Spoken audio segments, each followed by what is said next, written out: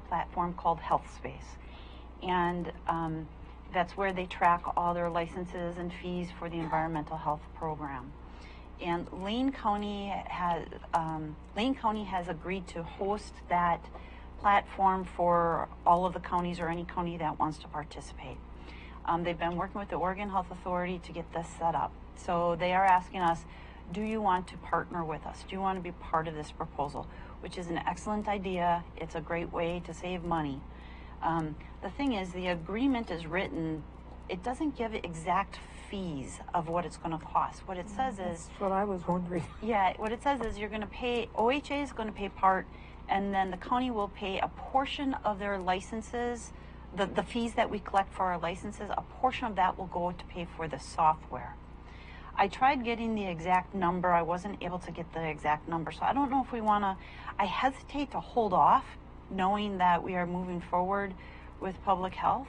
However, I think what we could do is maybe just amend the order to say that the fees have to be approved by the board, something separate to that effect, just so we could move forward so they know that, yes, we are interested in this. We do want to do this, continue to work along and involve Curry in this process. Commissioner Gold? I'm going to have to agree with you because it's kind of hard to vote on anything unless you know what you're going to be paying for it. So I agree with what you said. So you'd be in favor of amending the order to say the fees have to be approved separately and then proceed with the order. Okay. Commissioner Boyce?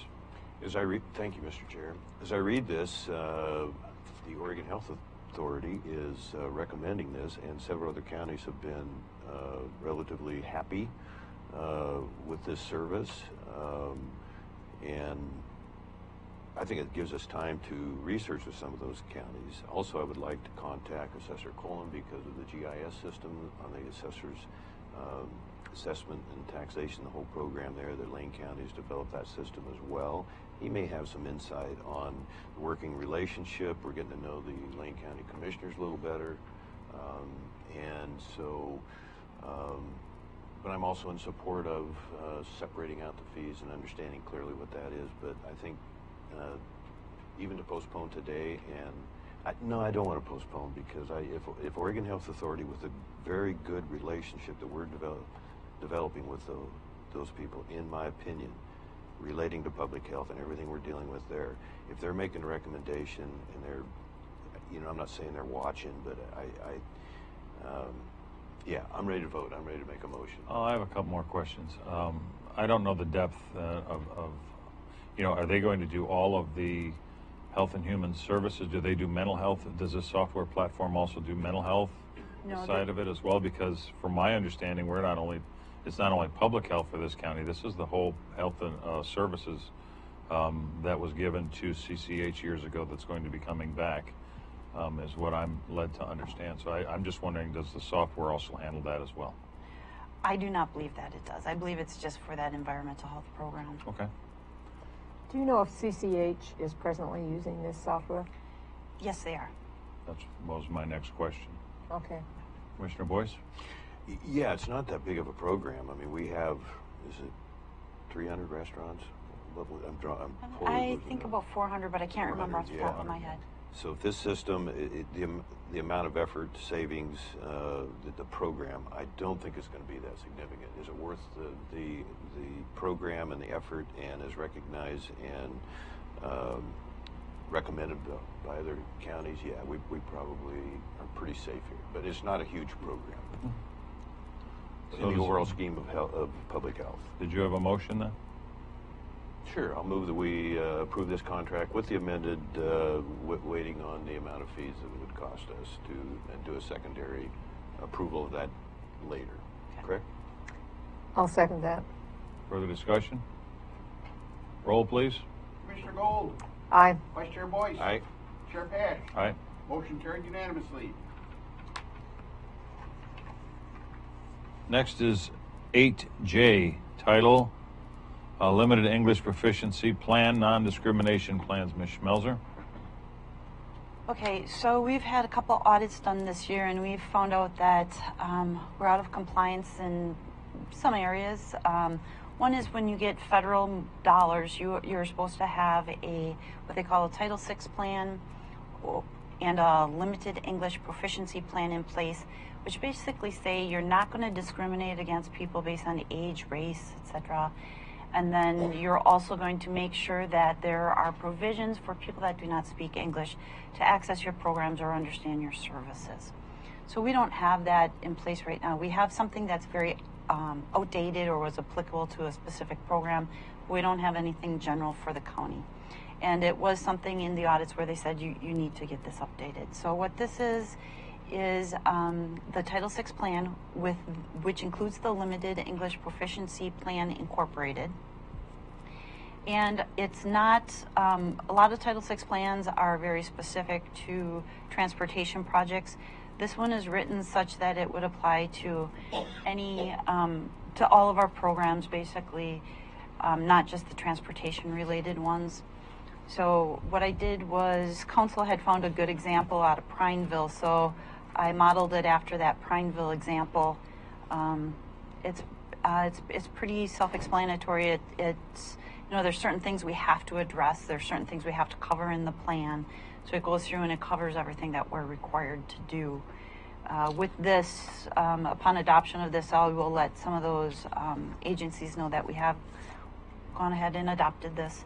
It's going to require some education with staff, making sure everyone's aware of what's included in here, all county staff. You know, there's certain things we have to post on the board, some things we're going to have to take care of right away upon adoption, but it's pretty straightforward. I just encourage you to adopt it and get us compliant. Commissioner Boyce? Yeah, I'm ready to make a motion, and 16 pages, but to adopt this. This is kind of an updated plan, and kind of recognizing the responsibility we have here. Yeah. Okay? Question? I'll second it, and then just a little bit of discussion. Do we know when we're going to be doing the education part of this with the employees? No, I don't, but it would be soon. What I would like to do is sit down and I'd like to have the opportunity to meet with all employees about some other stuff as well. For example, the strategic plan that we just adopted, the work plan, making sure everyone's on board with that. I'd like to talk to them about the wage study. So I would say within the next month or two. Okay, good. So you had a motion, Commissioner? Yes. So moved. We have a second, and further discussion? Roll, please. Commissioner Gold, Aye. Vice Chair Boyce. Yes. Chair Pash. Aye. Motion carried unanimously. All right, next we're going to move on to 8K, order proclaiming opposition to SB 1530, an act related to greenhouse gas emissions. So we're going to take public comment first on this, and then Commissioner Boyce, you can go on from there. Thank you. Tim Palmer.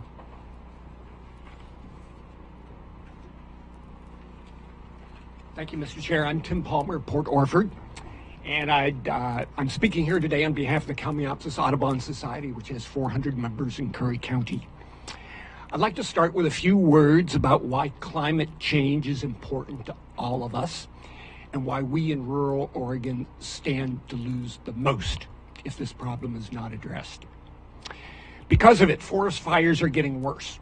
Overwhelmingly, evidence shows that extreme fires that we now see are driven by higher temperatures, lower humidity, and intensified drought, winds, and lightning. Sea level is expected to rise 4 feet or more this century with extreme disruptions of property losses. The ocean's becoming acidic, threatening our entire commercial and sport fishing industries. Storms will intensify, causing tidal surges, coastline erosion, flooding, and disruption of roads, communications, and power. To ignore the climate problem represents a betrayal of responsibilities that every governing body must consider. Intensive work for 10 years led to SB 1530, the measure in front of you today. The best effort of economic analysts and elected officials, and a lot of compromises have been drawn in an effort to make the approach equitable to all. Our county industries and utilities will not be affected by the cap and trade quotas in this bill. To the contrary, the program will generate revenue to local needs for addressing wildfire risks and other local government measures to address the climate issue and the effects that it will cause. Other measures exempt or reimburse rural residents for costs to them and their business and this includes fuel credits to people of low and medium incomes. So why would the commissioners oppose this legislation? And what's your source of information in doing so? We might fear that gasoline prices would rise. However, according to state economic consultants, the program will result in a gas price increase of only 15 to 25 cents per gallon over the life of the program, according to a consultant. I have the source here in my statement. Note that with normal market fluctuations, gas prices have gone up $2.35 in a single year in the past decade. In the relatively stable year of 2016, they varied 70 cents, far more than what's expected with this bill. We pay more than a 25-cent difference depending on which brand of gas we buy at the pump today. If the commissioners take a position opposing this bill, I ask that you also urge the legislature to take alternative action to address the climate change problem. Our own Representative David Smith has introduced his own climate bill, which deserves support. In my statement, I include, I'll leave this with you when I'm done, I'll include a clip from today's paper that describes a state climate program even established in Utah.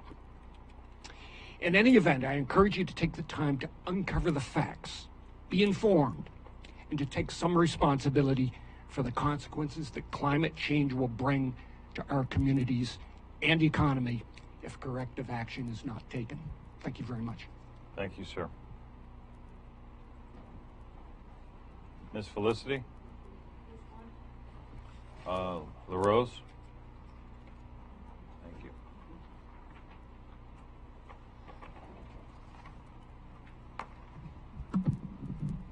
Good Thanks, morning, Janice. Commissioners. Can you hear me? Which Yes. one are we? We're using this one? Okay. I want to thank you so much for being here today to deal with the hard issues of climate change. We don't have an air wall around Curry County, and the state government, some of our participants there have been less than willing to step up to the plate.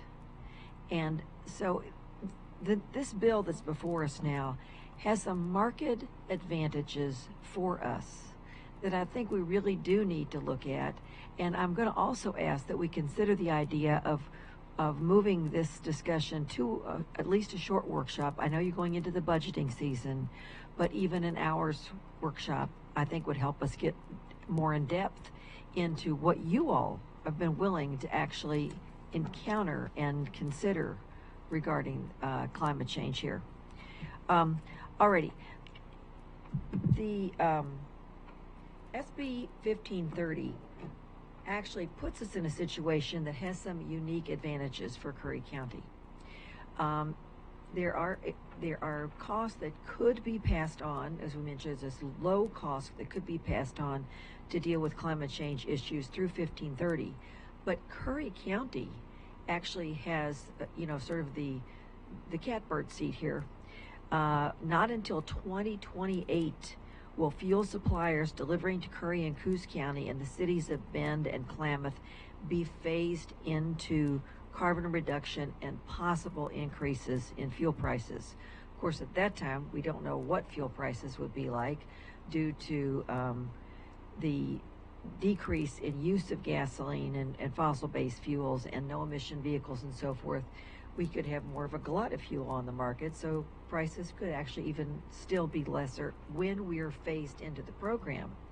But given the fact that we're not going to see price increases where people in metro areas could see price increases, we're at the first crossing the border position, and we're in that, and we retain a price advantage for 8 years under this plan. Secondly, though we are concerned in Curry County about, of course, utilities and the cost of heating homes and so forth, we actually are not facing a problem with this under 1530A. Our electricity is almost totally generated by water, which is emissions free. So there are no greenhouse emissions, specifically carbon produced in its generation. So our cost of electricity will not be increased by this legislation. And this is according to our electrical supplier, Coos Curry Electrical Cooperative. It states that the vast majority of our power is generated using water as a fuel, which means we have little or no carbon footprint. Generating electricity using water is emissions-free, renewable, and reliable. Now we go on to the cost to our manufacturing sector. In Curry County, again, we're in a uniquely advantageous position. We have a low carbon footprint businesses here. We don't actually have, I have not been able to find an industrial site generating more than 25 metric tons of carbon emissions per year, which is the level at which things will be regulated under this program. So we don't have a manufacturing sector that is at risk here.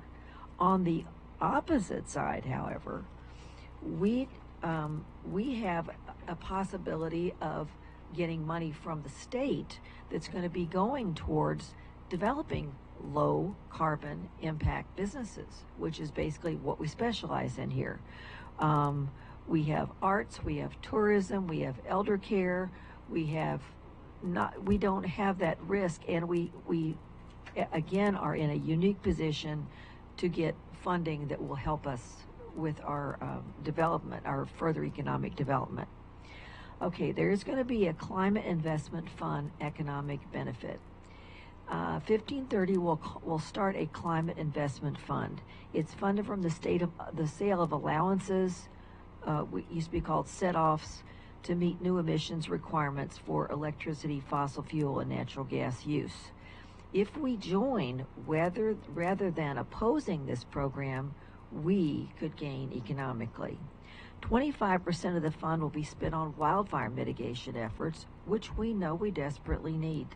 We can't turn our back to the possibility of another Chetco wildfire. I as you were here to see the sky turn orange, and all of us being at a state of grave risk. So this will bring funds from the state to such purposes as forest and range fuels reduction through burning and thinning. It will increase the number of wage-paying forestry-related jobs located in our county, taking advantage of some of the unique skills that our local people have. We have jumpers here that they don't have any place else. So that we have people who have been displaced who now may be put back into gainful employment through some of this spending on climate change. Also, 25% of the fund will be dedicated to projects on working and natural lands through the Watershed Enhancement Board. Projects like this would include irrigation improvement, wetland improvement, and others, which again give us, because our fishers, people here we have people with water experience. They could be employed in these programs. And lastly, 20% of the fund goes to local governments and state agencies for counties that opt into the provisions of the legislation. This will support disrupted industries, including agriculture, ranching, and tourism. Curry County's business strength is its diverse small businesses and its low carbon footprint situation. Also, there will be Office of Transportation funds that may help us with our countywide public transportation and other projects necessary. So, reduction of greenhouse gas is not a challenge that will vanish. We can't retreat to the coast, circle our wagons, and resist or ignore it, because we now, though, have a chance to increase our local advantages as a result of actually seriously considering this bill, and I hope we'll put it to a workshop format where we can continue to talk about our unique needs and opportunities. Thank you. Thank you. Thank you. Can I ask you just one question, LaRose? The question is, when are they going to be voting on this? Because if we're going to have a workshop, we would definitely have to do it before the vote. It was tabled this morning. It was tabled. Exactly, Was it? but it's going Okay. to the House for full consideration, and then we'll be coming back. But we are in short session, So Okay. it needs to come up pretty quick. Okay, Thank you. thanks. But as I mentioned, even an hour to think about this together, I think would help us. Kayla Felicity? Good morning. Good morning. I'm Cal Felicity, and I'm speaking today on behalf of the Environmental Caucus of the Democratic Party of Oregon. We are a caucus which currently has 500 very active members all throughout the state. had the privilege of being in Salem to observe some of the conversations around this bill as it's advanced through its many public hearings, and gave testimony there in a public hearing. Timber Unity was also present. As you know, Timber Unity is a voice against this bill, or has been, except that what happened was pretty much of a miracle. We saw Salem open their doors and say, come inside and chat. I would hope that this commission would do the same, that you will say to the citizens of this county, come inside and chat about how we might benefit from this bill, because, as LaRose pointed out, the economic advantages in this bill for Curry County are pretty amazing. And because we spoke up strongly, those of us in the environmental community, and said to those folks in the metropolitan areas, we are different from you. We have different needs. Our citizens have different businesses. We are different environmentally from you. We have a huge forested county here. We are really different. We are the first door into Highway 101 corridor, and the amount of benefit that could come to this county from that particular piece of the current legislation, which states that a truck stop within a certain distance from the border will not be subject to any regulation, to any increases in fuel cost. So I know places where the county runs truck stops in some states. You know, there are options to think about this in a positive way that will benefit us financially and benefit us also as a state, in a statewide effort to offer incentives to the heavy polluters to bring their pollution down. And that's what this bill is intended to do. It's not intended to punish us or to increase our prices. And you've been here a long time. You know that cap and trade, or cap and invest, is still under consideration as will it work or not. But we're at the point now that we need to try some things and see if they can be made to work. And this is the best effort on many minds, bipartisan effort, totally bipartisan effort for the last 10 years. It's been politicized beyond belief. We know that you're nonpartisan offices. You don't run on your parties. So we hope that you will listen to all your constituents about our concerns about Curry County stepping in to gain funds from this measure and keep our voices active. Also, the tabling, we don't expect it to come out of the House for at least a week. It has to go to Ways and Means before it's considered by the entire legislature, and that process may very well take us to the end of this short session. So we may actually be looking at talking about a bill we don't even know what the final, what it's going to look like for 2 or 3 more weeks, and then we may be voting on something that by next session may be still changed. So I urge you to wait on this. Thank you. Commissioner Boyce? Well, those are 3 excellent presentations. I've been following Southern Oregon Climate Action Now group, Ed Patterson, and certainly Bill Gorham, who's a marine biologist, and his biggest concern is with the ocean. And just being at the Port Orford board meeting last night, talking about, not revealing anything here, but they were talking about updating their flood insurance. You know, living on the road all my life, anything flood strictly was to the river, you know, on a river reference or rivers. And we had a flood last April, which is almost unheard of. Once in a while, in early March, but to have a flood in April, I mean, I've just never seen it in my 60-some years here. But to hear that the ocean can flood, you know, it kind of opened my eye. I haven't been ignorant of that possibility, but maybe I have been, you know, but just to have that realization and to try and learn more. You know, the short session, and one of you highlighted this, and I think that was good, wise, is for basically cleaning up bills and reestablishing committees and basically getting everybody together and looking what the priority should be for the odd year, which is, of course, is 5 to 7 month session. I heard one of you mention that there's a compromise to get a good program going here. Take climate change out of the discussion if you want, and just talk about carbon reduction or the carbon loss that we have and I'm so glad to hear anybody willing to bring up the fires and the risk that we have. People say, oh, here comes Boyce, again, he's going to talk about the fires. You bet, because the more I talk about it, the less odds go down. And so to hear the reminder that the state is aware of that through the Governor's Fire Response Council, certainly the Oregon Department of Forestry, right down to Oregon Department of Agriculture. I mean, the list is all of our 9 forest protective associations, and getting them the funding that they need to get the fires out, and also one of you mentioned very wisely, and this relates to SOD, is boots on the ground, getting that workforce built back up. And boy, I'll tell you, that is a major challenge. We have, between the state and federal, we have $2.1 million for the next budget on fighting sudden oak death, and yet we are struggling to find the people that we can train. That would be 4 months for fire protection, 4 months for lack of a better term, fuel removement. And so then we combine the state and the federal efforts, and it gives you a cause for a lot of hope. But the amount of fuel we have out there cannot be overstated. Back to the bill in its present form. I am really, first of all the rural counties are not supporting this bill as written. Very wise to remind the public that there have been some compromise bills recommended out there, but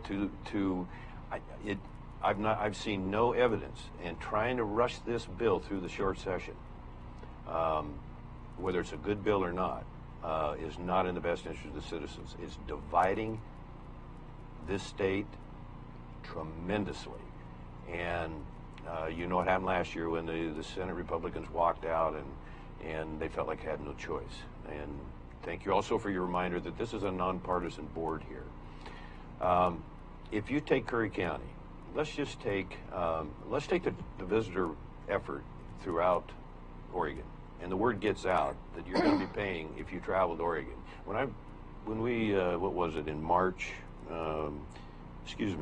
late April of last year, maybe the first part of May, when we got Huskanaden opened back up, and I was there because it was a proud time to see the work that had been done in an 11-day period, how effective that was. So I stood at the bottom end, and it was the first time that traffic was diverted over the dike, or what I call the Great Huskanaden Wall, from the detour at Carpenterville. The first 4 cars were out of state in May, early May. I'm sorry, it might have been April. I'm drawing a blank there, but it was an important time. This is the point. If the word gets out that you're going to be paying 10, 15, 20, 30 cents a gallon more to travel to Oregon, let's go to Idaho instead. That is a huge concern right there. I'm biased for Jerry's and mail boats.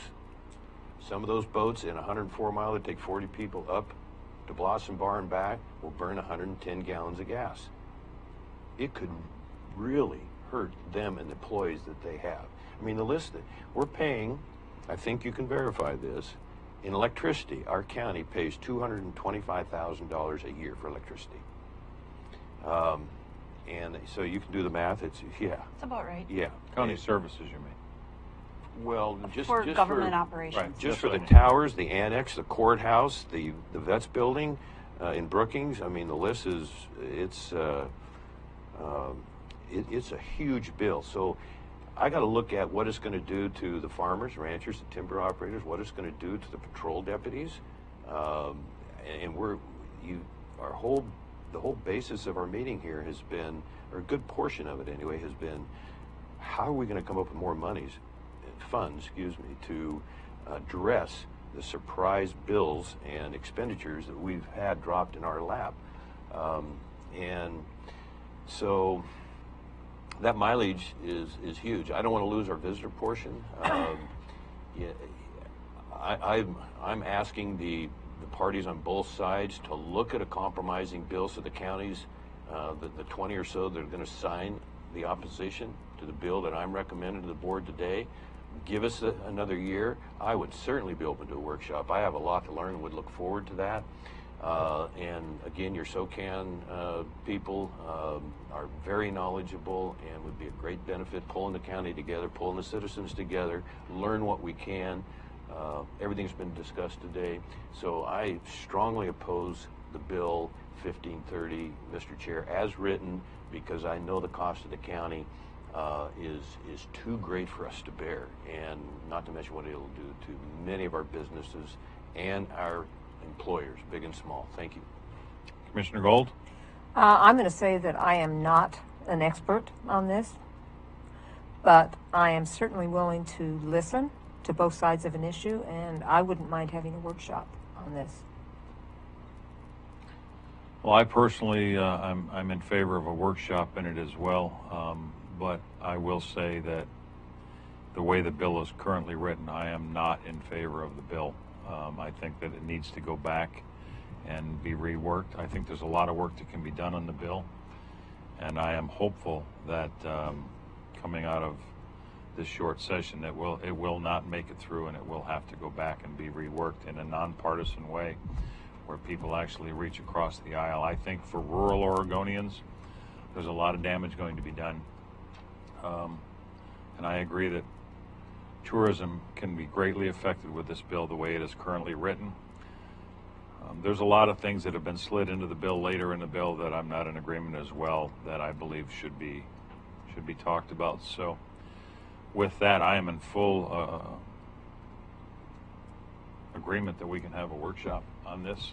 Okay. But as the bill is currently written, I am opposed to it. Commissioner Boyce? Thank you again. This would give us an opportunity. Curry County can lead in this program with the people that have spoke today. With we can pull in industry people, business folks, and whatever we come up with, if there is a compromise, a blended version of how to deal with carbon, the release of carbon into our atmosphere. And that's something we could propose first to other counties, propose to AOC, then propose to legislature for the long session. And I think it'd be a great opportunity there. I'd love to participate in that. And again, learn and help everybody else gain as much information as they can. Okay. So we schedule a workshop? Sure. Did you have something? I'm sorry. No, I She would be doing the schedule. I'll schedule it. I don't know the date offhand because I have to look Yeah, at some we're of the gonna- other workshops we have lined I up. think the next couple of workshops are pretty packed. So. Right. Yeah. So I don't know the date offhand, but we'll put it in the paper. Okay. So then as far as K goes, are you tabling your motion on that, or are you moving No, forward with the motion? I want, as written right now, I make a motion that Curry County follow through with the resolution, proclamation, to oppose, as written, said in Bill 1530. I'd like a vote today, Mr. Chair. Do I have a second? I will second that. Further discussion? Commissioner Gold? I'm just going to have to say, without further information, I don't think I can vote on it today. So. Further discussion? Roll, please. Commissioner Gold, No. Vice Chair Boyce, Aye. Chair Pash. Aye. Motion carried 2-1. Mr. Chair, Yes. just encourage everybody, read the bill. Read the bill. All right, we have 10 minutes left before our public hearing, so why don't we move forward with our director's report? Okay. Can you get it in 10 minutes, you think? I will try. I have quite a bit, but I will try. First off, as the commissioners know, we did have an outbreak of shigellosis here in the county. We became aware of it last Wednesday, and there was a health alert network sent out to the health providers on Friday to be alert for signs of it so we could keep it under control. We actually have the outbreak in one of our smaller education environments right now. The provider, we do have a provider that does our communicable disease work. We do the governance on it. That provider did give us some outdated test kits last week. So the stool samples had to be redone. So Oregon Health Authority came down yesterday. They're working with our public health administrator, who met with the parents and explained the process and what we need to do. So all of that is moving along. I have to tell you, I'm more than impressed with our new public health administrator. She has been here about 3 weeks, and it's been nothing but a fire after a fire, and she's been putting them out. She's done a great job. So we do have that issue that we're dealing with, and we'll stay on top of that. DEQ, we talked about the fact that the state no longer wants to run the private on-site waste disposal system for our county. They're trying to get out of it throughout the state. Coos County has opted to leave it with the state right now. They're one of the very few counties in the state that is not going to be running the program themselves. For us, there's a great benefit to running it ourselves. Right now, when somebody builds a home, it takes about 6 weeks to get the state down here to actually inspect or issue the permit for the sanitary system. By doing it in-house, we can get that down to a week, so we can really speed up the process, which is a great service, especially with our housing emergency declaration. We really want to make sure we're doing everything we can to speed up that process. We don't have enough permits, though, to have our own full-time person doing this. And I was looking at hiring a part-time person to do this, but my concern is you have to go through a lot of training and education. It's about 2 years worth to get you up to speed. And I'm concerned with a part-time person that after 2 years they're going to leave and we're just going to keep starting over. I did reach out to Josephine County, which is the closest county next to us that is going to be taking the program back in-house. And they are willing to help us with it. So we would just retain an admin fee, and then they would get the remainder of the fees. They actually would be training the people, paying the PERS on the people, buying the vehicle, paying for the gas, etc. So what you're going to see moving forward is an MOU come before you, or intergovernmental agreement, I guess is the right language, to have them run that program on our behalf. Third thing is animal control. We're having some real issues with animal control, who does what and what is expected of the county. Some people think we should be doing a little more than what we have the authority to do. There's also some concerns about fees, etc., associated with the animal control program and the associated elements of that. So we are going to be having a workshop on that to try and get everyone to the table to kind of hammer out so everyone understands the roles and responsibilities. So we're not being I guess too much is being expected of us, and there's ordinances out there and codes out there which say what our roles are. So we just want to make sure that's very clear to everybody what those roles are. You're talking about cities as well, right? Cities as well. Yeah. Fourth thing is our planning director is going to be taking a leave of absence for a little while. So DLCD has agreed to come down 1 day a week to help with some things, answer some questions. We may have to hire some temporary help in there. So I just want to give you an alert on that. And then 3 more things. We put out an RFP for this coming year, or for a new auditor, and we did have 2 responses to that. So that'll be coming to you. You're going to have to select one and then actually affirm that. And then we can budget for that. So that'll all be done in time for the budget meeting. Flores Lake transaction. We have to vacate some roads out there. I've been working on the petition, which actually starts that vacation process. Kind of had a little holdup. I'm trying to get some more information to get that through to you. I was hoping to have that to you today, but that'll probably be the next meeting. And from there, that order will direct the roadmaster to continue on with the vacation process. I have a question on that. Could you please silence your phones in the audience, please? That was something that was unexpected that the county is going to have to now pay for, is this Flores Lake, the vacating of the roads? Right, there's some expense involved. I believe council can answer this better than I can, but I believe those expenses can be borne by staff. They can be borne in-house. Okay. Well, if I could, right. So we talked about that during the agreement process, and we got a commitment from the state that they would help pay the cost not to exceed $3,000 of the vacation and the lot consolidation processes. Okay. So the last thing I have is we were supposed to approve our strategic plan today with our new firewall. I didn't get it until Friday, so I wasn't able to get it onto the agenda. So we'll just put that out for next week for approval. Perfect. Is that it? It is 10:57, so we're going to take just 2 or 3 minutes, and then we're going to have a public hearing at 11 o'clock. Let everyone stretch for just a couple of minutes. We are in recess.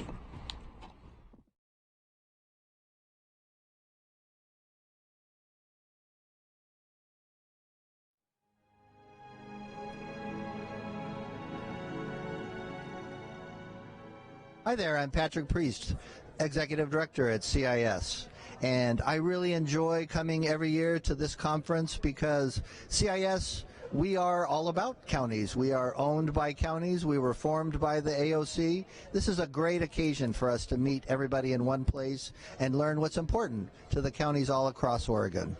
It's the networking. I mean, we learn a lot about the different issues that counties deal with, but it's networking with other commissioners, getting ideas on how they handle situations that is the most helpful for me. I love my job. It actually matters to me on a daily basis. I used to do a lot of charity, and, you know, in commissioning in Deschutes County, you can make a serious difference. Lots of things have happened since I've been in office, and I feel like it's important to represent the people. I grew up in Eastern Oregon, and I love the residents of Eastern Oregon. The architect of our first house actually had Doris Day as a dear friend and a client, and he would bring Doris Day up the mountains in Malibu to our house as it was being built.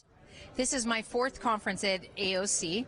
My favorite part is the fellowship with other commissioners and coming up with solutions with common situations and with commissioners from around the state to best serve our people.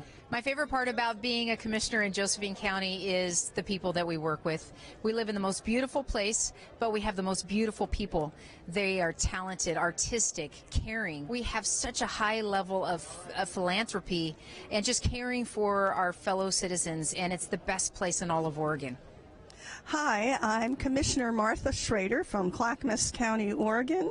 I'm the current president of the Association of Oregon Counties. Oh my goodness, I've been president for 1 year, but I've been a member of the Association of Oregon Counties since 2003. So one of the reasons I really wanted to be president, and I've enjoyed it so much, is because I get to know everybody across the state, all the commissioners, and I've been from one end of the state to the other, visiting with them, talking with them, and really getting an idea of how we differ, but more importantly, what our similarities are and what we can do with one another to move forward with good county government.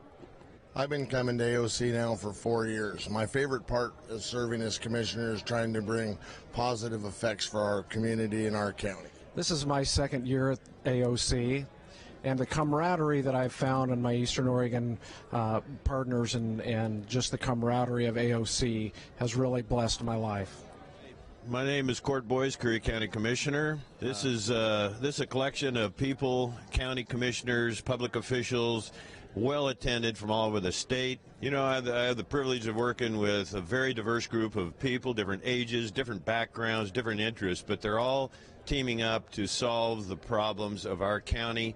And it's just really a pleasure to be able to be connected with and working with those people. And better days, good days ahead for our county and our citizens. Hi, I'm Joe Dabulskis. This is my 3rd AOC convention, and my favorite part is the networking with the people. And the breakout sessions are kind of good because it gives me something to focus on, a goal where I want the county to be in 5 years when my term is up. Hi, I'm Tillamook County Commissioner Dave Yamamoto. Our county college class was probably was the best county college class ever at AOC. It was the largest at over 33 members. When you look at the legislature and the power that the major metropolitan areas have, the rural counties are oftentimes left out of those conversations. AOC really does a terrific job of representing rural counties and rural interests, and we wouldn't have the impact that we do in Oregon without AOC.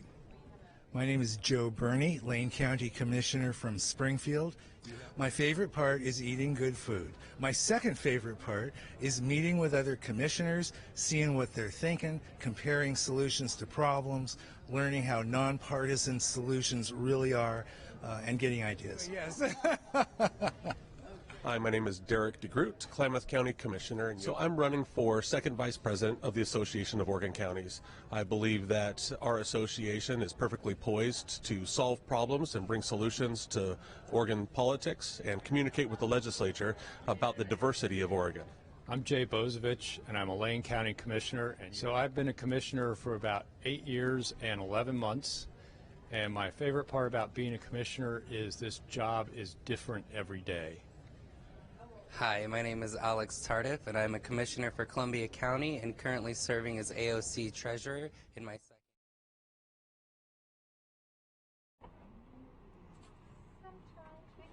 All right.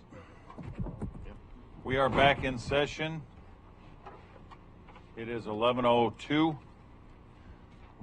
February 19th, 2020. This is a public hearing. Resolution finalizing Curry County Head Start remodel project funded with CDBG, Community Development Block Grants funds from the Oregon Business Development Department. Council Huddle. Thank you, Mr. Chair. And part of this says that the resolution has to be read in full, and I don't know if you want to read it in full or if you want me to read it in full, but I can just give a little background on this. We put notification in publications, the Pilot and the Reporter. We let people know that we're going to have a hearing today to obtain public comment related to the project and about the local government's performance on the project.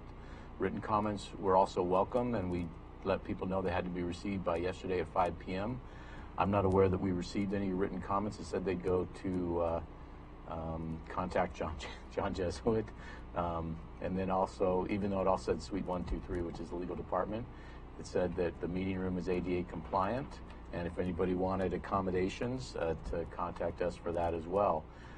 With that, either yourself or I can read the resolution, but as you know, this was to acquire. It was basically a $1.6 million grant that we got from Community Development Block Grant through the HUD project, which is administered by Business Oregon. We applied for the grant. It included a design element, an acquisition element, a construction element, and then a turnover element. And the design element was an architect. We ran into some problems. We got a different architect and got those problems fixed. Then we went to acquisition, where we worked with SWAC and acquired the building from them, and I think they were able to contribute. They basically took a write-off on some of the value to allow us to acquire that and keep meeting our project goals for construction. We did competitive bid. We had 2 bids, one from Adroit in Ashland and one from Austin in Grants Pass, both of whom are good. Adroit was a low bidder.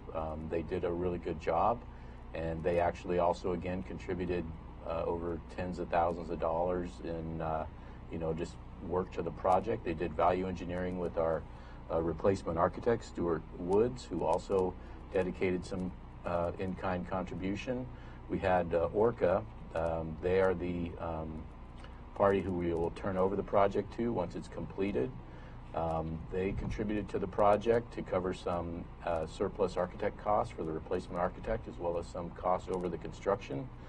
And the city of Brookings even waived some fees, and of course the county put in just a lot of time and staff time and Board of Commissioners time on this. And we had a grand opening, a ribbon cutting last week. There was a picture in the paper where Commissioner Gold and Commissioner Boyce were each holding one part of the scissor to cut the ribbon, and it was pretty well attended. And I think from what the building looked like, the old SWAC library that had been kind of fit to handle some classrooms, to what it looks like now is night and day. Unfortunately, I don't have the pictures to show the board, but some of them were in the paper. But that's all I have for my report, unless the board has any comments or wants to hear anything from the public, if anyone's here to talk about it. Well, if you wouldn't mind, Council, read the resolution. Okay, so this is before the Board of Curry County Commissioners in and for the County of Curry, Oregon. A resolution finalizing the Curry County Head Start building remodel, funded with Community Development Block Grant funds from the Oregon Business Development Department. And this says, whereas Curry County received a Community Development Block Grant to remodel the building located at 420 Redwood Spur, Brookings, Oregon, 97444, known as the Brookings Head Start. And whereas it is estimated that the project has benefited at least 183 persons, and that's annually, of whom 94% are low to moderate income. And whereas a public hearing was held, and this is a resolution that will be adopted after the public hearing, was held by the Curry County Board of Commissioners at 11 a.m. Wednesday. This says February 15th. It's actually February 19th at the Commissioners Hearing Room, Courthouse Annex, 94235 Moore Street, Gold Beach, Oregon. And then it says, and as advertised in the county newspapers of record, which we talked about that. And then whereas the purpose of the hearing is for the County Board of Commissioners to obtain citizens' views about the project and take comments about the local government's performance. And whereas the board has encouraged written and oral comments, whereas the location of the hearing was accessible to the disabled, and whereas information about the Oregon Community Development Block Grant Program and the project is available upon request for public review at 94235 Moore Street, Suite 123, Gold Beach, Oregon, 97444, during regular office hours. And now, therefore, the Board of Curry County Commissioners hereby resolves to approve the closure and finalization of the Community Development Block Grant and announce the completion of the Curry County Brookings Head Start remodel project, dated this 19th day of February 2020. And I was checking the notice. The notice did say February 19th. So we'll fix that date on the order. So that's all I have, Mr. Chair. I guess you could open the public hearing. Commissioner Boyce, did you have something? Yeah, thank you, Mr. Chair. Council Huddle, I just want to extend gratitude to you. All your experience and legal background and professionalism, I didn't know you were going to be a project manager. And so to put on that hat, fill that role, and do it incredibly well. And the recap you just gave was, I think, perfect. To recognize all the people, the partners that joined in and worked really hard to keep this thing going. And you saw last week the wonderful result. And by the way, did you mention Goose Curry Douglas? I think you did. I did not mention Tracy Loomis at CCD. I don't think I mentioned Mike Lehman by name at Orca. And also Biz Oregon, they also contributed. I think if you remember, at one point they added, I think, $3,000 from the surplus fund. But those folks were very accommodating, and they came down a couple of times to present to the board. So you did mention Business Oregon, yep. And you mentioned Orca, but we have Mike Lehman in the audience, and thank you for remembering to mention him. Yes, and one more was the City of Brookings. So anyway, thank you very much for that effort you put out. You know, it was interesting to me at the open house, if I could, Mr. Chair, at the open house, I was not aware that Mayor Popoff is on the board. He's a Mayor Gold Beach here. He's on the board of Orca, so that was interesting to see him. And then Mayor Pieper showed up at the open house as Popoff well. on the Oregon Coast Community Action. That's yes, Orca. Thank you. So that was interesting. So Commissioner Gold. I'm just going to have to say that after going into that building, since it's being refurbished, what a difference in the smell. Number one. And number two, I'm really glad that I changed my vote in favor of continuing this project. I really came into the room thinking I was going to vote no, but Mr. Lehman there convinced me that it was a good thing to do because they were willing to take care of all the overrides on the construction, etc. So I am really glad that we were able to see this through, and the kids will have a better place to be. Well, I'd like to say thank you to everyone involved in this project and all your hard work on it and the sacrifices that were made. It was some. It'll be a great benefit to this county for years to come. Sorry, Mr. Chair, I know I hate to do this, but believe it or not, Julie Schmelzer deserves some credit. Her and Summer were involved in this project at the very get-go. And it's got to be kind of interesting for her to see this thing come to completion and when she was at the beginning of it. First round with Curry County. Way to That's go. how long it's been. All right, well, I have no comment cards filled out on this, so with that, do you have something else? I was just going to make a motion. With that, I you will need a close public the hearing. Oh, Oh, I'm sorry. I thought Did we we had open a- the public hearing? And I think Mr. Lehman. I did open the hearing and read Okay. it. I'm So sorry, Mr. Chair. with that, I'm closing the hearing. Nope. Did you Did you want to make a comment, sir? I didn't have any cards, so. Very quickly, Mike Lehman, Oregon Coast Community Action Director for the next couple of weeks anyway, and then I'll be retiring. I think the comments, I just want to say something, and since we're pretty much done with this process and put a bow on it, I don't want to miss for a moment the incredible contribution of Curry County. And I'm not here having to patronize you and make you sound good, but really the two commissioners were there, and no disrespect, Borgia, you weren't there at the time, but the two there that kept this project alive, John Huddle, Eric Hansen, the staff, and I mean, those are the numbers that don't show up anywhere that contributed to this project and made it work. We would not have this but for the efforts of Curry County, and recognize how important of economic development this is. A large percentage of the parents that have kids in this program are working. Without this program, they would not be working. So it's not just about early learning, it's about childcare, and it's about preparing these kids for the next stages in their life. I can't thank you enough. Without Curry County, if I had a Yelp rating, you get 5 stars and great comments, great customer service, great results, and thank you so much. Thank you, sir. All right, with that, I will close this hearing. Do we have a motion? I move that we approve the resolution finalizing Curry County Head Start remodel project funded with CDBG. It's a great day. Second that motion, Mr. Chair. Further discussion? Roll, please. Commissioner Gold. Aye. Vice Chair Boyce. Aye. Chair Pash. Aye. Motion carried unanimously. All right, next we have 7B. Mike. Thanks, Mike. Excuse me. Next we have 7B, absent property registration ordinance.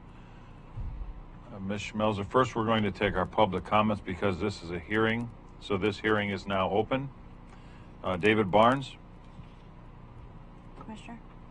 Yes. Before we do the public comment, can we just have the board perhaps make a motion to do this by title only instead of reading the entire document? I move that we do it by title only.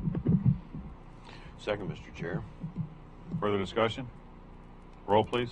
Commissioner Gold. Aye. Vice Chair Boyce. Yes. Chair Pash. Aye. Motion carried unanimously. All right, Mr. Barnes? Yes, Morning. David Barnes. I've spoken about this before when it came up when it was introduced. I, again, want to voice my opposition to this. The reason I was in communication with Ms. Schmelzer and Mr. Huddle last week or the week before, and this matter is being brought up in the minimal legal way that it could be. By posting it in the local newspapers and on the agenda on the county website. If there's 4,200 properties that the county has identified out there, there's 4,000 people who probably don't live in this county who don't know about this.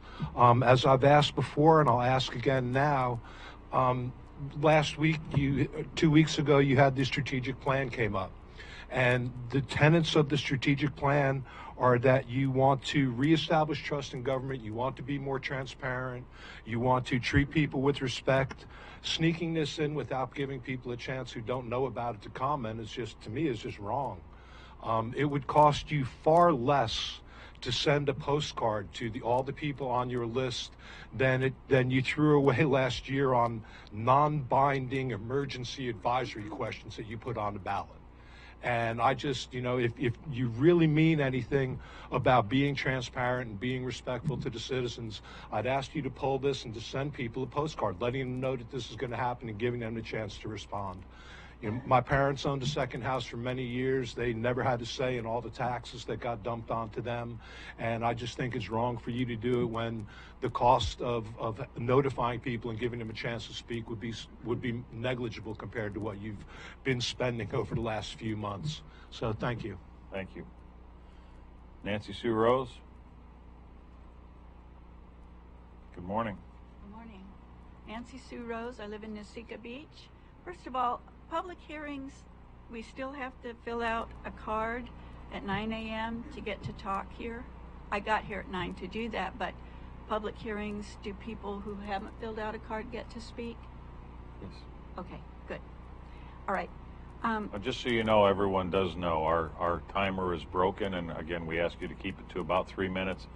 I'm kind of watching the clock, so if you see me go like this, please wrap up, okay? Thank you. Okay.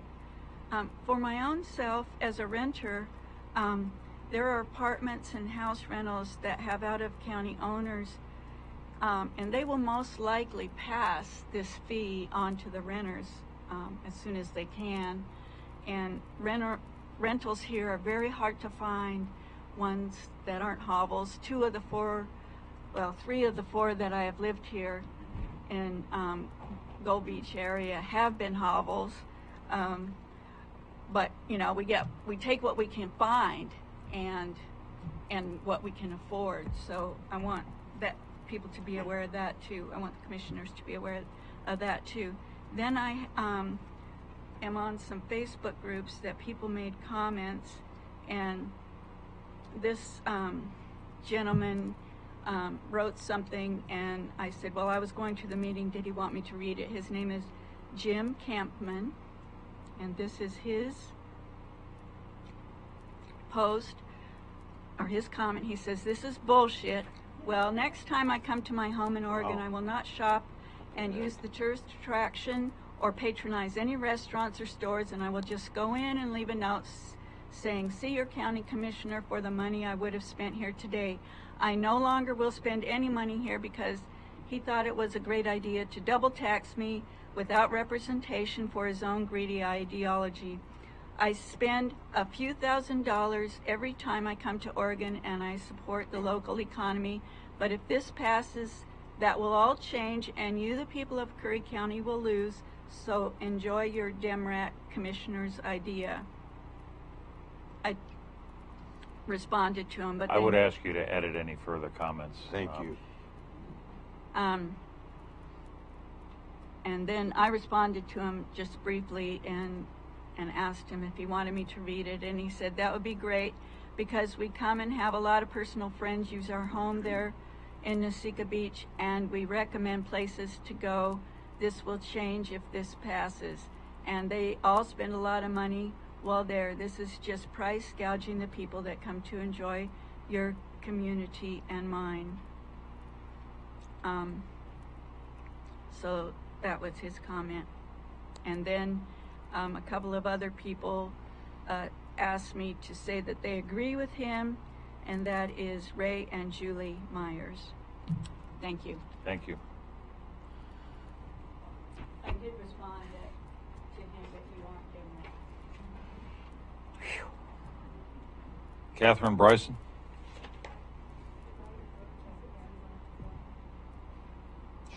Sure, go ahead. Ms. Kennedy? Good morning. Karen Kennedy, Gold Beach. I guess the first issue that I've had is that I've been told that there was data provided at the very beginning, but I wasn't here for the very first meeting, so I must have missed that information, that absentee owners are more of an issue than our Curry County residents. So I'd like to see that data so we can pass that on, because if it truly is an issue, then that does need to be dealt with. But if there's no more of an issue with absentee owner properties than there are with Curry County residents, then this is all for naught. I just want to be clear. So Sheriff Patrol deputies, it wouldn't expand their service at this point. It's just helping to pay for if they get a call to that area. Is that what? So there are no added services necessarily. If I can comment. Ms. Mills. So during the public hearing, we take public comment. It's not meant to engage, but I can certainly answer those questions outside of the hearing. That's fine. The added cost that the county incurs, I would, as I mentioned in the last meeting, put that on the property owners by leaning their property, or through code enforcement, through penalties through code enforcement. If there are issues with specific properties, that's how they should be dealt with. On your fees and penalties, you state that there's an appeal, $250 non-refundable appeal. I would want to make sure that they have a chance to tell you. We have a lot of, not snowbirds, but rainbirds that are here for 6 months of the year and then they go to Arizona. When they're in Arizona is when our taxes roll out. So a lot of times their address is for Arizona even though they are here for 6 months. Is there a way for them to let you guys know that without filing the $250 to appeal that? I'd like to see, well, I wouldn't like to see this at all, but if we're going to exempt timber companies that have sheriff patrols, why are we not exempting properties that have professional property management? Mobile home parks. So we have some parks in Harbor. Are you going to put those fees on the landowner, or is every homeowner in that park going to get the fee if they're not a residence? And if an absentee owner owns multiple properties in the area, are they having to register each property for whatever the fee is going to be, which is not established now? And then in the registration, you stated that a change of owner, that the owner would have to register within 90 days. Is that the old owner or the new owner?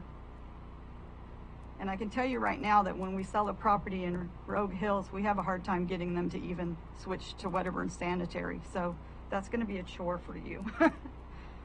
At this point, I just want to formally request that you vote against this ordinance and not move it forward. I think there are way too many questions, and you can tell from the public, and if you've been on Facebook, which I know some of you are, you can see that there's a lack of public support for this. Thank you.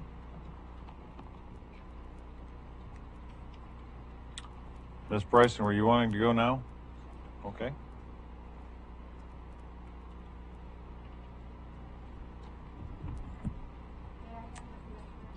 Sure. Thank you for asking. Kathy, you might want to adjust that mic down a little bit too, that one on the right. So I'm not going to read this. I will pass it around from there. I might send it in. It's not really my intent to assume that you folks can't read what I write. So I feel that this ordinance does not follow the rationale that is on the background sheet that is a part of the beginning, supposedly, of the process. I don't think that it follows other ordinances in other parts of the state. I think it misses the point. If I own a property that is a vacant land, as I do, I own the old Pistol River Store property. I would like to be able to register that property. If squatters are there, if people are dumping there, I'd like to be able to know that the county sheriff has my contact information so I can be informed. It's just erroneous to think that a tax roll is going to produce the list that you folks need of properties, because a property is a legal entity. And as I tried to explain or bring out last meeting, you can get a lot of tax bills for one legal entity. This is particularly true of timber companies, but it's also true if you have a manufactured home on a piece of land and they've not been combined as by detitling the manufactured home or filing a exempt from taxation form. So you're going to have just a mess, a real mess of trying to, and putting this burden onto the property owners to appeal is just a flat out, unfriendly to investment people that want to bring money into the county.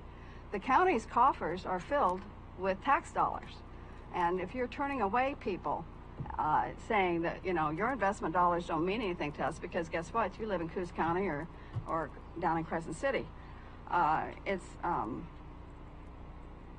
I would really like to have this ordinance scrapped and a voluntary ordinance that would apply also to county residents as well as non-county residents drawn up, so that everybody can benefit from having proper policing a vacant vacant land or other properties that need monitoring. I'm happy to answer any questions. If there's anything on here that is addressed, I think that as has already been pointed out, thinking that out-of-county owners are soft targets because they can't vote is not a very good political move on the part of the commissioners, in my opinion. So please consider scrapping this ordinance and coming up with an ordinance that really addresses what the background says it's trying to address. And I have sent this to the pilot and all the realtors in the county, and so I hope that you will really listen to your constituents. Thank you. Thank you. Kim Shalek.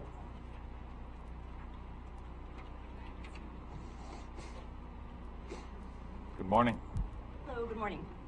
My name is Kim Schlack. I'm one of those out-of-towner property owners. I've been paying property taxes in Curry County for almost 20 years now for the properties we've owned. I've looked at the stated purpose of this, and the stated purpose is to protect neighborhoods from blight, vandalism, and crimes. And that's well and good, but I don't see any data, and I was not here for the first meetings, but what is the data to show that the targeted population you're going after is going to be helpful in that stated purpose? You know,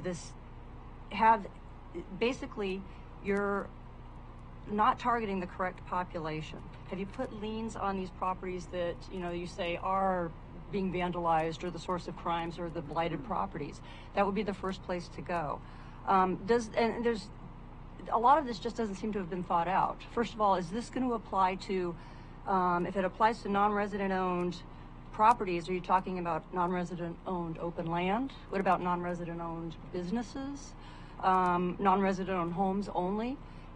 How's the fee going to be determined? Is it going to be based on the property value, in which case it's just another property tax? And my understanding is the commissioners can't impose another property tax. That would have to go to state legislatures. So, and is it going to be the same type of fee? What if you have an out-of-state owner who owns 10,000 acres? Are they going to have to pay the same fee as somebody who owns 1 acre? What about somebody who owns a $20 million house? Are they going to have to pay the same fee as somebody who owns a $250,000 house? You know, again, what if it's somebody who owns a business, who's out of town, doesn't occupy their business? So a lot of this just doesn't seem to have been thought out. How is this going to be enforced? Are you going to, is it just going to be, you're going to search records? And as a lot of people have pointed out, it's going to be very difficult to go through and do that. Again, it seems to me that this is targeting a specific subset of the population here, who, as others pointed out, aren't here to even hear about this and come and voice their protests about it. They can't vote. They can't vote for commissioners. They can't vote for the laws in this county. And honestly, they're not likely the cause of what the stated purpose of this is, which is to protect the county from blight and crimes. So, you know, it's just not lost, I think, on a lot of people, and not lost on me, that of course the county has revenue problems, and you're going after a population who is not the source of the problem. You're just going after a population that you think is going to be a pushover. So thank you for your time. Appreciate it. Thank you. Do we have anyone else who would like to make a comment? Sir? Hi, my name's Jim Green. I live on Morrison Lane in Harbor, and I'm a real estate agent with Century 21. Been doing this for a little over 3 years, and I've had some occasion to deal together with the county on a couple of properties over the last 3 years, and actually I was impressed with what the county did with those. I don't know if you remember, there was a pretty serious problem with some drug issues and squatters on Hamilton Lane some time ago, and it wasn't really anybody's fault necessarily that happened. The person who owned the property passed away. The heirs lived out of state and didn't really know there was a problem until a complaint started happening. But fortunately, with the help of your DA and the county sheriff, we were able to get the squatters off the property, and I was able to get permission from the owner to tear down a half burnt down house where they were squatting, and we got it resolved. So that was pretty cool. We had another case right across the street from where I live on Ocean View Drive that's been a blight for years. And as a result of, I believe it, as a result of a complaint through the new code enforcement officer that you guys hired, communication happened with that property owner, and they've subsequently really cleaned up that property. It looks so much better, and the neighborhood all really appreciates that. And I don't know how, this stuff gets paid for.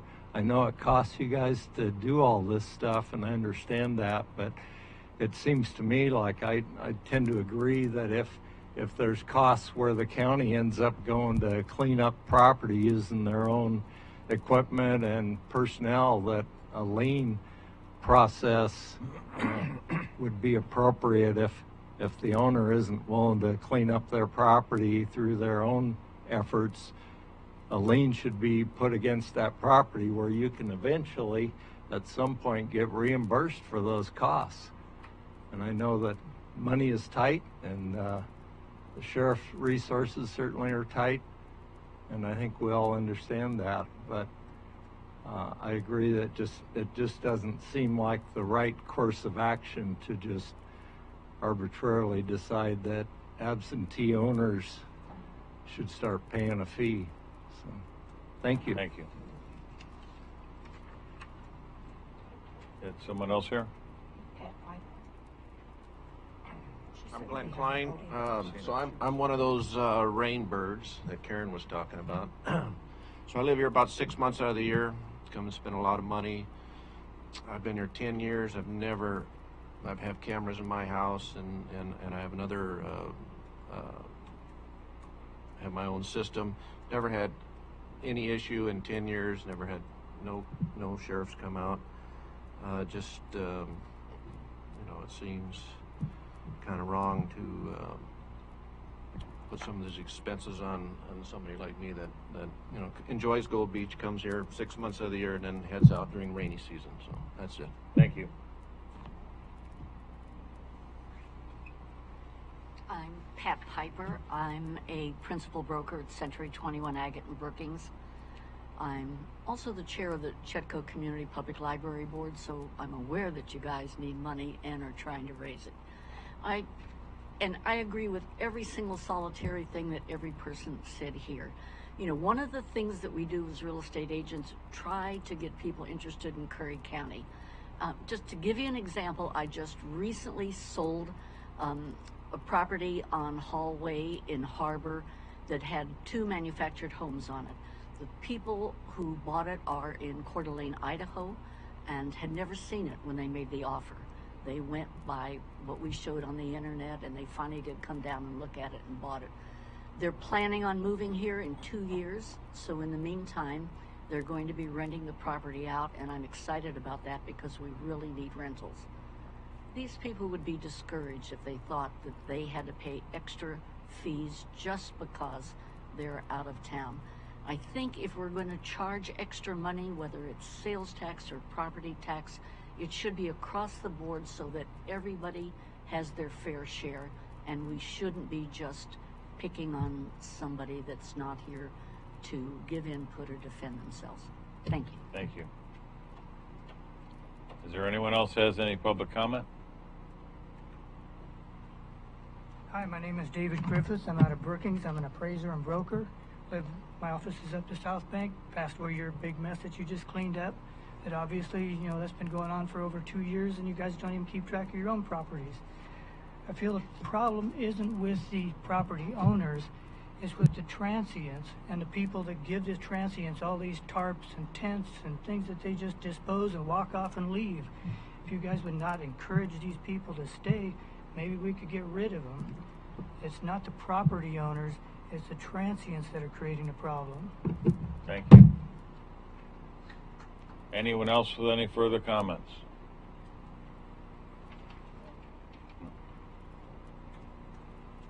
Good morning. My name's Guy Oliphant. I've lived in this county for 35 years. I just recently bought and moved to Smith River, 1 mile across the border, and I have rental property here.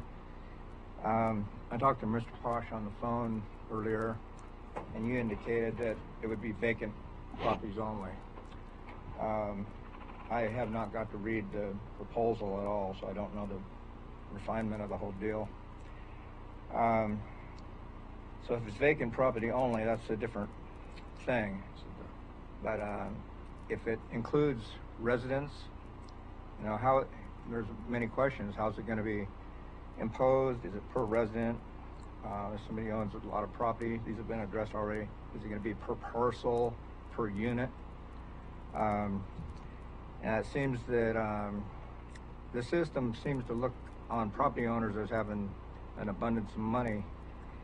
And in my situation, I'm sure a lot of others, that's on the contrary. You know, I've lived sparingly, being self-employed for 30 years, to create a retirement fund for myself, which is income properties.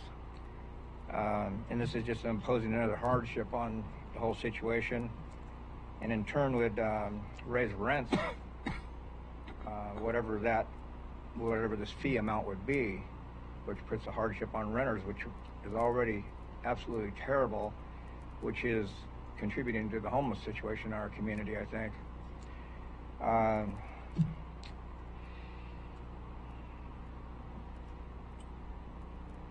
The other thing is, this is to go to law enforcement, I understand, solely. Would this provide for officers to patrol these properties in question more often, more readily, or they're already out there patrolling at the budget that they have already? And I'm not going to pretend to understand the enormity of your budget, but I do know that I have to live in my means to accomplish what I have done in life, and if I lived above those means, I'd be bankrupt already. So, you know, I try to create a good life for myself in this community, and unfortunately I moved to Smith River, so I'm not I can't vote here anymore. But I hate to see this happen if it is on residents and it passes along to the homeless situation that we have already. So thank you very much. Thank you.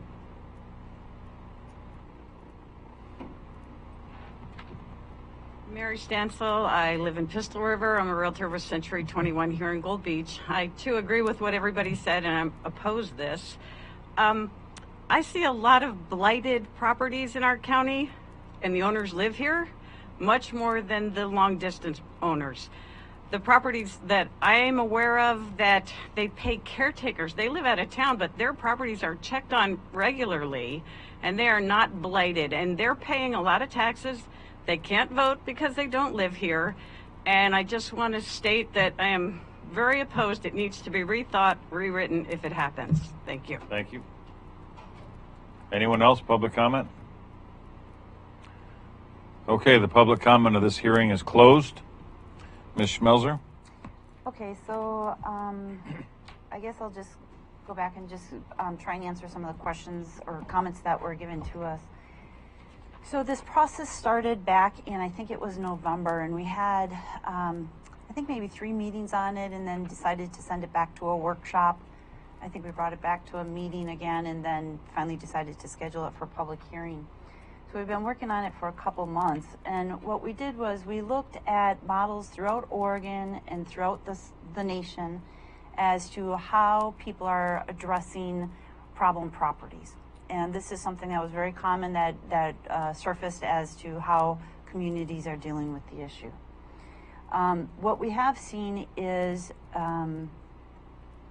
we added a code enforcement arm to our governance structure, and that is, he's quite busy, so much that we added a second code enforcement person to deal with the problems that are being reported to us. Most of them are I shouldn't say most, but a lot of them are squatters, junk on properties, junked cars, transients living there, etc.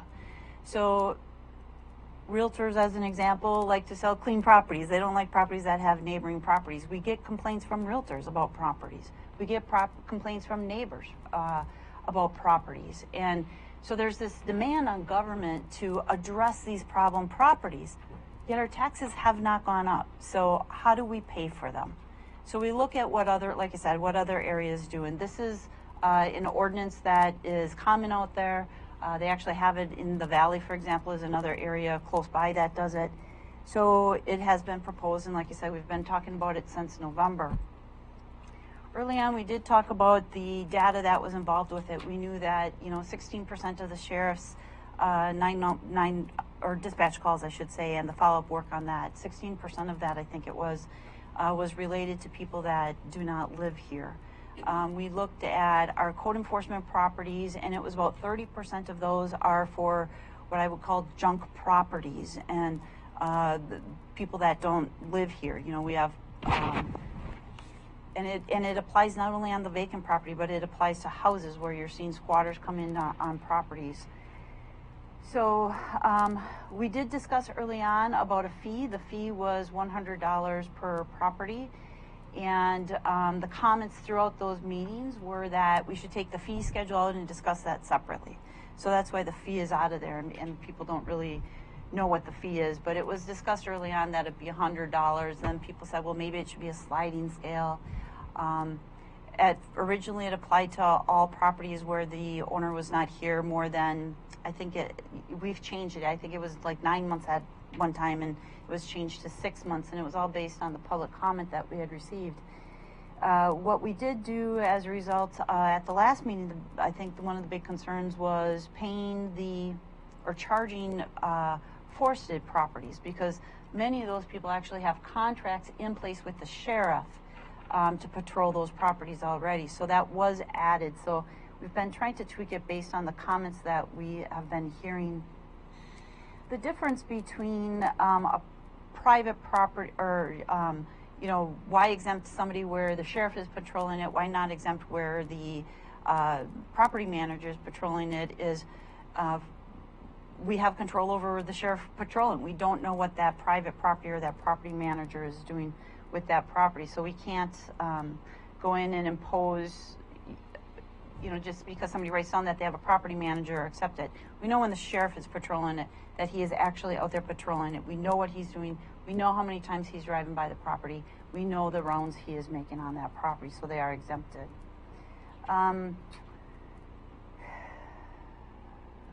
Notify everyone. There was comments about the appeal, the $250 appeal. If somebody will contact us and say, hey, you have the wrong address, that's not an appeal in our mind. That's just good governance. You contact us, we're going to make a change. Where it comes down to is if we say something, somebody is absolutely, there is no way I agree with that, I am going to appeal it. That is what an appeal is. So, if somebody just calls and says, can you change an address, or I'm sorry, you have this incorrect, that's not an appeal. That's just correspondence. Like I said, the appeal would be as it's stated, if they're aggrieved by a decision. The question was, if you have multiple properties, does each property do you pay for each property, or is it by the owner? It is by the property. So as the ordinance defines, and it does define what property is. So if an owner has 5 properties, yes, they would pay 5 times then. If the new owner has 90 days, does it apply to the owner selling or the owner buying? Our codes always apply to the owner. They are responsible for the property. It's just like land use. If you rent to someone and the renter is causing a problem, you, the owner, is responsible. So it's the landowner that becomes responsible for what's happening on their property.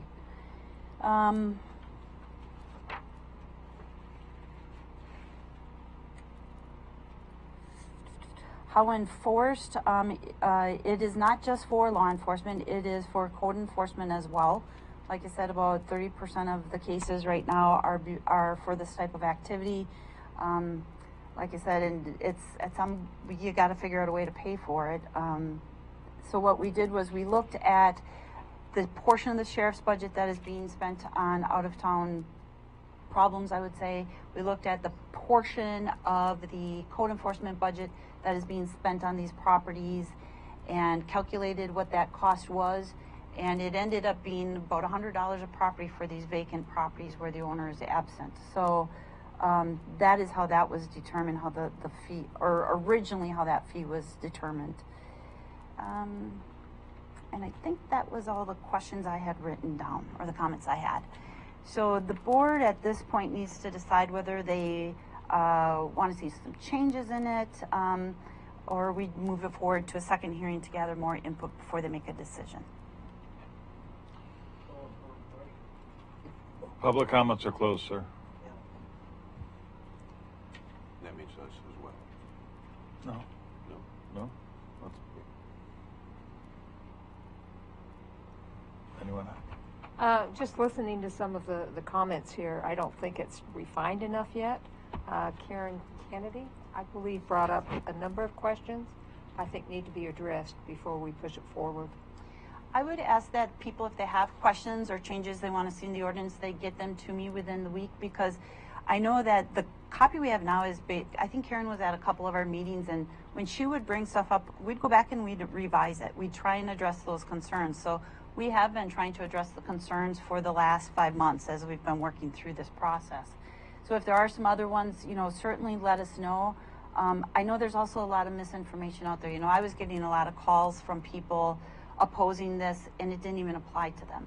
It only applies in the unincorporated areas of the county. So certainly we do want to get this scheduled again. We want to keep moving along with it. We need to know whether or not we need to budget for this. So if anybody has other comments, please send them in writing to me at my email address within the next week, so we can finalize a final copy and get it back to the board. One thing I could see that we might want to look at is if someone owns a property that has multiple tax lots on that property, like a farm, a ranch, they own 100 acres. Sure. And there's 3 tax lots on that property. They're still only on, they're only going to be on actually one property. Yeah, so that was brought up early on, and we did address that. So originally it said it was based on the map tax lot, or on the tax bill. And based on the comments that we had, people said they didn't think that was fair, so they said it should be based on the property. So we did change it to property, and we did use the state definition of property to define what qualified as a property. I do want to make a couple of comments to the public. You stated, sir, that the sheriff's department. You were wondering if the sheriff's department made more passes because of this money. Until a year ago, the sheriff's department didn't even have 24-hour service in Harbor anymore because we couldn't afford it. The county had been cut back so far on fees that we couldn't even fully fund our sheriff's department. Right now, the reason we have 24-hour services is because of a road fund. We're actually pilfering a road fund to pay for our sheriffs because this county cannot sustain itself. We can't raise property taxes because we've tried to and it doesn't pass. And even if we did raise our property taxes, the county only gets about 6% of that, which about 4.5% of it is admin fees. So another 1.5%, the county's not going to really gain any financial resources from that because of all the special districts in the county, which is another topic altogether.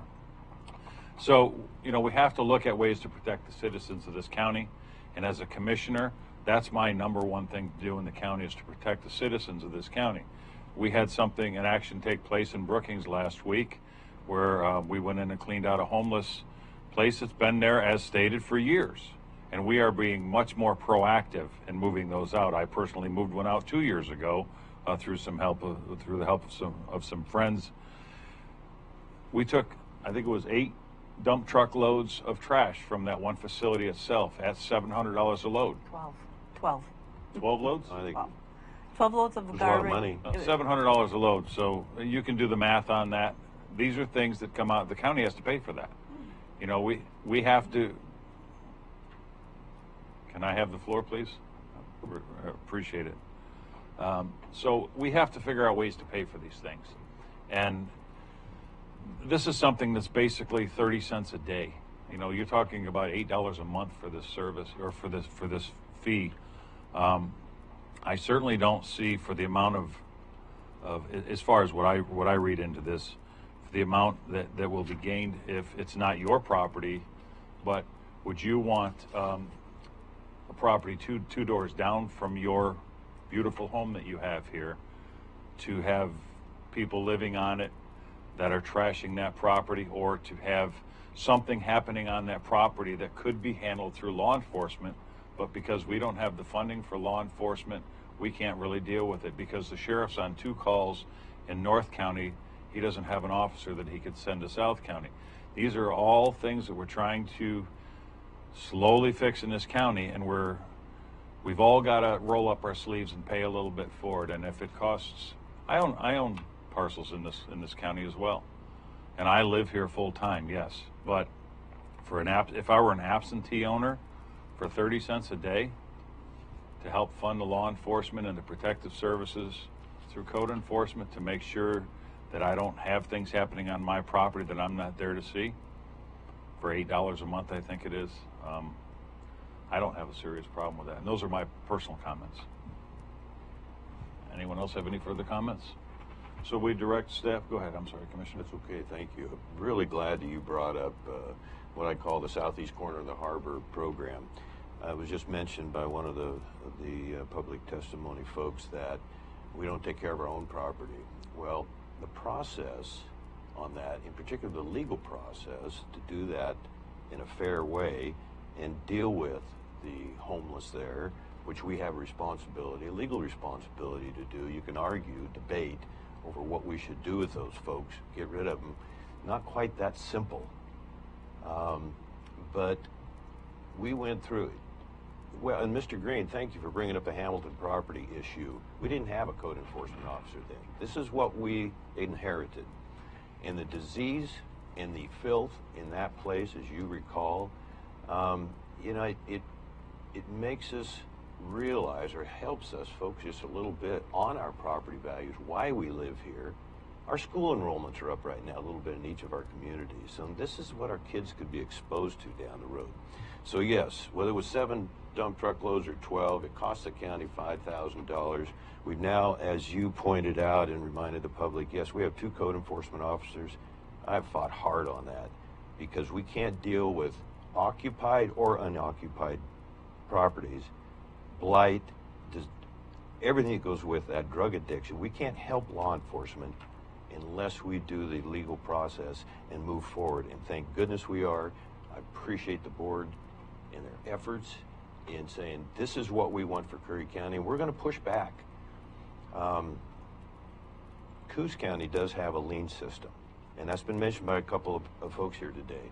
And I think there's some merit in that, at least with the commissioners I've been working with up there, how they can be reimbursed. But boy, it is a tough bit of duty to, as we learned in Hamilton, how long that process took. And one other property that was similar, my goodness, I remember Chief Brazil, Harbor Fire. I mean, he had to send his firefighters in there. I mean, it was hazardous. That's the best, I mean, that's the least offensive word that I could say publicly here. But there's a lot of those properties. It's growing in Curry County, and it's just not a homeless issue. It is a neglect issue, and it does bring other issues that we don't want in our community. And if I've got 20 things here that I can report on for this board, on my commissioner's report, this is just one of those 20 issues. So if people want to say, oh, you're just being a pushover on those people that don't live here, and you're just doing this because you want to vote, those people don't know me very well. Look at the other 19 issues. I ask you, and so not to get too, I get a little passionate about this, but we have one tough decision after another, and this may not be the perfect program, but we're trying. I appreciate the public comments and testimony very much, but we are working towards, we have a 59-cent tax base, 59 cents on $1,000, and that, I think this board's been pretty public that we have no intention of pushing any kind of property tax raise, but there may be other options that we need to consider, and I think this is a reasonable look at how can we make this happen, how can we keep, law enforcement, code enforcement is very expensive. Can I make a comment? One more thing I want to say. you know, and I see our code enforcement officer, one of our code enforcement officers here, Mr. Fortman, and I'll let you step up in a minute if you want to make a comment or not to this. But I don't want to go into the litany of things that you've dealt with in this county since you've been here. But we all complain about dogs and animals, that how do I get my neighbor's dog to be quiet, blah, blah, blah. And he's called out 24 hours a day on these kind of things. I just want to bring one thing up. It was a property down in Brookings a few months ago, and a taxpayer in the county called me up and he said, you know, there's a property down the road from me. The people don't live here, and it's a vacant property. And do you know that there's 4 mobile homes, there's 4 RV trailers on that property, and they're running generators, and they're literally got hoses coming out of their sewer lines, and they're dumping them in this field. Code enforcement went there and found that to be the exact case. These trailers were literally dumping their sewage and gray water into the field, and it was running down the hillside onto other people's properties and into a creek. It was dealt with, but these are the kind of things that we are, because of code enforcement, because of law enforcement, we're having to deal with. And to fund those things, you know, again, everyone screams about property taxes and how will we pay our bills with 5.6 cents of every dollar we collect. But we've got to find a way to deal with it. And I know we're coming up against the lunch hour. Sir, did you want to make any comment on this? This is Mr. Fortman, who is our head code enforcement officer here in the county. Good morning. I'm not going to speak about the money. What I'm going to speak about is just the other part of this ordinance that I support is the registration process and getting that information. There are 3 primary kinds of problems that I deal with every day in identifying who the real bad guys are here. Properties get in financial distress, people walk away from them. There's no record. The banks do not step up in this county because we don't have a registration process and say, this property's in foreclosure. They do not foreclose on it because they know there's a mess on it and they don't want to be responsible for it. So these properties get left alone. Every county, as Ms. Sprouser has said, has had these kind of ordinances that we need to identify these kinds of properties. We have old families. We're an old community. We're a great community, and the families have moved out and left their properties to their children, to their grandchildren, or whatever. Some of them are able to take care of the properties, and some aren't. And then when they do that, what I'm finding is the records aren't there. No one changes the properties. No one changes the registration of those properties, where to find the owners at. And we find that that owner has been dead for 5 years. We have properties where the owners have the same kind of situation, old-time families. There's a couple of mansions that I'd go to all the time here that the people have moved out, and our property tax is so low that the people are making their incomes in Portland and Seattle and all these other areas, and they're going, well, I'll just hang on to that property for 10 years till I'm ready to retire. And meanwhile, these houses are full of drugs, full of stolen property. The kids are breaking in it and drinking in them. And they're your next door neighbors. They're hidden in the trees next to you. And there's no way for us to know, without this registration process, who these properties belong to. We have properties here where squatters have moved onto the property, and I get a call from the realtors on one property. I'll just use an example where it's across from $1 million home, and they had a fire, they had all kinds of problems on the property, and we're trying the people that are living there saying, we're living there with the owner's permission, we're their caretakers. And the owner traced them to Ohio, to the Philippines, to all over the world, and we still can't find this person. We can't confirm even that this person's still alive.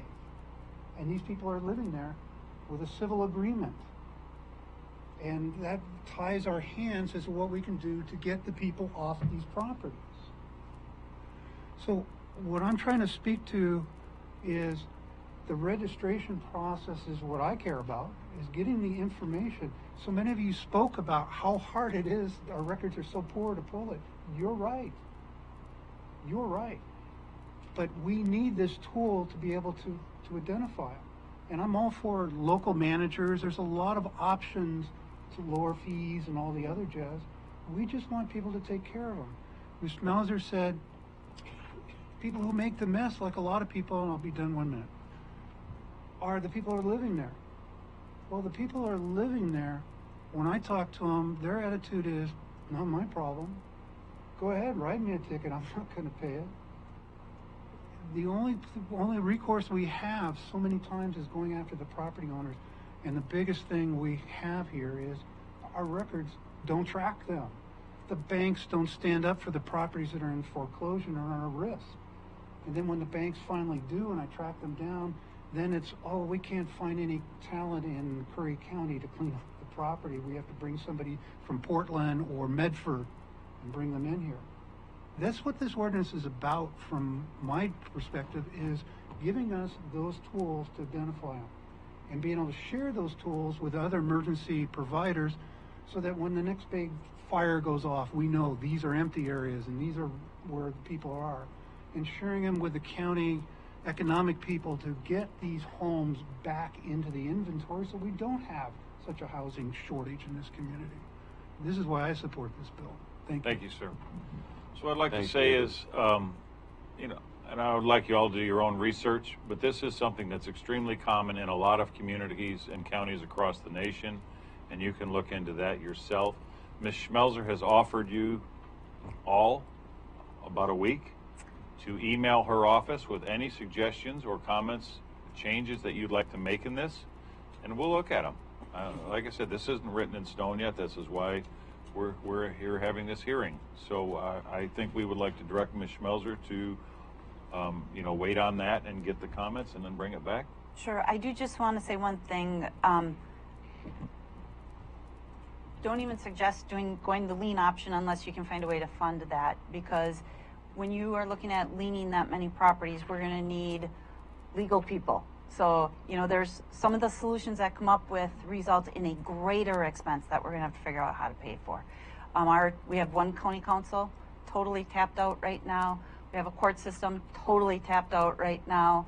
And we have boots on the ground for code enforcement. So we're going to have to figure out a way to have a code enforcement person doing all those liens, an attorney processing all that, and then getting that through the court system. So liens aren't always the best answer in a small county that doesn't have money. So if you're going to suggest that, please come up with a way to pay for that as well. Like I said, I'll take all those comments to the end of business next Wednesday. All right, so this time we're going to adjourn this hearing, and we are going to break for lunch. We will be back at 1 o'clock.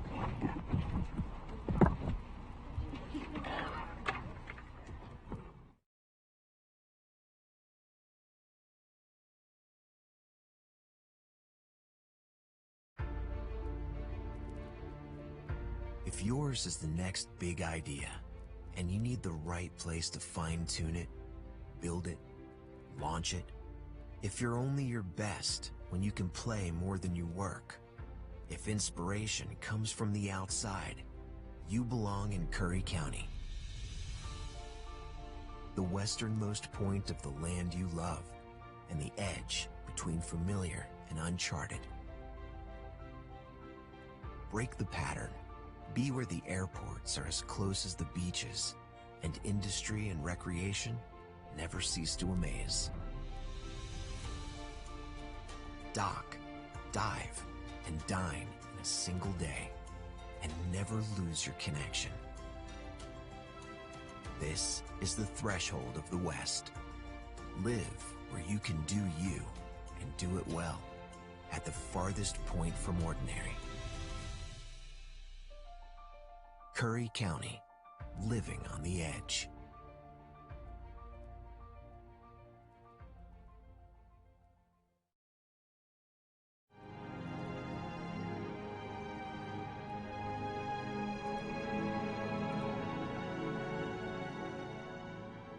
Hi there, I'm Patrick Priest, Executive Director at CIS. And I really enjoy coming every year to this conference because CIS, we are all about counties. We are owned by counties. We were formed by the AOC. This is a great occasion for us to meet everybody in one place and learn what's important to the counties all across Oregon. It's the networking. I mean, we learn a lot about the different issues that counties deal with, but it's networking with other commissioners, getting ideas on how they handle situations that is the most helpful for me. I love my job. It actually matters to me on a daily basis. I used to do a lot of charity, and, you know, in commissioning in Deschutes County, you can make a serious difference. Lots of things have happened since I've been in office, and I feel like it's important to represent the people. I grew up in Eastern Oregon, and I love the residents of Eastern Oregon. The architect of our first house actually had Doris Day as a dear friend and a client, and he would bring Doris Day up the mountains in Malibu to our house as it was being built. This is my 4th conference at AOC. My favorite part is the fellowship with other commissioners and coming up with solutions with common situations and with commissioners from around the state to best serve our people. My favorite part about being a commissioner in Josephine County is the people that we work with. We live in the most beautiful place, but we have the most beautiful people. They are talented, artistic, caring. We have such a high level of philanthropy and just caring for our fellow citizens, and it's the best place in all of Oregon. Hi, I'm Commissioner Martha Schrader from Clackamas County, Oregon. I'm the current president of the Association of Oregon Counties. Oh my goodness, I've been president for 1 year, but I've been a member of the Association of Oregon Counties since 2003. So one of the reasons I really wanted to be president, and I've enjoyed it so much, is because I get to know everybody across the state, all the commissioners, and I've been from one end of the state to the other, visiting with them, talking with them, and really getting an idea of how we differ, but more importantly, what our similarities are and what we can do with one another to move forward with good county government. I've been coming to AOC now for 4 years. My favorite part of serving as commissioner is trying to bring positive effects for our community and our county. This is my 2nd year at AOC, and the camaraderie that I've found in my Eastern Oregon partners and just the camaraderie of AOC has really blessed my life. My name is Court Boyce, Curry County Commissioner. This is a collection of people, county commissioners, public officials, well attended from all over the state. You know, I have the privilege of working with a very diverse group of people, different ages, different backgrounds, different interests, but they're all teaming up to solve the problems of our county. And it's just really a pleasure to be able to be connected with and working with those people. And better days, good days ahead for our county and our citizens. Hi, I'm Joe Dobulskis. This is my 3rd AOC convention, and my favorite part is the networking with the people. And the breakout sessions are kind of good because it gives me something to focus on, a goal where I want the county to be in 5 years when my term is up. Hi, I'm Tillamook County Commissioner Dave Yamamoto. Our county college class was probably was the best county college class ever at AOC. It was the largest at over 33 members. When you look at the legislature and the power that the major metropolitan areas have, the rural counties are oftentimes left out of those conversations.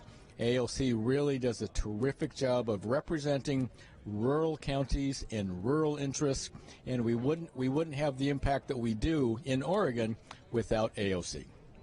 My name is Joe Burney, Lane County Commissioner from Springfield. My favorite part is eating good food. My second favorite part is meeting with other commissioners, seeing what they're thinking, comparing solutions to problems, learning how nonpartisan solutions really are, and getting ideas. Yes. Hi, my name is Derek DeGroot, Klamath County Commissioner, and so I'm running for second vice president of the Association of Oregon Counties. I believe that our association is perfectly poised to solve problems and bring solutions to Oregon politics and communicate with the legislature about the diversity of Oregon. I'm Jay Bozovich, and I'm a Lane County Commissioner, and so I've been a commissioner for about 8 years and 11 months. And my favorite part about being a commissioner is this job is different every day. Hi, my name is Alex Tardif, and I'm a commissioner for Columbia County and currently serving as AOC Treasurer in my 2nd year. And the thing I enjoy most about AOC and being the treasurer is the ability to bring 36 counties together to build a state vision, to move our state forward into the future while building a livable, workable community that we all want to enjoy.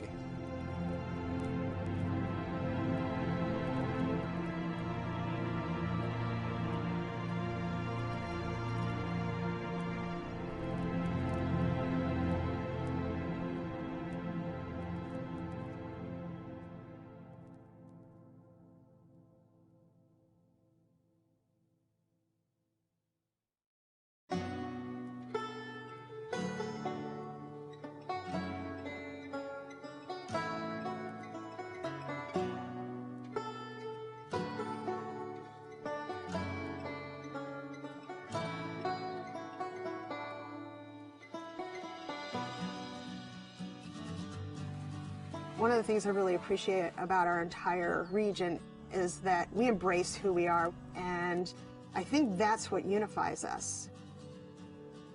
Once the timber and fishing industries collapsed, it took us a long time to get back on our feet. People didn't quite grasp the idea that once these jobs left, they weren't going to get other family wage jobs, and it crippled us. Things were getting really dire. So we just saw that this was an opportunity to maybe look at that public land a little differently and how it could bring more dollars into our region. The Wild Rivers Coast is so unique because there are more wild and scenic rivers here than anywhere else in the lower 48 states. The scenic beauty is just amazing. There's so many different places to go, from the national forest down to the protected ocean, and it's just a really special place. I guess I didn't really know how special it was, though, until I moved away to Portland and came back and saw all the potential here. We're uncrowded, we're unspoiled, and we're a little difficult to get to, but my God, once you come here, you fall in love. We just thought if we could pull people to come into this Wild Rivers Coast and stay longer and explore a little farther into our backcountry, there was a lot of opportunities for them to experience. I think our whole future is at stake here.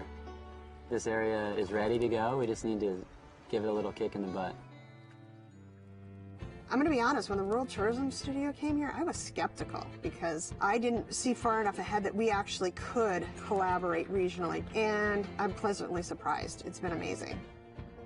The Rural Tourism Studios was the first time we were able to come together as a region to talk about the future of our economy. If we can have a strong tourism economy in this area, it's going to benefit the whole community. We have to rely on ourselves, and I think through this program, it's sort of opened our eyes to what we could do when we work together. Community leaders really focused on 3 areas: outdoor recreation, food and agricultural tourism, and really building community relationships. In our area, a lot of the food that's grown all gets shipped away. And so now we're realizing that we can capture some of that local food that's grown here. The Eat Fresh and Local Action Team has hosted a series of networking events bringing together the area growers with the area vendors so that we could have more local food available to the visitors to our area. And now we're seeing more local food in our grocery stores, in our restaurants, and we have a new local food co-op. We created a farm trail from Bandon to Port Orford. We did 9 U-Pick farms, and it just gained traction, and people loved it. Langlois is less than 500 people. It's very small. So we have to bring in tourists. And being on the farm trail, even though it's just beginning, has really helped do that. We really want to make it a destination for anybody. My mom and I began Dragonfly Farm just 3 years ago. When I found out that I could grow a seed and turn that into food, it was like, oh my gosh, why wouldn't you do this? I just quit my day job and I just signed the paper to be an official co-owner of the farm. This is what I want to do for the rest of my life and grow with the community. Out of the Outdoor Recreation Action Team, we came up with a series of maps that show where the best places to go recreate are. We know where we're going to send people now, and we got a great map that shows all the best places to go see. For us to get a mapping project done to this extent is pretty impressive. We're patting ourselves on the back. I don't know anybody else is, but we're doing it. From that, we decided that there was some places that needed help. So we came up with a mountain bike plan, and we also worked on designating a state scenic bikeway. The Outdoor Recreation Action Team was also looking at how we can make scuba diving better in this area. So we came up with the idea for a scuba fill station. So now people that want to come and dive in this area, they can dive for multiple days because they can get their tanks filled up again. When I started the Rural Tourism Studio, my business, South Coast Tours, was really small. And now we've grown to about 5 or 6 guides, and we're doing tours all over from Brookings all the way up to Coos Bay.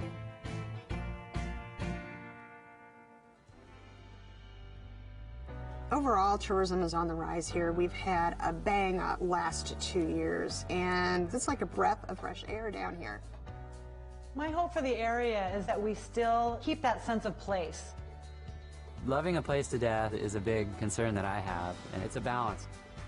We're going to promote tourism, but we want to do it in a sustainable way. One of the biggest reasons that this area has been so successful since the Tourism Studio is the people that are involved. We have a lot of great, motivated, smart people who understand the need to promote tourism in the right way, and it's really all about the people. When you live in a rural community like we do, from Bandon down to Brookings, and you're strapped for cash, relationships are crucial. As a community, I think you need to come together and find out what your mission and goals are collectively. Then you can work into smaller groups, knowing that you have the backing of the whole community behind you. As long as everybody's just super excited about it and passionate about what they're doing and they can work together, then anything's possible. Own what you have and don't try to be something that you're not. It's going to be hard. It's going to take a long time. So roll up your sleeves and just dig in with an open mind.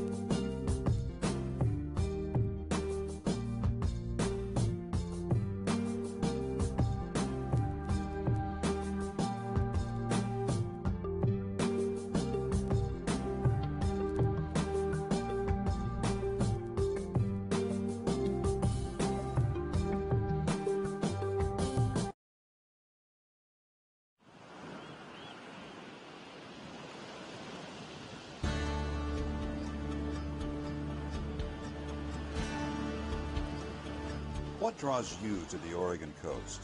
Is it the green and blue surf on a brilliant sunny day, or angry boiling waves during a raging winter storm?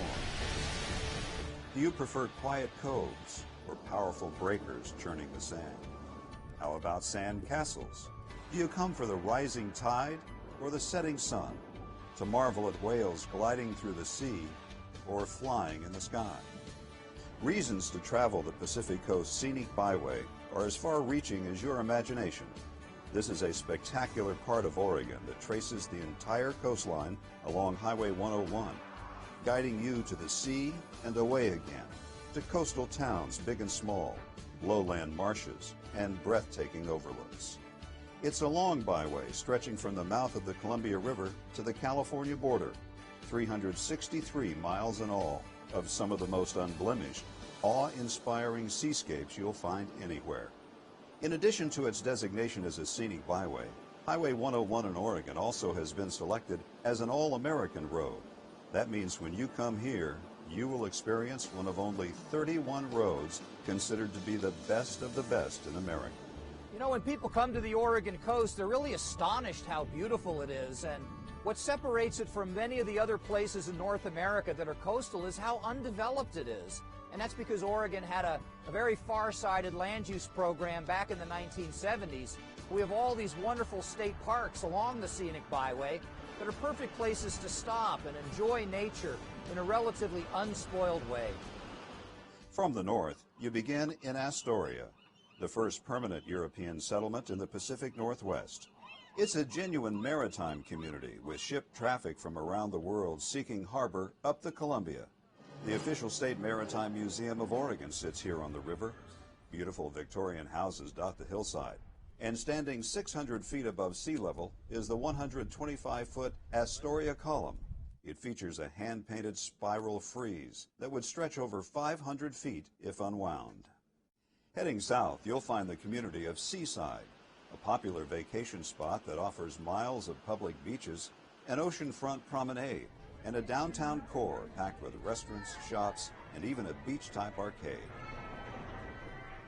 Cannon Beach is home to one of Oregon's most photographed natural wonders, Haystack Rock. Get your shots from the beach, or take a short drive up to Ecola State Park and look down on this 235-foot work of art. The picturesque small town is filled with art galleries, shops, and cafes. Ready for more? 10 miles to the south, this is the view from Cape Falcon. You're 700 feet above the Pacific.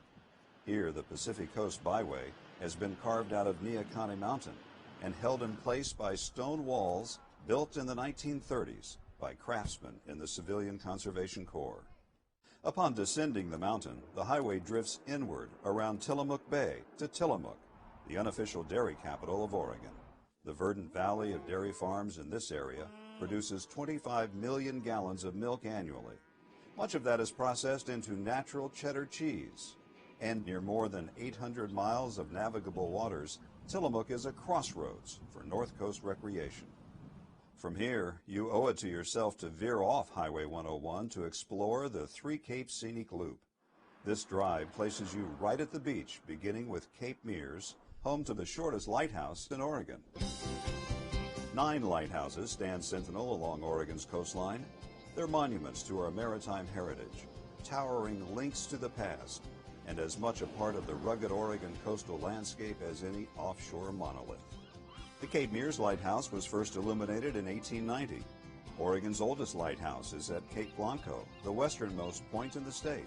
It was commissioned in 1870 to aid shipping generated by gold mining and the lumber industry. The 93-foot-high Yaquina Head Lighthouse is the tallest in Oregon. Today, its automated light continues to aid navigation at the entrance to Yaquina Bay. Many of the lighthouses are open to the public. Most happen to be excellent places to view nesting seabirds and offshore sea life. Tide pools, those rocky areas between high and low tides, support unique and diverse plants and animals. Vast amounts of colorful, otherworldly creatures wait to be discovered. But walk cautiously. These organisms are tough enough to withstand the pounding surf, but are utterly vulnerable to human activity. Wildlife and sea life abound on the coast. There are 6 national wildlife refuges along the Oregon coast. The Pacific Coast Scenic Byway bisects these refuges or goes alongside them. It provides you the opportunity to see a wide variety of abundant wildlife, including seabirds, seals and sea lions, deer and elk, and many other wildlife. Cape Kiwanda lies at the southern end of the Three Capes Scenic Loop, near the town of Pacific City. Here you'll find a second Haystack Rock on the byway. Hike up the dune to marvel at stunning views of sandstone formations as they turn yellow, gold, or even red in the changing sunlight. If your timing is right, you'll spot one or two of the dory fleet sprint onto the beach after a day of fishing. How's this for a dinner setting? Restaurants along the Pacific Coast Scenic Byway accommodate just about any taste. Many serve an ocean view with every meal. Up and down the coast, you'll find seafood, of course, but don't limit yourself just because you're by the water. The Central Coast begins around Lincoln City, which is one of the larger communities on the byway. It has a reputation for being windy and was recognized by Kite Lines magazine as the best place to fly a kite in North America. It was incorporated from several small towns and as a result offers a sandy beach that is 7.5 miles long. A number of small state parks lie nestled along the ocean between Lincoln City and Newport. Stop, get out of your car, and take in the commanding views that are there, right next to your all-American road. Depot Bay boasts the world's smallest navigable harbor, 6 square acres in all. A seawall runs the length of the downtown, so everywhere you go, you're rewarded with a dramatic view of the Pacific. It's considered Oregon's whale-watching capital, with thousands making their way past Oregon each fall and spring. Fishing and whale-watching excursions regularly set sail from this little harbor. Leaving Depot Bay, you'll soon find yourself at Cape Foulweather, a basalt outcropping that looms 500 feet above the water.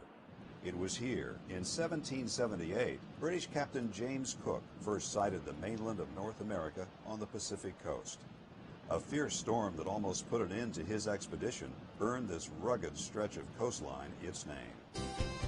Coastal weather can change by the hour.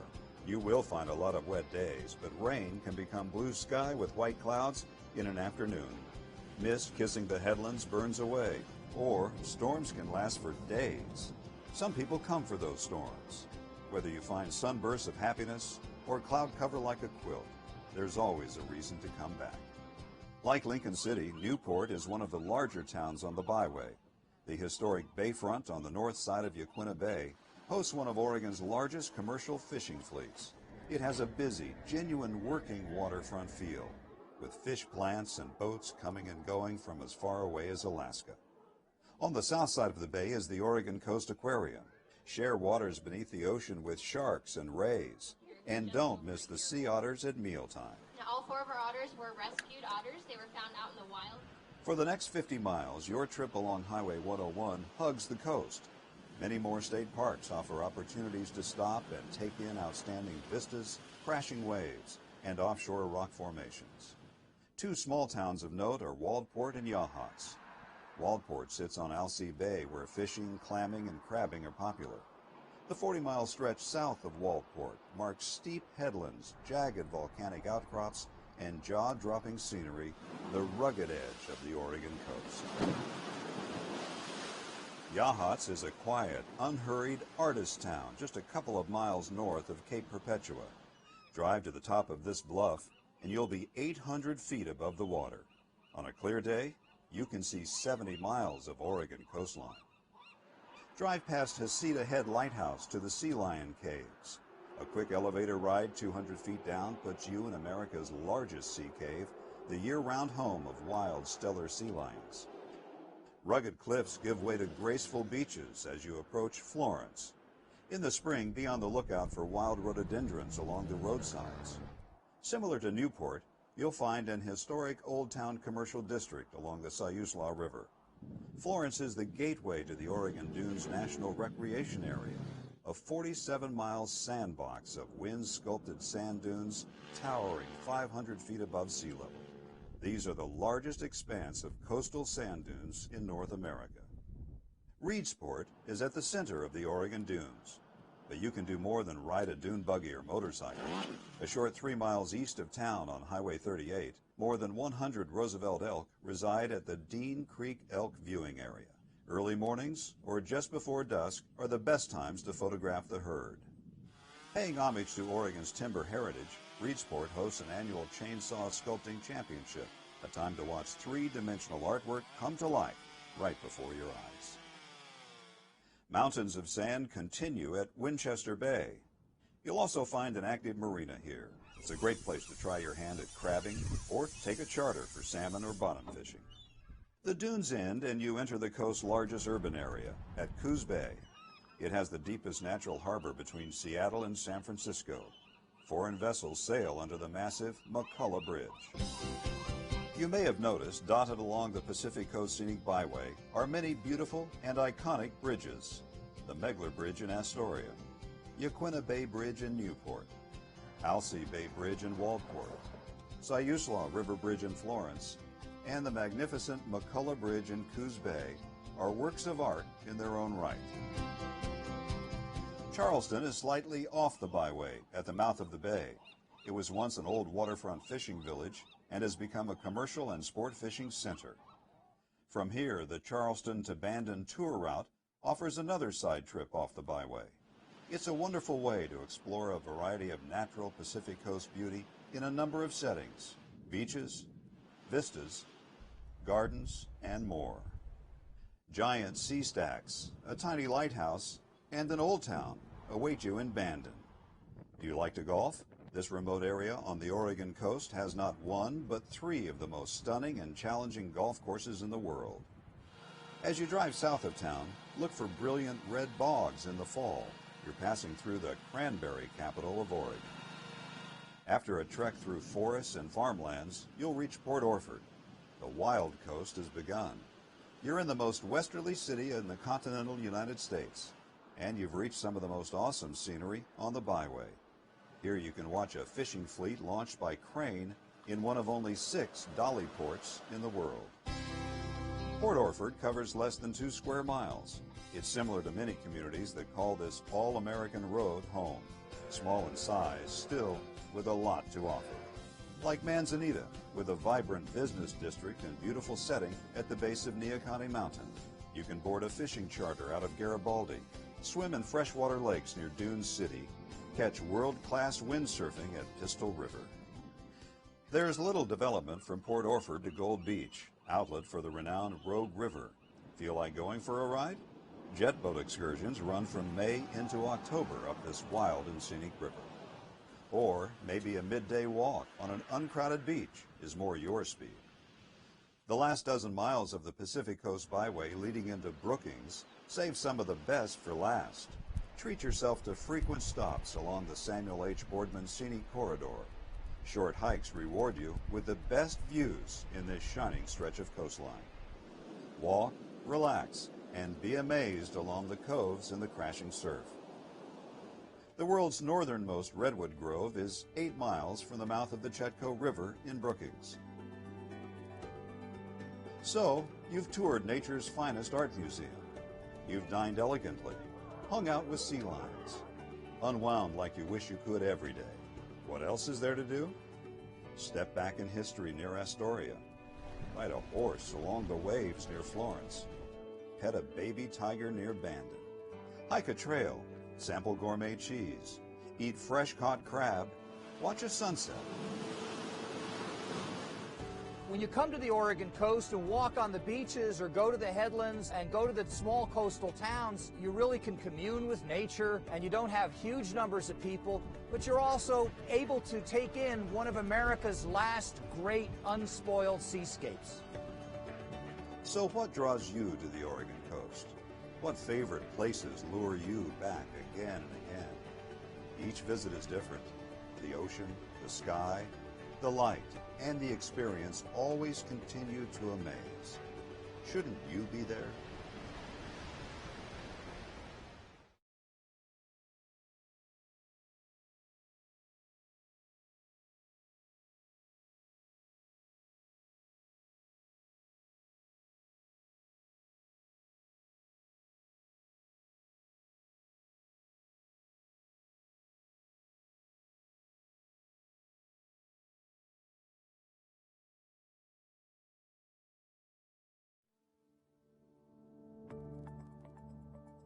Wildfire, as everyone knows, has emerged as one of the big major issues affecting Oregon and, for that matter, all western states.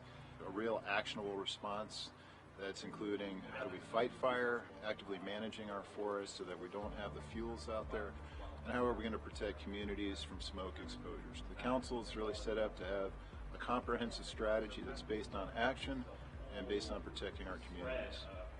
The primary focus we as a board have come through with is that in researching the policies for fire management, yes, prescribed fire has its place on the landscape, but not during fire season. We, as a county, passed a proclamation that says once the state fire marshal declares fire season, it'll be nothing but full suppression, and recently took a resolution to the National Association of Counties, essentially says that they support coordination between agencies and local governments for the health, safety, and welfare of the citizens regarding fire. Prescribed fire, fire season, anything that affects our citizens. This is Lily Morgan from Josephine County, and we are at the Rogue Leadership Forum today, looking at the best possible partnerships that we can come up with to fight the fire issues and the smoke issues that we're facing in Southwest Oregon. So looking forward to coming up with solutions and the partnerships to get the job done so we don't face what we have the last few years with catastrophic fires and smoke that invades our communities for months to come. So this is a good opportunity, and we hope to be successful in the outcome.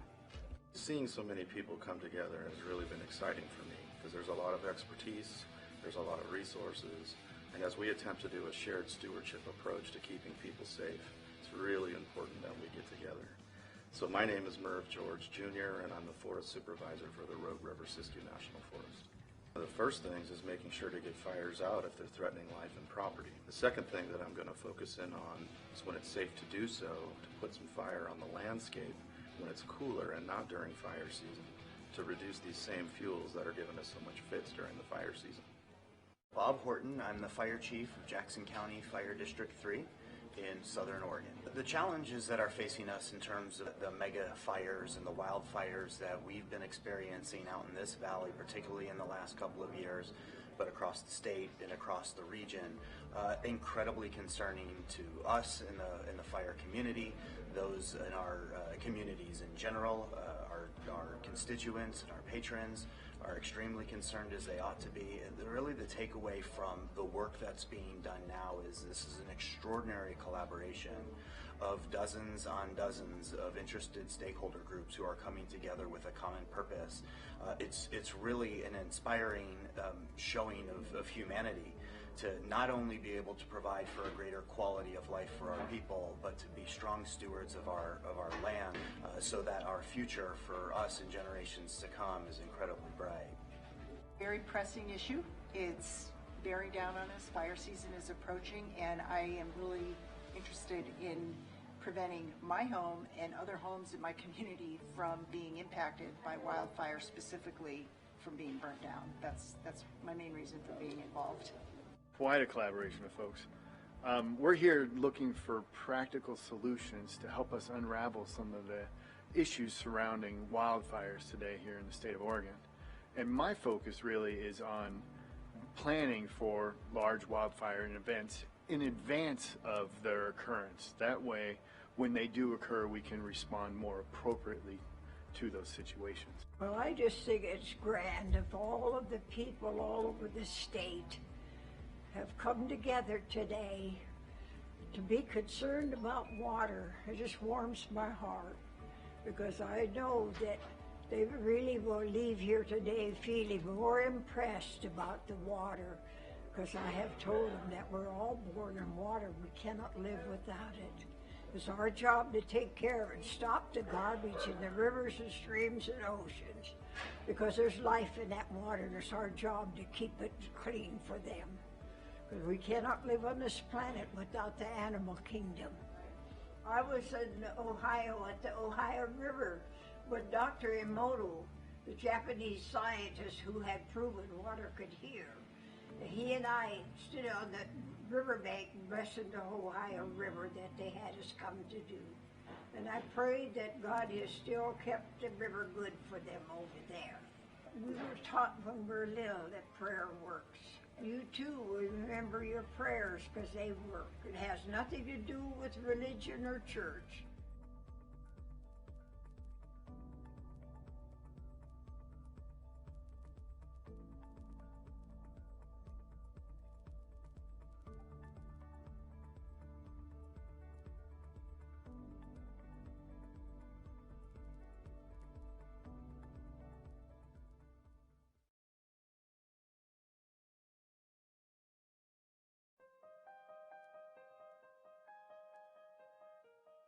Why do counties matter?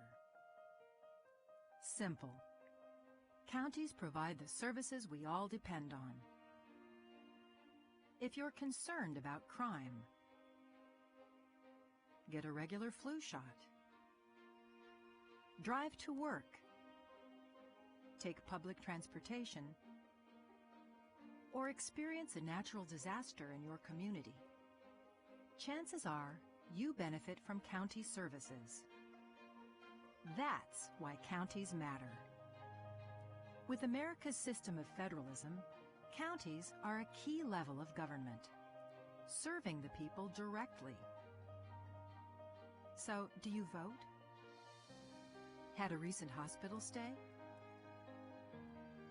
Know someone in a nursing home? More reasons why counties matter. There are 3,069 counties across the country, with populations big and small. Most of us live and work in one. Even the nation's capital is considered a county. These county governments ensure that the food you eat in restaurants is safe. They care for the mentally ill, run court systems, build local economies, and operate 911 emergency systems. They manage parks and recreation facilities. And the list goes on. Thing is, counties serve the American people in so many ways, keeping our communities healthy, vibrant, safe, and fiscally sound. That's why counties matter.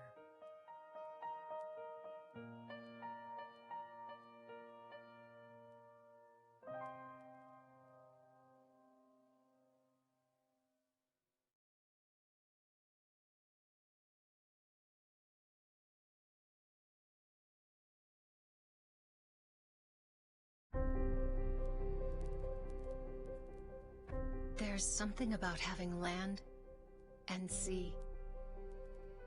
Never having to choose between digging in or looking out.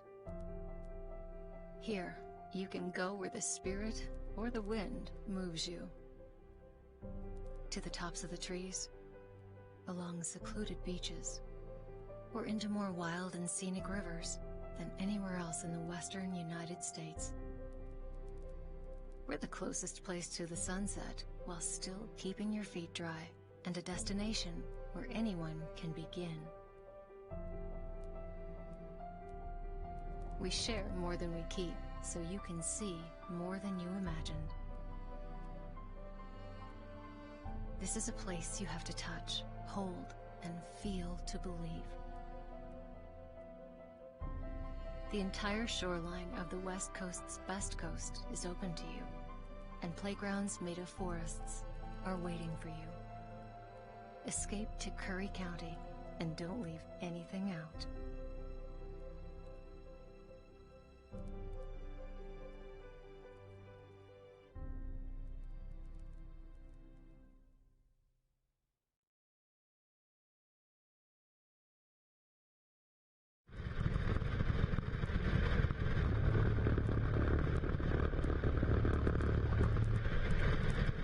Roadway departure fatalities are a serious and often preventable problem in the United States.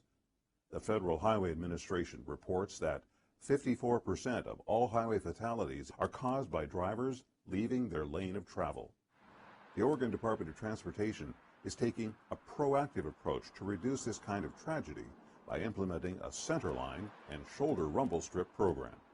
Rumble strips are one of the most low-cost, cost-effective countermeasures that we can apply across the system.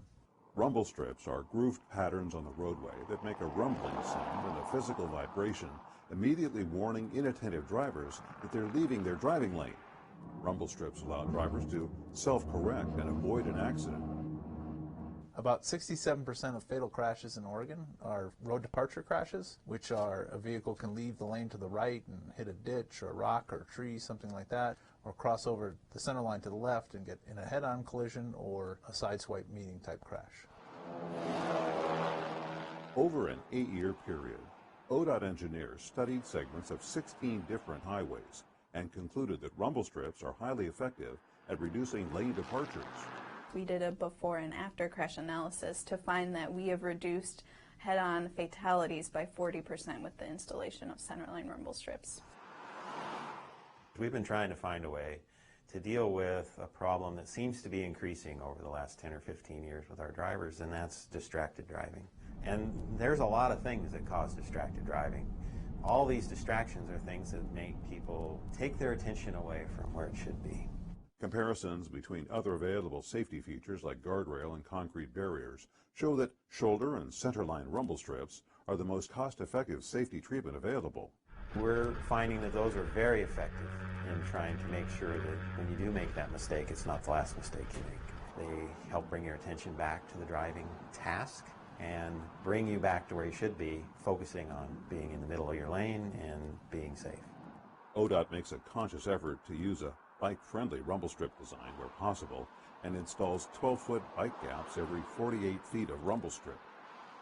ODOT understands that rumble strips create a noise that can be disruptive for people who live near rural highways, and we're trying to address these concerns with different approaches.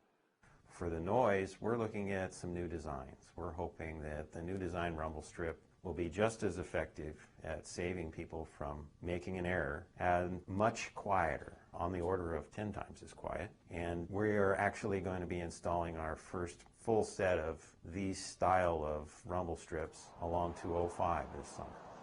So we recognize that noise is a concern, but one of the things I like to tell people is whenever you hear the sound of a rumble strip, it could be the sound of the life being saved of one of your loved ones.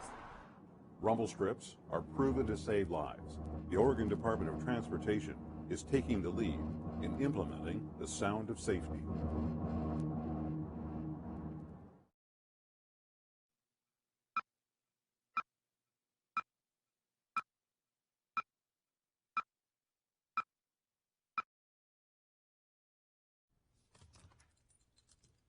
There's a shelter pet who wants to meet you.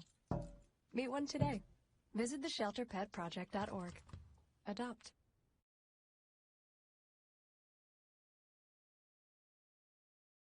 Well, we're here with Commissioner Colleen Roberts for the monthly meeting of the ONC board, which Colleen sits on. Colleen, why don't you tell our audience a little bit about your mission and what you guys discuss at these monthly meetings? Sure. Well, our ONC board is of the 18 counties in Oregon that have the ONC lands on their BLM federal lands. And we discuss everything about these lands. The ONC Act of 1937 is our primary focus, how the decisions that these lands get managed, do they match up with the congressional mandate of the ONC Act, and how we can better educate and help administer the care of these lands for the health and safety and welfare of the citizens that we represent. I would imagine you discuss things like how many board feet can be taken out of the forest in different areas. Are these things that come up each month? Yes, well, harvest timber management is a big part of our conversation, as is lately the fire issues. We're here today with Commissioner Dan DeYoung of Josephine County. Dan, you have an important role on the ONC Lands Board, and we're here in beautiful Gold Beach, Oregon, discussing the monthly matters of ONC. What was your main focus at this meeting? Today we had a really good sit down with two representatives from the BLM. And we work with BLM because actually the ONC lands are on BLM lands, and that's our concern. Mainly the ONC Board of Directors, which is a membership from all 18 counties. We always meet, I think it's bi-monthly, and then we have an annual meeting. And it's basically to discuss what the sign says, forest health, jobs, and county services. That the money coming from the sale of timber on ONC lands goes through the federal government. They take their share out of it and then return it back to the counties to be used for basically jobs, county services. A lot of county services, such as law enforcement, schools. There's just an awful lot of things that these individual counties can use the money for. But it's from the sale of timber on the ONC lands. ONC lands goes way back to 1937 with the ONC 1937 ONC Congressional Act and the ONC Act of 1937. We're just trying to get back to the actual verbiage and the language that's in that act It's surprising to us how we can ignore a congressional act. That remains to be answered by the federal government. But that's what we want to get back to. Hi there. I'm Tillamook County Commissioner Dave Yamamoto. I'm a member of the ONC board and also the chair of the Council of Forest Trust Land Counties. And in Tillamook County, it's very important that we consider natural resource-based economies. So in Tillamook County, we have lots of dairy. I'm sure you're familiar with Tillamook Creamery, but also lots of state and federal timberlands. When it comes to federal timberlands in particular, everyone thinks that we're looking at timber revenue, and that's very important. But one side of the coin that people don't consider are the family wage jobs that come with all timber. It's not just the timber receipts that we get. These are family wage jobs. These are fully benefited jobs. Whereas on the tourism side, the income is about a third of what we would consider a family wage job, and there are also no benefits with those. So timber receipts are very important, but it's the family wage jobs that they create at the same time, which are very important to counties like Tillamook. Perfect. Keeping it real for families in Tillamook County. Absolutely. All right. Thank you, Mr. Yamamoto. Thank you very much. All right. We are here with County Commissioner Bob Main from Coos County, Oregon. And we've had the monthly meeting of ONC Lands here. And Mr. Main, Commissioner Main, I should say, tell us what your role is, Bob, on the ONC Lands Board. I'm the Vice President of the ONC Association of Oregon Sea Counties. Okay. Consists of 18 ONC counties, Western Oregon counties. Okay. And we make sure that the counties receive their payments from those ONC lands that Congress designated for the sole purpose of those 18 ONC counties.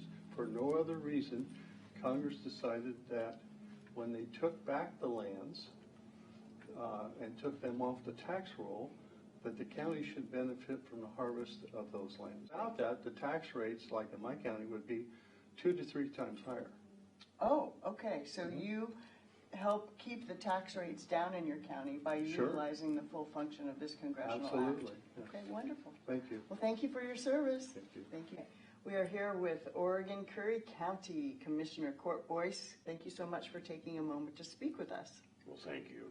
With the natural resource base that this state has, I've spent or spending better than half of my time as a county commissioner on those issues: fire management, public lands management, certainly natural resources, all of those. And so I'm often reminded that 250 years ago, the generations that came before us when they got here to Oregon, include Northern California, they found the greatest forest in all of North America, that produce the greatest watersheds, that produce the most pristine rivers, that give us the most, the highest quality of salmon and steelhead runs, arguably on the planet.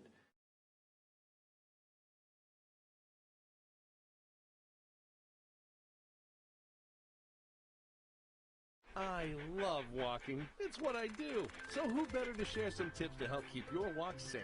Wait for the signal. Take in the sights and smells till you get the go-ahead to cross. Use intersections to cross, but when you can't, remember your training. Always look left, right, left. Show you want to cross and wait for all lanes of traffic to stop. And make eye contact so you know the driver sees you. Hi there. Good human. You get a treat when we get home.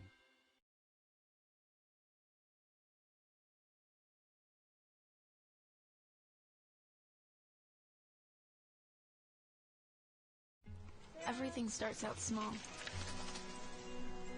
The things that hurt us, they all start from somewhere.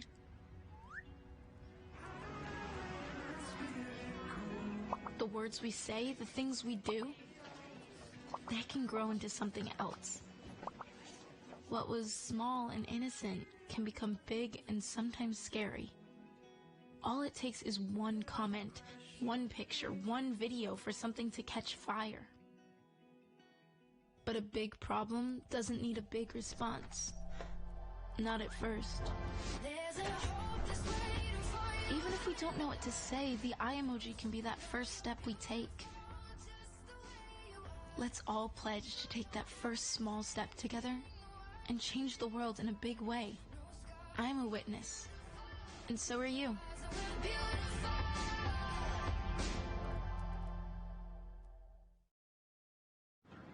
How many letters?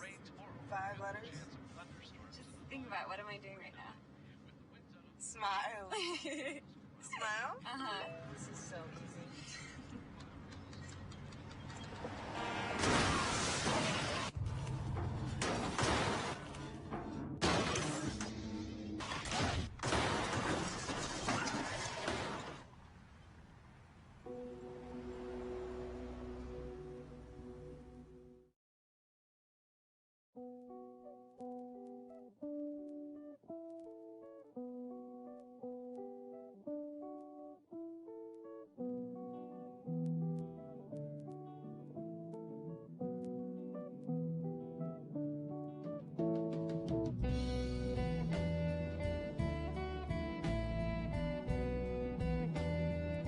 There's this interesting question of whether wild horses belong or not in the West. The symbol of all that is wild and free.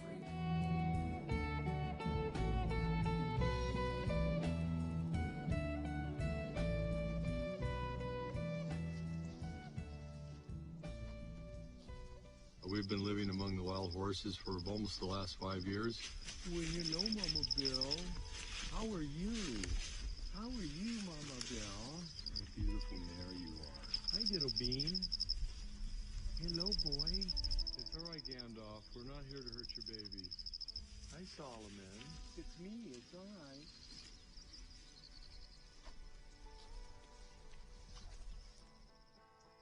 They're beautiful. They're wonderful animals. They're America's heritage out there. Wild horses are as American as apple pie.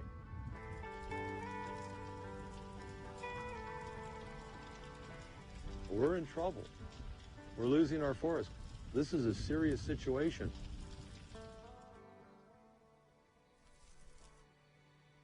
I'm very conscious of fires around here. We don't smoke outside. If we do any chainsawing, we carry a fire extinguisher with us.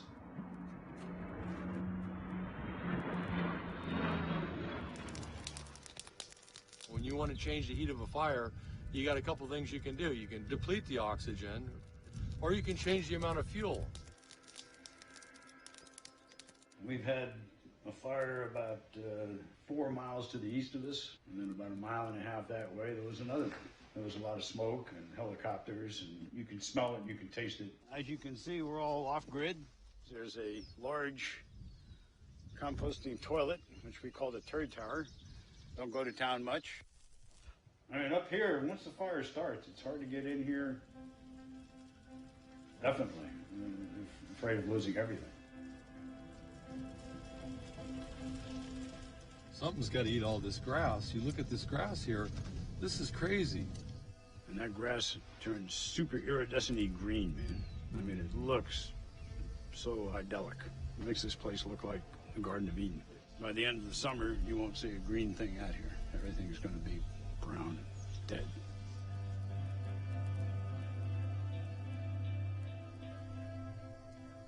Wild horse evolved in North America 55 million years ago. And about 10,000 years ago, which is a geologic blink of an eye, they disappeared. The land still remembered them. And so when they came back with the first Spanish explorers, it's no surprise that they flourished. Here's a land that they had lived in for 50 million years. They value their freedom.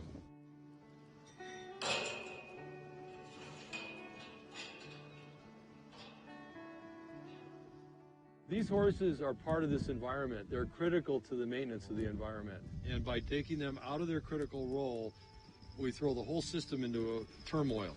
There's lots and lots of fuel, and we need lots and lots of horses eating lots and lots of fuel. It's either going to fuel the horses or it's going to fuel the fires, either one of the two. A law was passed in 1971 that sought to protect wild horses. It protected the horses and left out what we should do about the wild part. We're stuck in this pattern of gather, round up, and store. We're looking at about 48,000 horses that are being held in BLM corrals. You got all these beautiful Native American wild horses in cells. They want jobs. They don't want to be in jail. And the problem is they've never figured out what to do with them. Where do these horses fit into the bigger picture of the Western ecosystem? I just read the report to Congress from March of 2018, basically creating a manageable wild horse and burro program. And on the very first page of it, it has a manifestly untrue statement. It says, wild burros and horses have no natural predators. That's not true. That's just a fabricated lie. The BLM is ignoring all science, including its own. The truth is that the mountain lion co-evolved with the modern horse. It knows how to catch the horse. It actually likes to eat the horse. We hadn't seen Elvis in about a week, and I was worried about him. And I came around the corner, and there was a buzzard on something right up here. And so I went over there, and a lion had killed Elvis. There's Elvis. Well, I don't care if they have a PhD or not. I'll tell them to their face, they're liars. Yeah, she didn't get to live very long. It's harder when you lose them and you got a name and you know them. It's just tougher.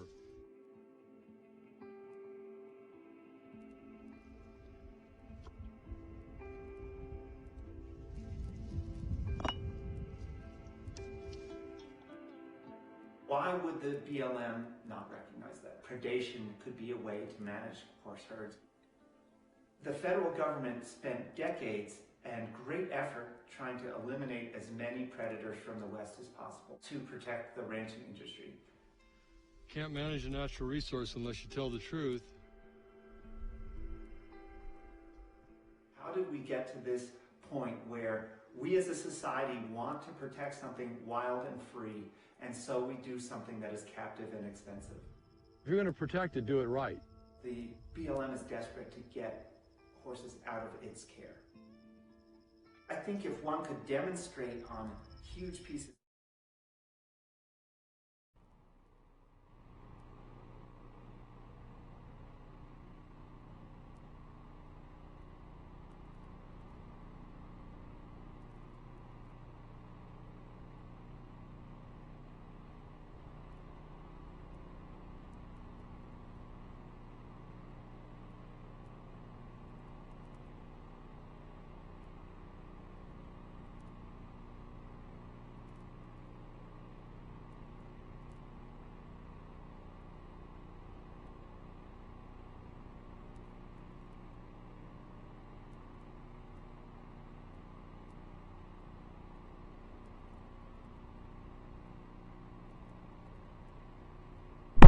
with each other on some of their various problems. I went to the high school down in Brookings and had a tour through their welding facility, and they are presently getting an MOU with SWAC to bring that class going. I have also been asked to be on a committee that is working towards getting the last chance grade in California a permanent fix, and that definitely affects the commerce here in this area. And I also was part of a meeting for DEQ, and they're doing like a listening tour around the state talking about recycling. And I think I've already mentioned this once, but our county CTR has one of the lowest contamination rates. But they were talking about bringing a hammer down, and I was against that. I think people should do it voluntarily. They're also talking about giving transportation support to some of the rural communities that have to haul their recycled materials a further distance. I was for that. They're also talking about charging manufacturers of packing materials extra funds. And I had a little bit of a problem with that simply because they have all this money coming in and it's not always put where they say it's going to be put. So, and of quite frankly, that's one of my concerns about the CO2 emissions stuff. They collect all this money, and where does it go? So that's pretty much my report. Okay. I believe I'm next this week. Yes, I am. I was, my comments are basically, I was very disappointed to see what happened with CASA, to see them pull the plug on the Curry County chapter here. The way it was done, I've got a letter here, as was noted this morning in our meeting, from Judge Margolis, and references different people, Judge Beeman and them, who have are disappointed in what's happened with this. The youth are the future of our nation, and to see this happen is very disappointing. I was glad to see the board this morning to come together to have an immediate workshop on this and hopefully move forward to bring this back to Curry.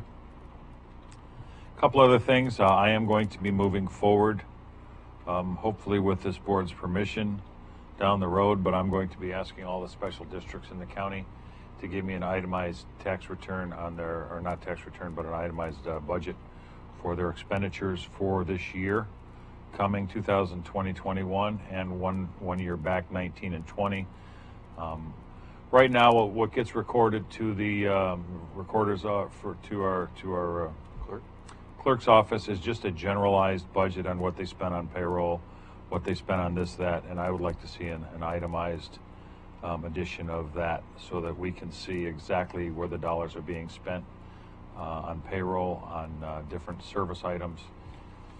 And then I am, again, hopefully going to down the road come back before the board with some more information on this and talk about it further. I am preparing right now for the trip to Washington for NACO. We've got a full slate of things that we're going to be handling. There's some really good veterans housing issues that are coming up, some good legislation that is going to hopefully be pushed through with the power of rural counties, as well as, I guess, populated counties nationwide with NACO for veterans housing and also for veterans services. So I'm excited to see that. And as stated previously, I'll also be meeting with Department of the Interior and speaking with them, along with another day of meeting our state officials, talking about the Rogue River, the Chetco, and a lot of the sediment issues that we're having with the rock and the sediment in the rivers, the rising water temperatures, the shallower waters, and the tourism and economy that it has killed in our county. So that's all I have for this week. Can you tell me, just a quick question, you mentioned Williams, and we talked about that last meeting, which very, very happy to hear. Your purpose of the meeting with him, probably more than one reason, I would. Well, my purpose is in general just what we're facing here. Department of the Interior oversees not only the Corps of Engineers, but they also oversee a lot of things that happen for the structure of counties, rural and you know, the county roads, all that stuff. So Mr. Barnhart, who's the secretary, is a, like I said before, he's a nature lover. He's an avid fisherman. He likes to go to the greatest places in the world to fish and hunt. And like I spoke to the board before about, I'm going to invite him personally here to spend a few days here in our county and see what the issues, actually physically see what the issues are that we're dealing with, so that he is fully aware of what's actually happened to places like the old jet boats ramp over there that is gone, Alexis Landing that's about to disappear because it's going to be filled in with rock. Talk to the fishing guides about the loss of fishing in the Chetco and the Rogue River, and some of the the hatchery problems that we're having. That, I mean, we've got tributaries right now that could be developed into breeding grounds that aren't being, because the Corps has bailed on so many things. So these are things that I hope he'll not only have an ear for, but to actually come here and see with professionals, not a commissioner that is, being told a lot, but to sit with people like Steve Byerland and people that have lived here all of their lives and understand the actual fishing issues and the sediment issues of the river, and have them explain to them why and how it got that way, and perhaps a way out of it. The U.S. Army Corps of Engineers is a big one, and you might be in a good position to possibly impact there, because they essentially on dead center on a lot of issues. So very good. And then of course the BLM, we still don't have a state director here. The Bureau of Land Management, still worried about whoop. Oh, good. You're right. Thanks. Just talking soft. Yeah. Yes, thank you. That's good clarification and worth the time. You were done, weren't you? I'm sorry. Okay, I didn't know if maybe I interrupted you. Park Resources, this is a letter real quick from Stan Foster, who has not charged us anything yet, and I don't anticipate any bills anytime soon, but this just, the only reason I want to read this is so the board knows that he is moving forward.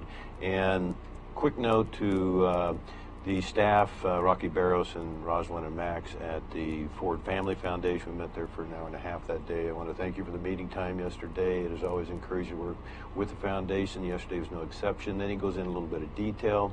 I'm waiting for him to give the board the community development block grant that we're applying for $40,000, which, as you recall, brings everything into focus with our different departments, strategy, what are the resources, dealing with USDA. And then the other part of his letter was our next meeting that day with USDA, very positive, encouraging as well. And just to remind the board, we did come away with a little disappointment in that we had been told originally that there was a lot more money for the 9 counties than there actually was. But we still have our plans and our commitment to be competitive with the other 8 counties. Anyway, I just wanted you to know that he is very accessible, and too, just his background. He also, I forgot to mention earlier today in my Port Orford presentation, he helps them a great deal as well, and they seem to be giving him very high marks. Yeah, we're still moving a little slow, but we are definitely making progress. The different boards I serve on, real quick, Coos Curry Forest Protective Association. We had a meeting week before last, and just see how the fire chiefs get together and their people, very informative. The reason I want to bring them up today, though, is they are working with us to get the updated 2008 to 2020 Curry Wildfire Protection Plan. It basically is serviceable for what we have now, but without putting in the data from the 2 major fires we've had. That I was hoping to get that in our strategic plan, but Curry County's not the holdup on that, emergency management. So, have a good relationship. We have a good relationship there, but that's moving. I'm pushing just as hard as I can on that. The Forest Service mentioned meetings we had last week, nothing really updated there beyond that, except that it was really good to hear today that people are aware of the fire fuel and that entire issue. And as we move forward, there's going to be a lot of funds, and maybe those even come from BLM. We're looking at the sources there and how to tie that in together, and certainly Timothy Williams could be very helpful on that.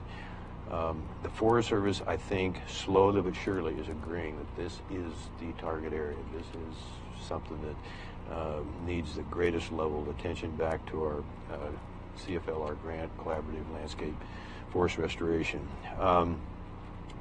Governor's Fire Response Council, that's coming up a lot in the legislature. It doesn't, we push as hard as we could over those months for a rural perspective, especially the Eastern Oregon counties, along with the Southwestern Oregon counties, where we've had the historic fires that have made the biggest difference. So, not to be negative in any way, but just we did the best we could to get the best possible deal. The main thing is we want the Oregon Department of Forestry, i.e. all the Forest Protective Associations, get maximum funding. At one time that fee was around $200 million. Now realistically it's looking more like $60 million. Nonetheless, that's a lot of funds that they need, and that's for training additional workforce. And I could spend more time on that later, and I hopefully have something very positive to report on that. Wild Rivers Coast Forest Collaborative got a 3-hour meeting tomorrow, and that is back to working with Southern Oregon Forest Collaborative on this $40 million 10-year Southern Oregon grant. AOCC, I've got a 4-hour meeting Friday, and not going to be able to call in on that, but I think I need to be there anyway, so I think my schedule is going to permit me to get up there. Coos Curry Douglas Business Development, Summer Madison will be attending in Coos Bay tomorrow, which I'm very grateful for, and she has my voting proxy. Vets, I'll be at the town hall tonight in Brookings. That's from 5 to 7 at the new facility there on Railroad. And we're overdue for a meeting, so I expect Keith Allen, the new director for our area, is going to be there, and I'm hearing very good things. He's not quite as outgoing as David Whitmer was, his predecessor, but I think he's working very hard. And then Chris Eiley, I spent an hour with her last week, and boy, she's just got an incredible heart, and but she also is able to communicate some things that we're becoming more and more aware of. The Coos Curry Housing Task Force, housing is a continuing issue, and we're still waiting for AOC, Coos County, Wild Rivers Funding Group through Abandoned Dunes. I think we're going to prevail on that within 30 days. I've got my fingers crossed. It is going to be a joint through Neighbor Works Umpqua housing coordinator for the two counties combined. And we had a meeting, it's been 2 weeks now, and maybe 3, and not much has happened since then, except we're trying to get all the funders together, which is United Way, Neighbor Works Umpqua, certainly the Wild Rivers Funding through Abandoned Dunes. And so next is the Southern Oregon Workers Investment Board, meeting yesterday for a couple hours here in Gold Beach. Maritime training, right down to log truck driving, training new log truck drivers. This organization is doing really well. They've had a little trouble reaching out to South Coast Lumber, but I think we can help close the gap there. And Summer and I spent a long meeting down there. It's been several months ago now, but we're just kind of building that bridge. And the demand for truck drivers and choker setters, and they just need the training, and they're able to provide some of that. Ocean, Oregon Coast Energy Alliance Network.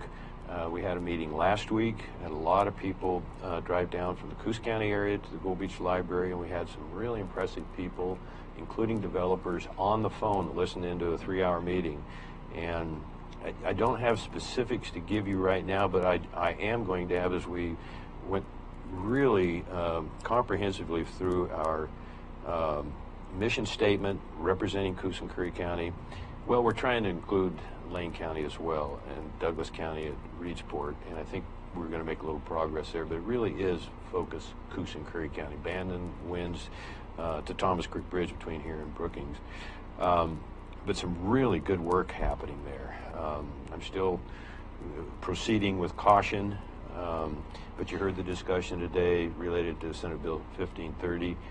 Can we find legitimate renewable resource or energy resources? So, but I am optimistic on that, and I'll keep the board very well informed.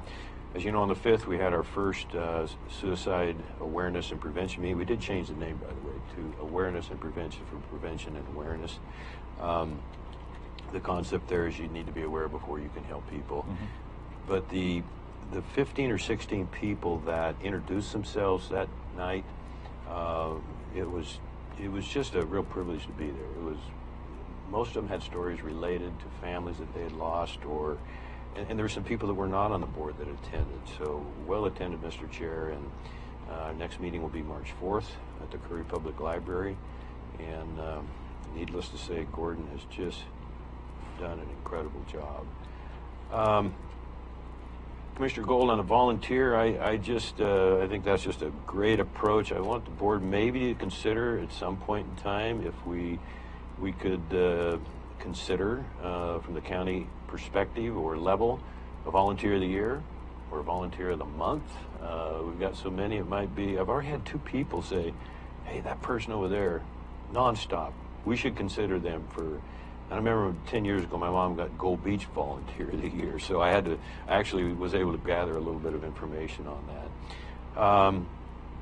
Southern Range Children's Foundation last week, we're just trying to raise funds, and that's really a good organization and starting to connect a little bit with the schools as well. And the last thing, Mr. Chair, thanks for bringing up CASA. I have spent a couple times on the phone with Director Gilmore, very nice lady. But I basically was able to say, hey, we have a lot of issues here. We're not going to let you take CASA. We're not going to let you mess with this system. And to see the support today and the volunteers show up and the risk of actually losing them and their enthusiasm and what that means to the kids. So thanks for bringing that up. And I don't have a report for you from Director Gilmore today. She is the #1 person in the state. I've not had a chance to talk to the Douglas County Commissioners, do a little research and say, hey, what is this organization? How can you help us? And I didn't think of reverting back to our own program, but I'm glad somebody brought that up. It might have been you, Commissioner Pash. But I think that's where we need to go. I hope that's the smartest direction, path. Thank you. All right, thank you. At this time, we are going to recess this meeting and go into executive session per 192-660-2H to consult with legal counsel concerning the legal rights and duties of a public body with regard to litigation or litigation likely to be filed. This meeting is in recess, and we will come out of that meeting and back into this meeting. Yes, counsel? Could we also add to that, Mr. Chair, 192-660-2D, labor negotiations? We have received some correspondence that I just wanted to present to the board. Thank you. We shall. Thank you.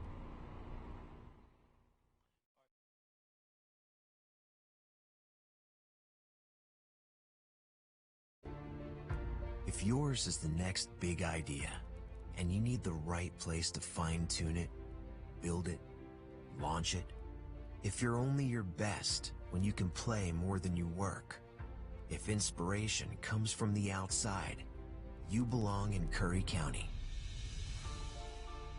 The westernmost point of the land you love and the edge between familiar and uncharted. Break the pattern. Be where the airports are as close as the beaches, and industry and recreation never cease to amaze. Dock, dive, and dine in a single day, and never lose your connection. This is the threshold of the West. Live where you can do you, and do it well, at the farthest point from ordinary. Curry County, living on the edge.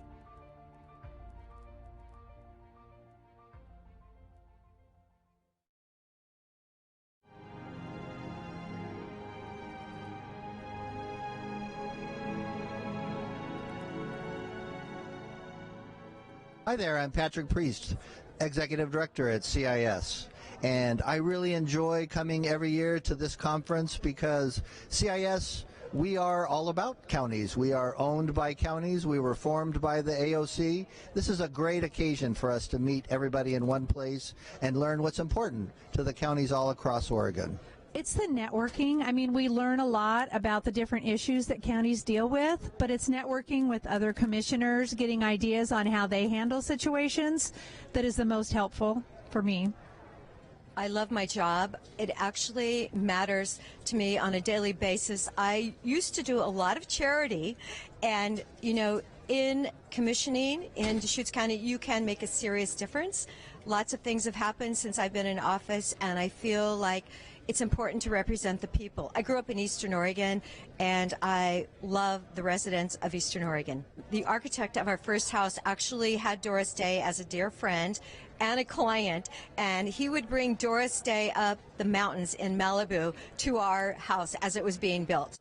This is my 4th conference at AOC.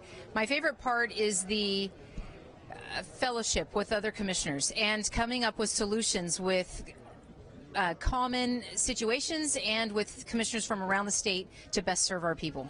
My favorite part about being a commissioner in Josephine County is the people that we work with. We live in the most beautiful place, but we have the most beautiful people. They are talented, artistic, caring. We have such a high level of philanthropy and just caring for our fellow citizens, and it's the best place in all of Oregon.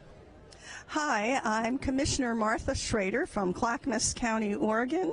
I'm the current president of the Association of Oregon Counties. Oh my goodness, I've been president for 1 year, but I've been a member of the Association of Oregon Counties since 2003.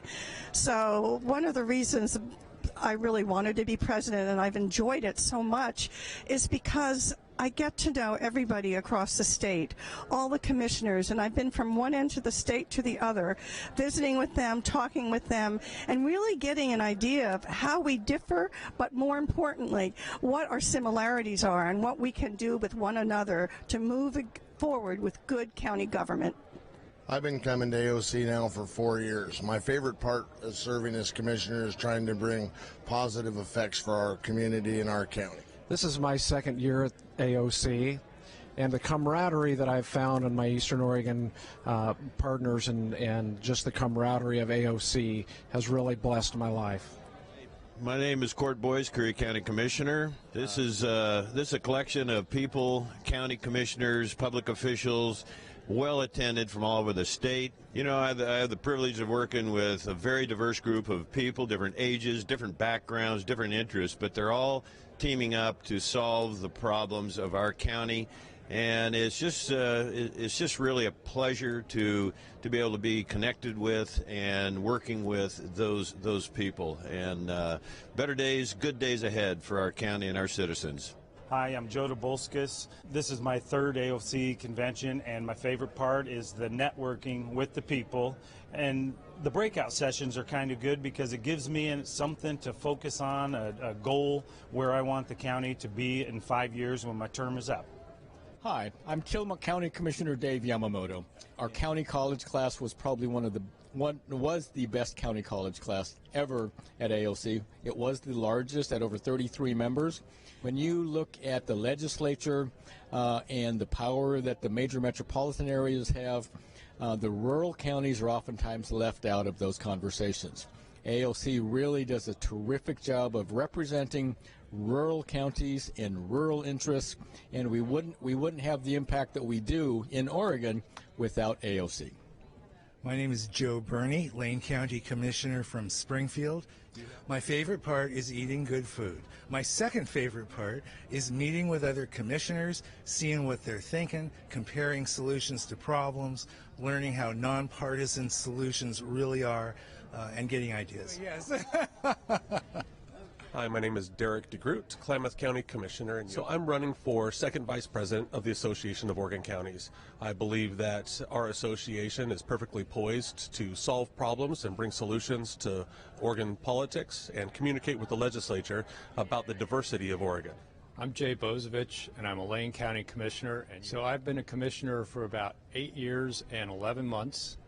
And my favorite part about being a commissioner is this job is different every day. Hi, my name is Alex Tardif, and I'm a commissioner for Columbia County and currently serving as AOC treasurer in my second year.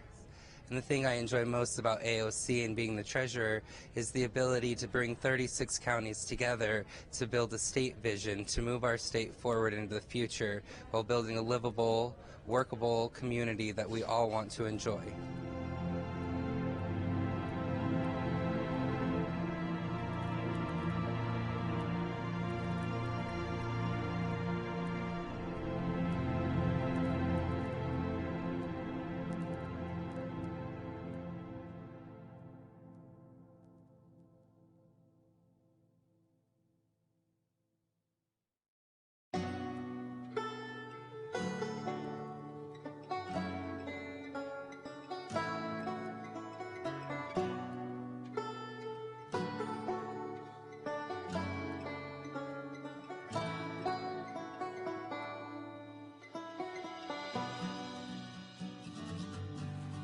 One of the things I really appreciate about our entire region is that we embrace who we are, and I think that's what unifies us.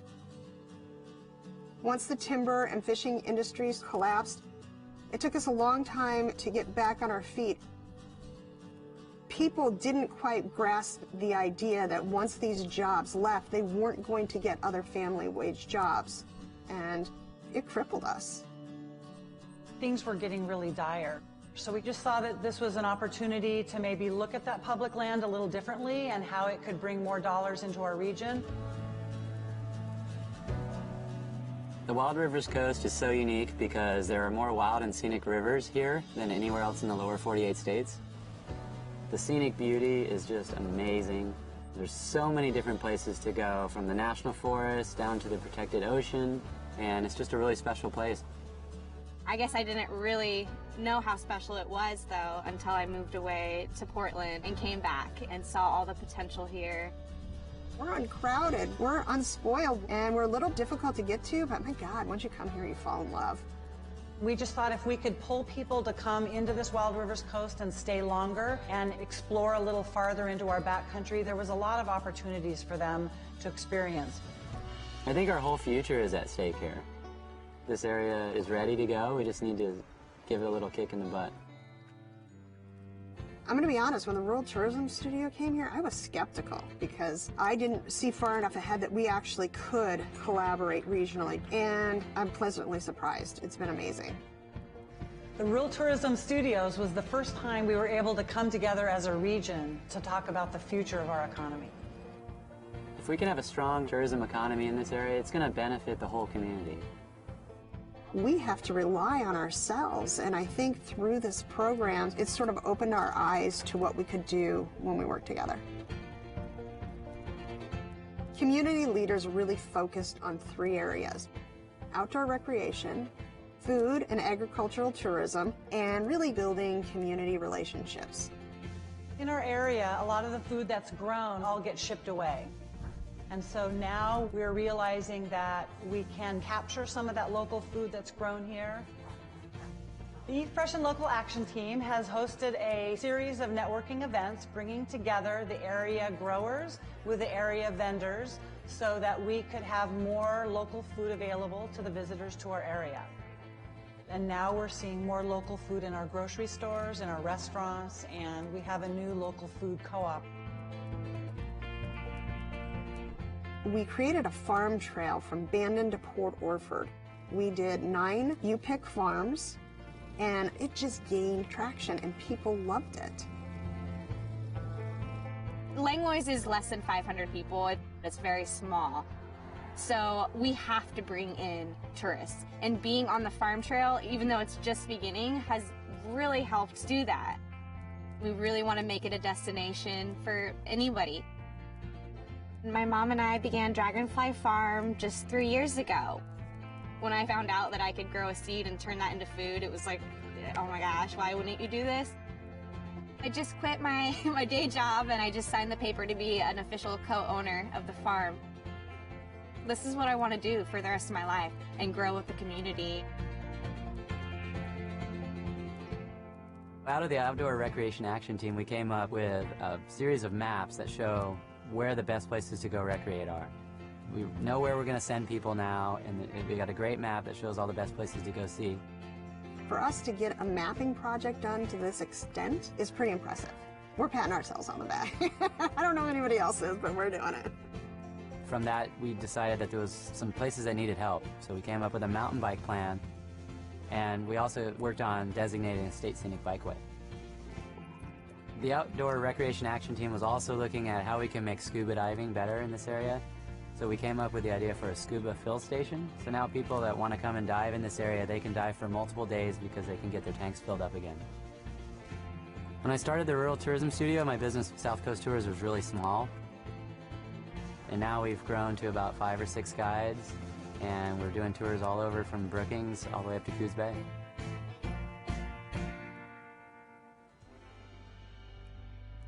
Overall, tourism is on the rise here. We've had a bang-up last 2 years, and it's like a breath of fresh air down here. My hope for the area is that we still keep that sense of place. Loving a place to death is a big concern that I have, and it's a balance. We're going to promote tourism, but we want to do it in a sustainable way. One of the biggest reasons that this area has been so successful since the tourism studio is the people that are involved. We have a lot of great, motivated, smart people who understand the need to promote tourism in the right way, and it's really all about the people. When you live in a rural community like we do, from Bandon down to Brookings, and you're strapped for cash, relationships are crucial. As a community, I think you need to come together and find out what your mission and goals are collectively. Then you can work into smaller groups, knowing that you have the backing of the whole community behind you. As long as everybody's just super excited about it and passionate about what they're doing and they can work together, then anything's possible. Own what you have and don't try to be something that you're not. It's going to be hard. It's going to take a long time. So roll up your sleeves and just dig in with an open mind.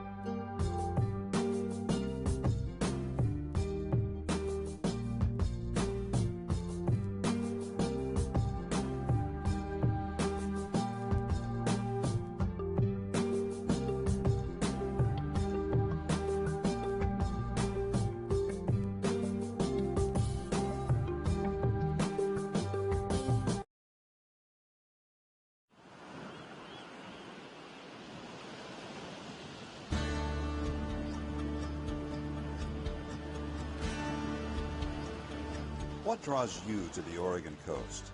Is it the green and blue surf on a brilliant sunny day, or angry, boiling waves during a raging winter storm? Do you prefer quiet coves or powerful breakers churning the sand? How about sand castles? Do you come for the rising tide or the setting sun, to marvel at whales gliding through the sea or flying in the sky? Reasons to travel the Pacific Coast Scenic Byway are as far-reaching as your imagination. This is a spectacular part of Oregon that traces the entire coastline along Highway 101, guiding you to the sea and away again, to coastal towns big and small, lowland marshes, and breathtaking overlooks. It's a long byway stretching from the mouth of the Columbia River to the California border, 363 miles in all, of some of the most unblemished, awe-inspiring seascapes you'll find anywhere. In addition to its designation as a scenic byway, Highway 101 in Oregon also has been selected as an all-American road. That means when you come here, you will experience one of only 31 roads considered to be the best of the best in America. You know, when people come to the Oregon coast, they're really astonished how beautiful it is, and what separates it from many of the other places in North America that are coastal is how undeveloped it is. And that's because Oregon had a very far-sighted land use program back in the 1970s. We have all these wonderful state parks along the scenic byway, that are perfect places to stop and enjoy nature in a relatively unspoiled way. From the north, you begin in Astoria, the first permanent European settlement in the Pacific Northwest. It's a genuine maritime community with ship traffic from around the world seeking harbor up the Columbia. The official State Maritime Museum of Oregon sits here on the river. Beautiful Victorian houses dot the hillside. And standing 600 feet above sea level is the 125-foot Astoria Column. It features a hand-painted spiral frieze that would stretch over 500 feet if unwound. Heading south, you'll find the community of Seaside, a popular vacation spot that offers miles of public beaches, an oceanfront promenade, and a downtown core packed with restaurants, shops, and even a beach-type arcade. Cannon Beach is home to one of Oregon's most photographed natural wonders, Haystack Rock. Get your shots from the beach, or take a short drive up to Ecola State Park and look down on this 235-foot work of art. The picturesque small town is filled with art galleries, shops, and cafes. Ready for more? 10 miles to the south, this is the view from Cape Falcon. You're 700 feet above the Pacific. Here, the Pacific Coast Byway has been carved out of Neahkahnie Mountain and held in place by stone walls built in the 1930s by craftsmen in the Civilian Conservation Corps. Upon descending the mountain, the highway drifts inward around Tillamook Bay to Tillamook, the unofficial dairy capital of Oregon. The verdant valley of dairy farms in this area produces 25 million gallons of milk annually. Much of that is processed into natural cheddar cheese. And near more than 800 miles of navigable waters, Tillamook is a crossroads for North Coast recreation. From here, you owe it to yourself to veer off Highway 101 to explore the Three Capes Scenic Loop. This drive places you right at the beach, beginning with Cape Mears, home to the shortest lighthouse in Oregon. 9 lighthouses stand sentinel along Oregon's coastline. They're monuments to our maritime heritage, towering links to the past, and as much a part of the rugged Oregon coastal landscape as any offshore monolith. The Cape Mears Lighthouse was first illuminated in 1890. Oregon's oldest lighthouse is at Cape Blanco, the westernmost point in the state. It was commissioned in 1870 to aid shipping generated by gold mining and the lumber industry. The 93-foot-high Yaquina Head Lighthouse is the tallest in Oregon. Today, its automated light continues to aid navigation at the entrance to Yaquina Bay. Many of the lighthouses are open to the public. Most happen to be excellent places to view nesting seabirds and offshore sea life. Tide pools, those rocky areas between high and low tides, support unique and diverse plants and animals. Vast amounts of colorful, otherworldly creatures wait to be discovered. But walk cautiously. These organisms are tough enough to withstand the pounding surf, but are utterly vulnerable to human activity. Wildlife and sea life abound on the coast. There are 6 national wildlife refuges along the Oregon coast. The Pacific Coast Scenic Byway bisects these refuges or goes alongside them. It provides you the opportunity to see a wide variety of abundant wildlife, including seabirds, seals and sea lions, deer and elk, and many other wildlife. Cape Kiwanda lies at the southern end of the Three Capes Scenic Loop, near the town of Pacific City. Here you'll find a second Haystack Rock on the byway. Hike up the dune to marvel at stunning views of sandstone formations as they turn yellow, gold, or even red in the changing sunlight. If your timing is right, you'll spot 1 or 2 of the dory fleet sprint onto the beach after a day of fishing. How's this for a dinner setting? Restaurants along the Pacific Coast Scenic Byway accommodate just about any taste. Many serve an ocean view with every meal. Up and down the coast, you'll find seafood, of course, but don't limit yourself just because you're by the water. The Central Coast begins around Lincoln City, which is one of the larger communities on the byway. It has a reputation for being windy and was recognized by Kite Lines magazine as the best place to fly a kite in North America. It was incorporated from several small towns, and as a result, offers a sandy beach that is 7.5 miles long. A number of small state parks lie nestled along the ocean between Lincoln City and Newport. Stop, get out of your car, and take in the commanding views that are there, right next to your all-American road. Depot Bay boasts the world's smallest navigable harbor, 6 square acres in all. A seawall runs the length of the downtown, so everywhere you go, you're rewarded with a dramatic view of the Pacific. It's considered Oregon's whale-watching capital, with thousands making their way past Oregon each fall and spring. Fishing and whale-watching excursions regularly set sail from this little harbor. Leaving Depot Bay, you'll soon find yourself at Cape Foulweather, a basalt outcropping that looms 500 feet above the water. It was here, in 1778, British Captain James Cook first sighted the mainland of North America on the Pacific coast. A fierce storm that almost put an end to his expedition earned this rugged stretch of coastline its name. Coastal weather can change by the hour. You will find a lot of wet days, but rain can become blue sky with white clouds in an afternoon. Mist kissing the headlands burns away, or storms can last for days. Some people come for those storms. Whether you find sunbursts of happiness or cloud cover like a quilt, there's always a reason to come back. Like Lincoln City, Newport is one of the larger towns on the byway. The historic bayfront on the north side of Yaquina Bay hosts one of Oregon's largest commercial fishing fleets.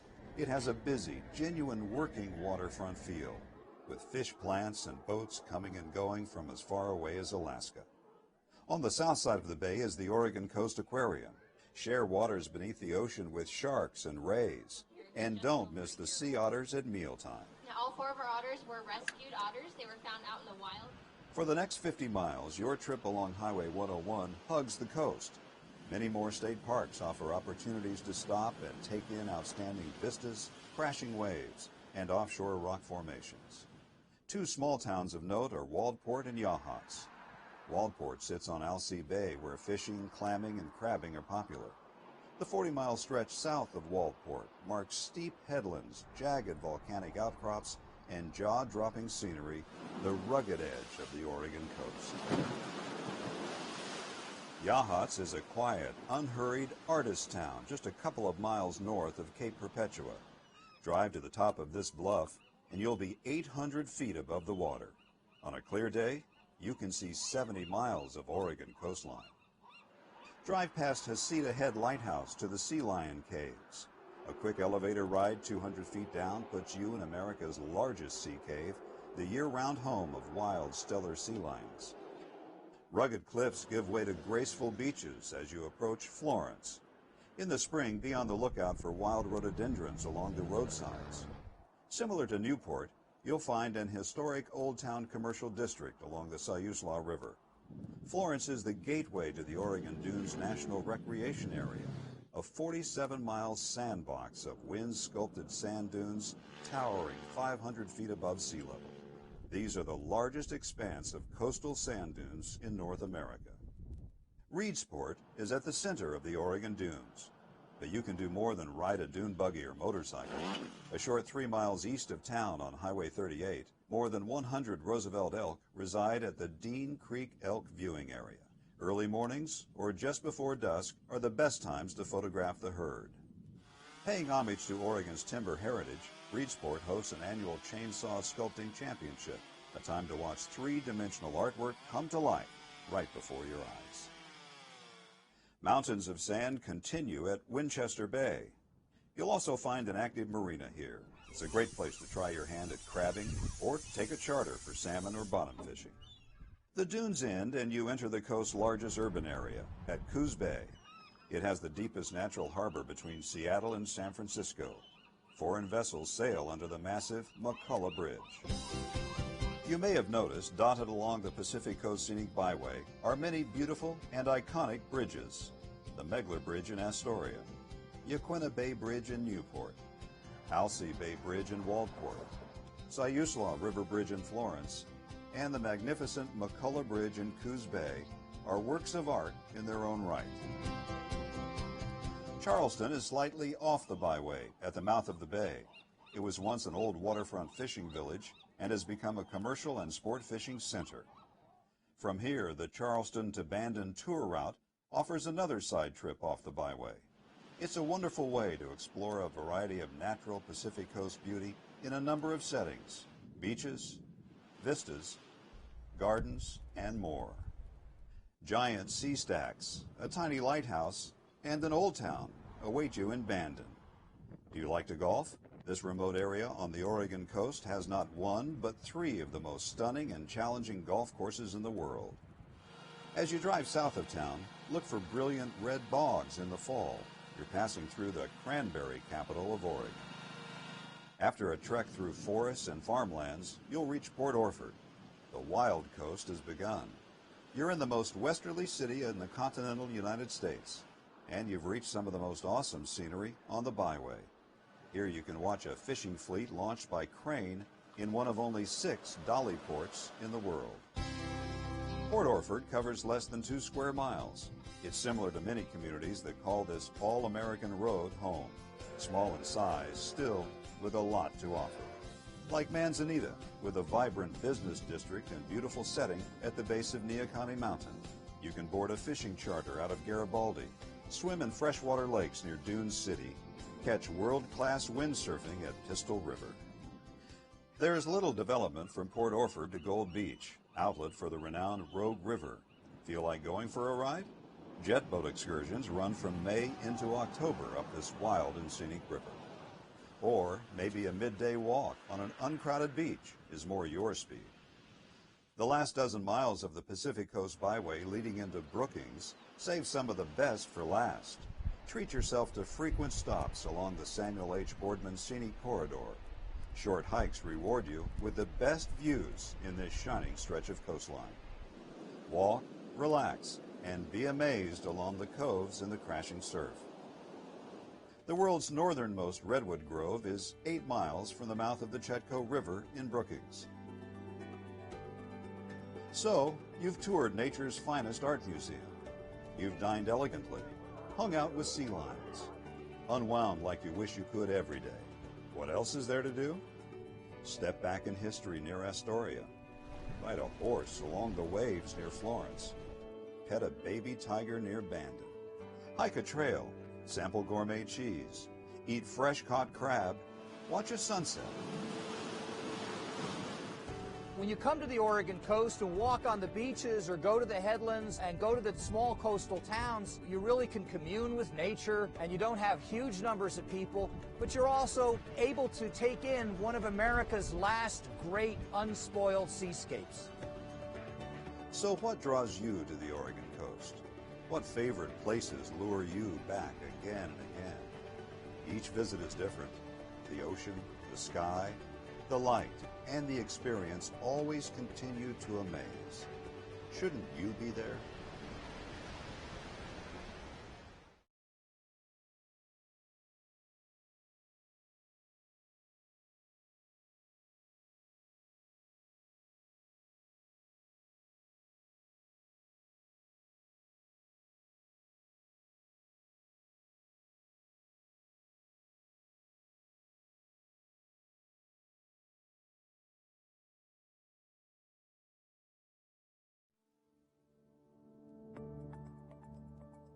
Wildfire, as everyone knows, has emerged as one of the big major issues affecting Oregon and, for that matter, all western states. A real actionable response that's including how do we fight fire, actively managing our forests so that we don't have the fuels out there, and how are we going to protect communities from smoke exposures. The council is really set up to have a comprehensive strategy that's based on action and based on protecting our communities.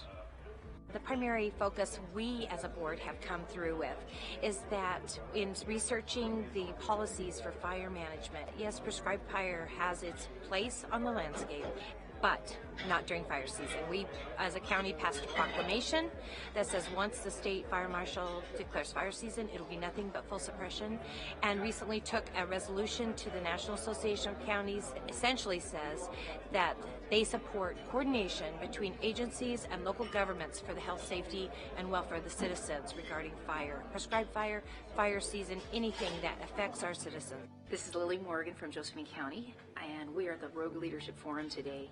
looking at the best possible partnerships that we can come up with to fight the fire issues and the smoke issues that we're facing in Southwest Oregon.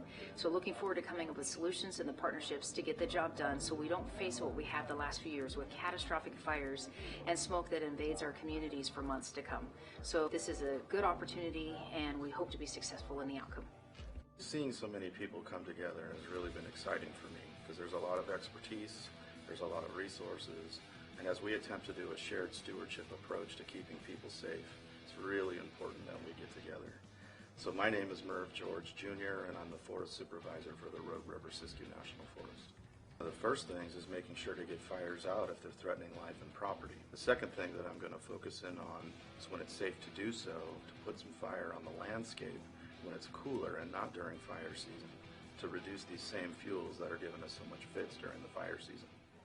Bob Horton, I'm the Fire Chief of Jackson County Fire District 3 in Southern Oregon. The challenges that are facing us in terms of the mega fires and the wildfires that we've been experiencing out in this valley, particularly in the last couple of years, but across the state and across the region, incredibly concerning to us in the fire community, those in our communities in general, our constituents and our patrons are extremely concerned, as they ought to be. And really the takeaway from the work that's being done now is this is an extraordinary collaboration of dozens on dozens of interested stakeholder groups who are coming together with a common purpose.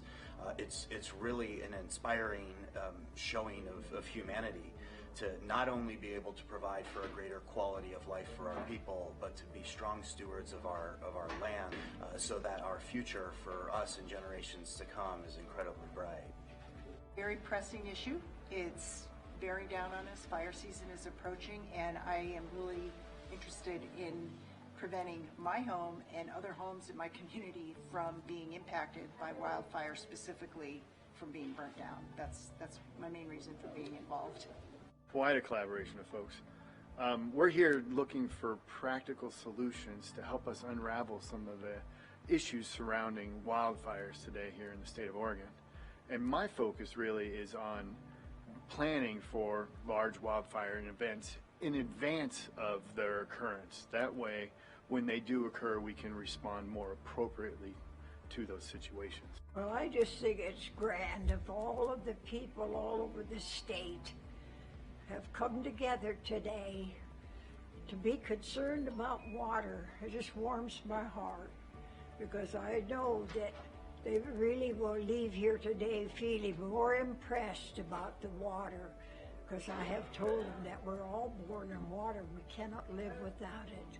It's our job to take care and stop the garbage in the rivers and streams and oceans, because there's life in that water, and it's our job to keep it clean for them. Because we cannot live on this planet without the animal kingdom. I was in Ohio at the Ohio River with Dr. Emoto, the Japanese scientist who had proven water could heal. He and I stood on the riverbank and rested the Ohio River that they had us come to do. And I prayed that God has still kept the river good for them over there. We were taught when we were little that prayer works. You too will remember your prayers, because they work. It has nothing to do with religion or church.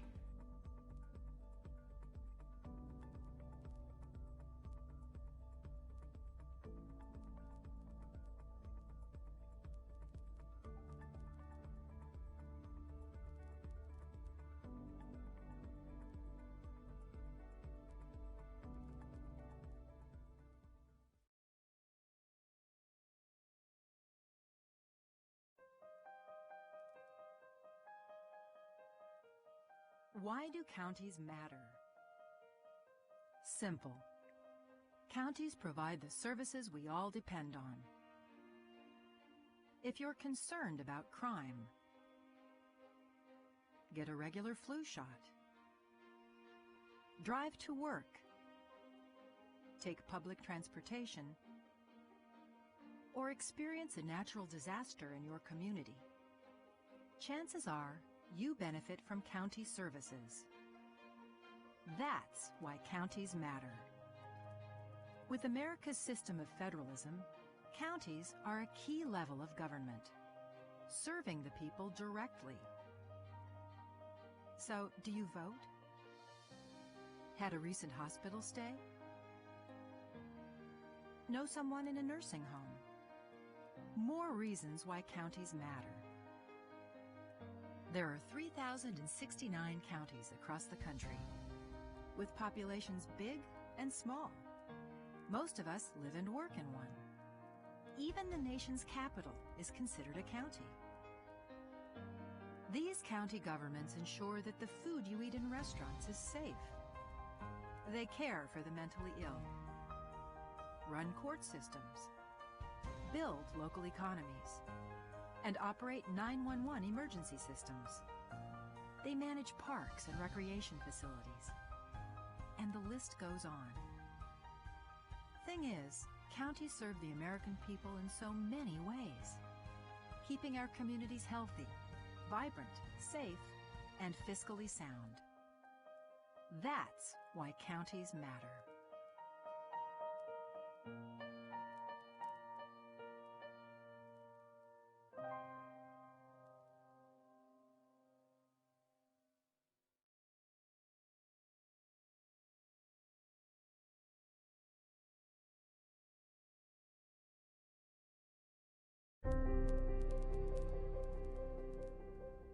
There's something about having land and sea.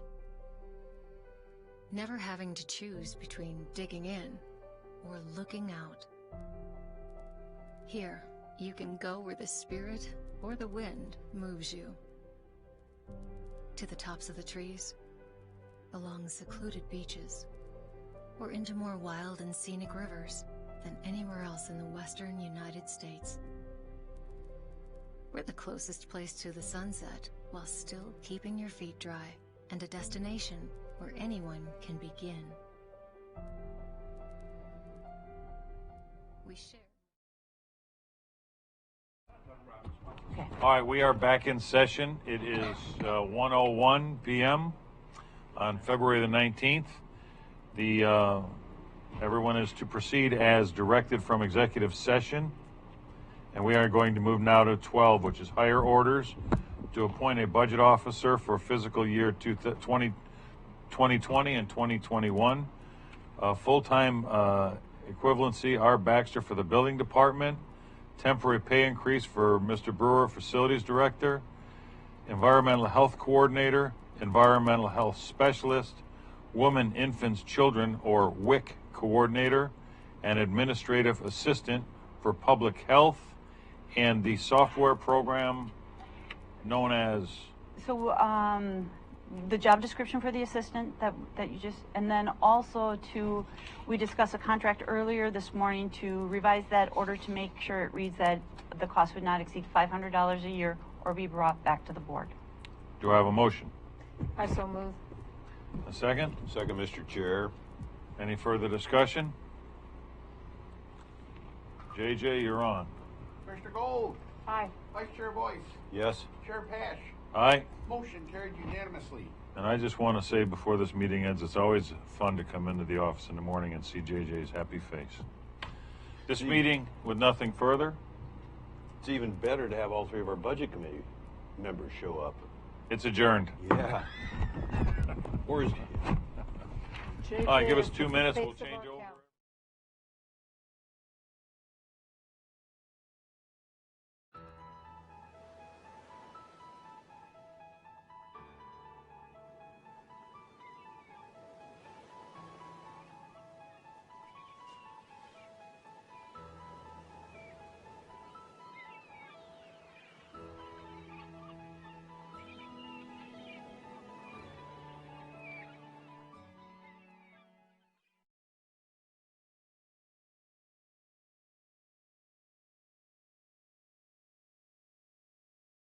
Over the last 10 or 15 years with our drivers, and that's distracted driving. And there's a lot of things that cause distracted driving. All these distractions are things that make people take their attention away from where it should be. Comparisons between other available safety features like guardrail and concrete barriers show that shoulder and centerline rumble strips are the most cost-effective safety treatment available. We're finding that those are very effective in trying to make sure that when you do make that mistake, it's not the last mistake you make. They help bring your attention back to the driving task and bring you back to where you should be, focusing on being in the middle of your lane and being safe. ODOT makes a conscious effort to use a bike-friendly rumble strip design where possible and installs 12-foot bike gaps every 48 feet of rumble strip. ODOT understands that rumble strips create a noise that can be disruptive for people who live near rural highways, and we're trying to address these concerns with different approaches. For the noise, we're looking at some new designs. We're hoping that the new design rumble strip will be just as effective at saving people from making an error and much quieter, on the order of 10 times as quiet. And we are actually going to be installing our first full set of these style of rumble strips along 205 this summer. So we recognize that noise is a concern, but one of the things I like to tell people is whenever you hear the sound of a rumble strip, it could be the sound of the life being saved of one of your loved ones. Rumble strips are proven to save lives. The Oregon Department of Transportation is taking the lead in implementing the sound of safety.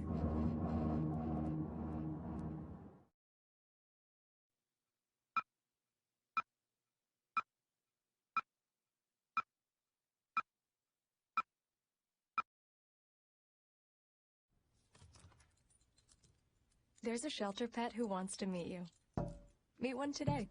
Visit theshelterpetproject.org. Adopt.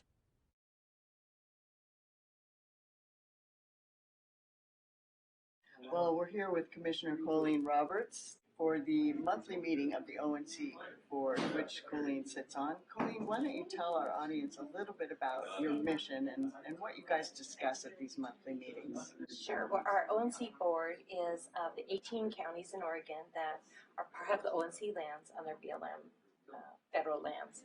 And we discuss everything about these lands. The ONC Act of 1937 is our primary focus, how the decisions that these lands get managed, do they match up with the congressional mandate of the ONC Act, and how we can better educate and help administer the care of these lands for the health and safety and welfare of the citizens that we represent. I would imagine you discuss things like how many board feet can be taken out of the forest in different areas. Are these things that come up each month? Yes, well, harvest timber management is a big part of our conversation, as is lately the fire issues. We're here today with Commissioner Dan DeYoung of Josephine County. Dan, you have an important role on the ONC Lands Board, and we're here in beautiful Gold Beach, Oregon, discussing the monthly matters of ONC. What was your main focus at this meeting? Today we had a really good sit down with two representatives from the BLM. And we work with BLM because actually the ONC lands are on BLM lands, and that's our concern. Mainly,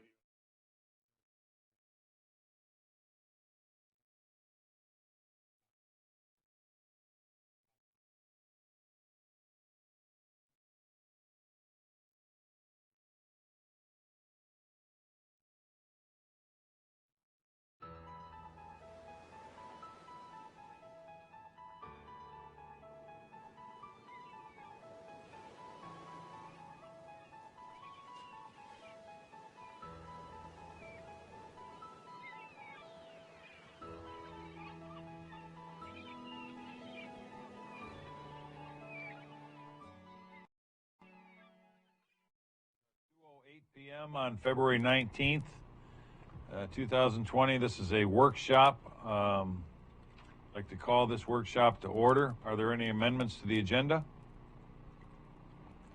None here, Mr. Chair. Having none, do I have a motion? I move that we approve the agenda as written.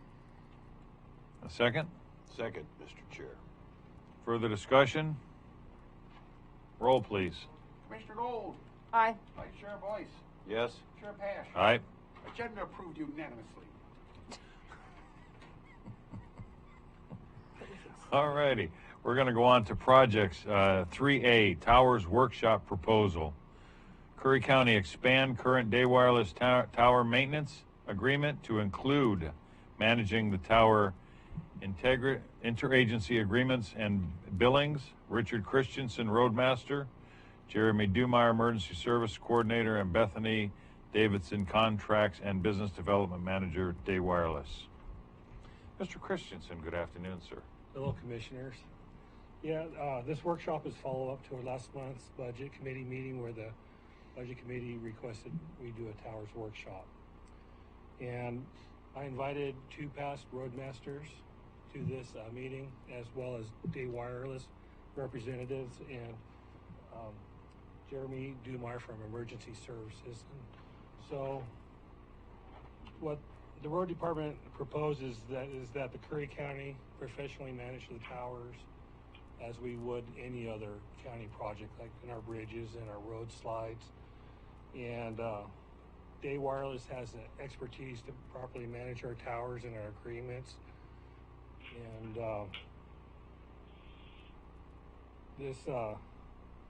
this workshop is to propose that the board consider amending our current agreement with Day Wireless for just doing maintenance to also include management. Okay. And also what we're proposing is that the road department no longer manage towers. It's not in our wheelhouse of expertise, and it's more in line with emergency services wheelhouse of expertise. So I'd like to turn it over to Bethany and with her presentation. Okay.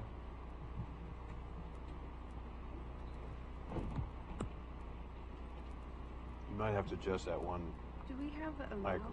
There's a mouse here. You might have to adjust that microphone on your right.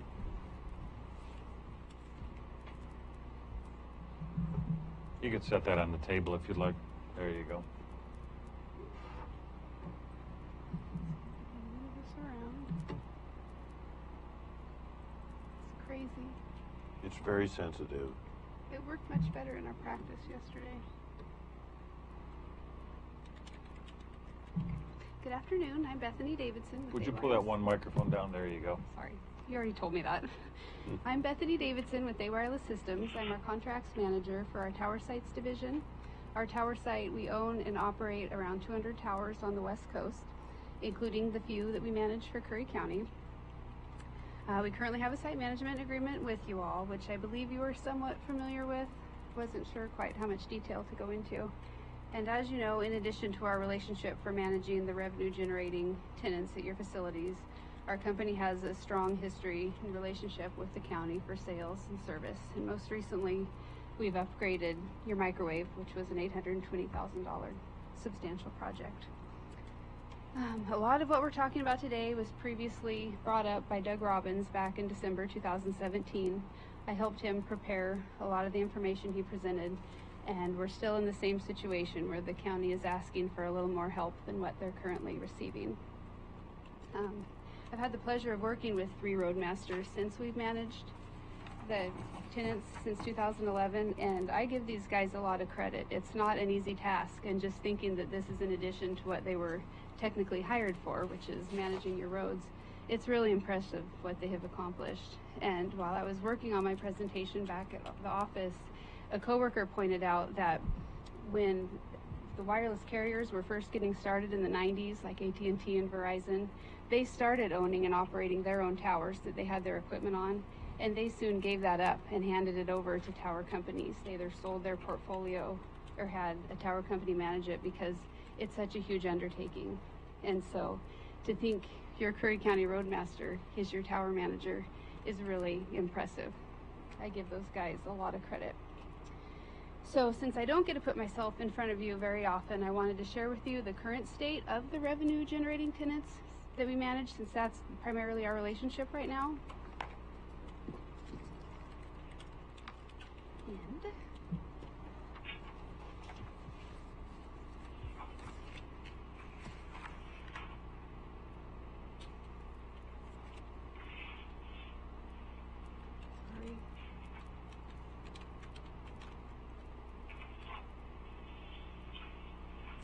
okay, so when we started back in 2011, AT&T was co-located at Agnes, and the revenue that contract was generating was $13,000 per year. I have worked with them numerous times through some amendments and site upgrades, and that current revenue is now bringing in $58,000 per year. In addition to AT&T, we have developed a strong relationship with Coos Curry Electric and added them at 2 other sites.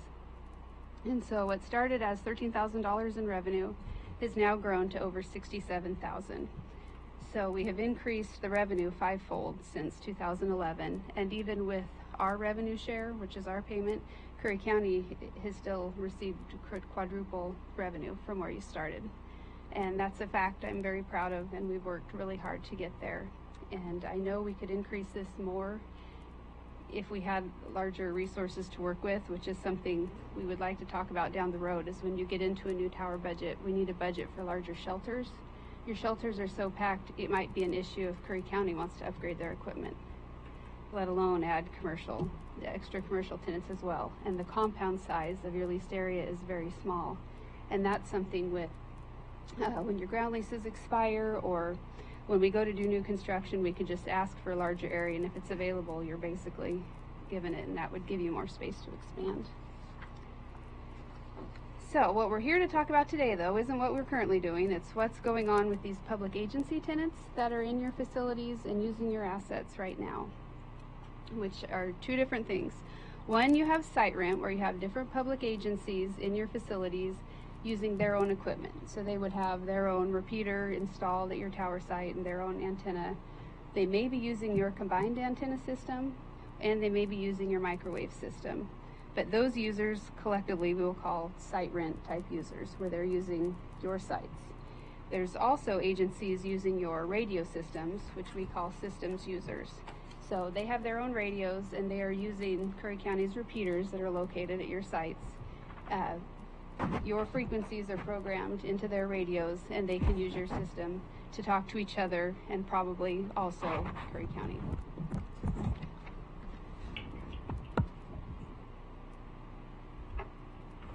So first,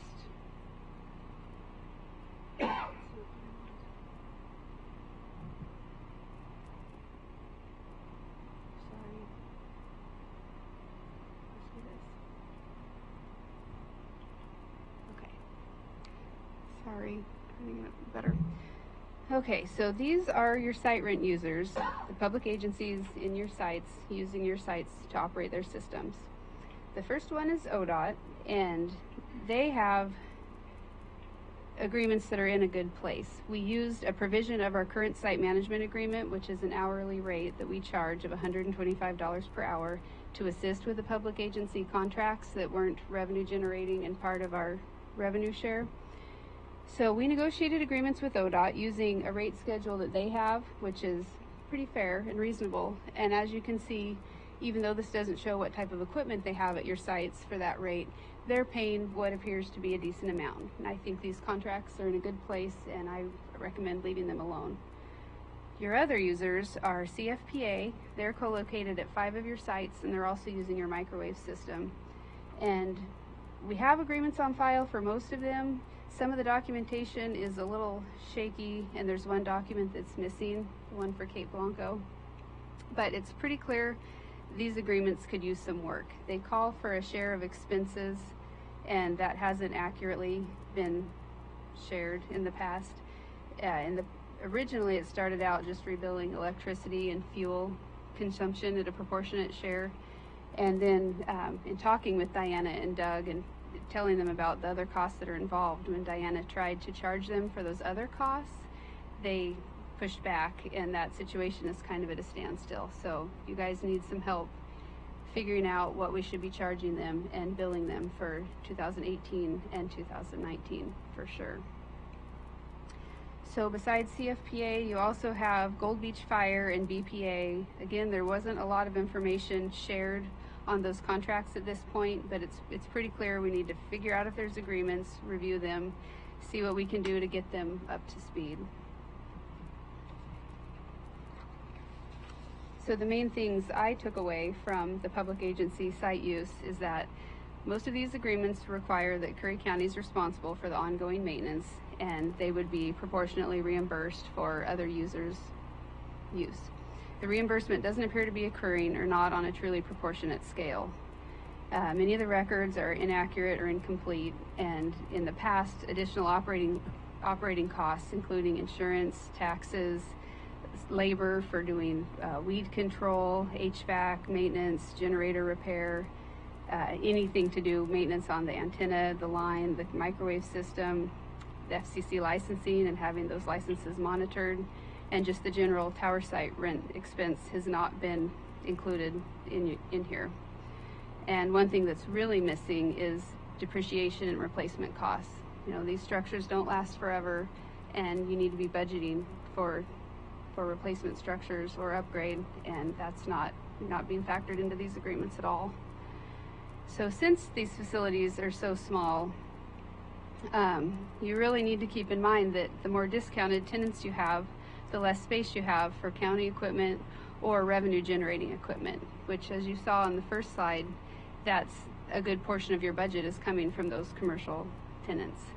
And as I was thinking about what I wanted to say today, I sort of equate it to, if you own a home, you have a roommate who pays. They pay their share of expenses, and they contribute to the operation of that household. And then you have that couch surfer that you let come in and stay there for free, and that can be fine for the short term, but it's not a long-term solution.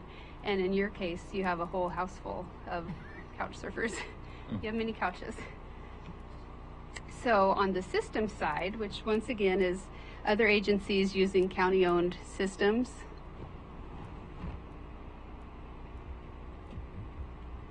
here is a list that has been identified, users that have been identified of your radio systems.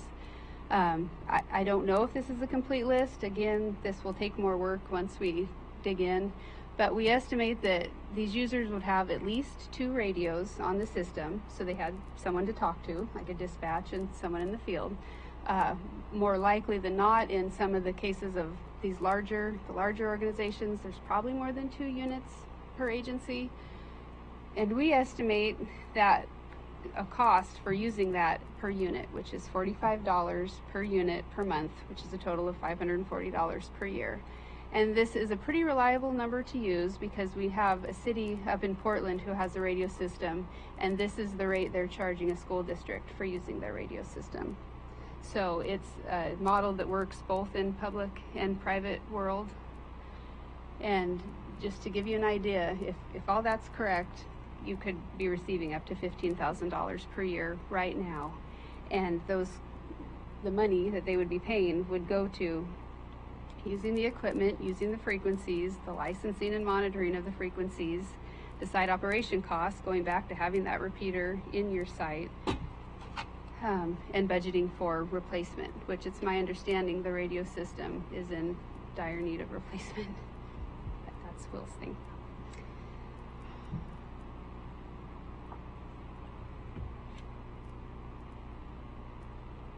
So, what to do? For the site users, where they're in your sites, I think the best solution at this point is to adopt, actually I went to the wrong slide, sorry.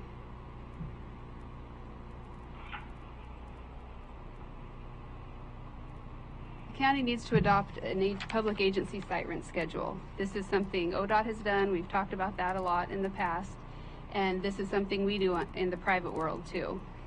So I drafted a template the way I would sort of like to see it set up, and I propose Day Wireless partnering with Curry County. You can use our input on accurate costs and what seems fair. You guys could look at the numbers, make sure we get to somewhere where everybody's comfortable, and this would be the schedule we would use to charge new public agencies coming on board for site rent, or amending the agreements with the current users to get to these rates. So to do that, according to John Huddle, we would have to establish an ordinance authorizing the adoption of this schedule. So that would be a step we would have to take in order to get there. In the meanwhile, I propose we use this hourly rate that's in our current site management agreement, the $125 per hour, to help public agency agreements, to get new agreements in place or amendments to help catch up on the billing. And once all that's correct and we have new agreements, those monthly rental amounts would fold into our site management agreement, and we would do a revenue share. So back to the other slide.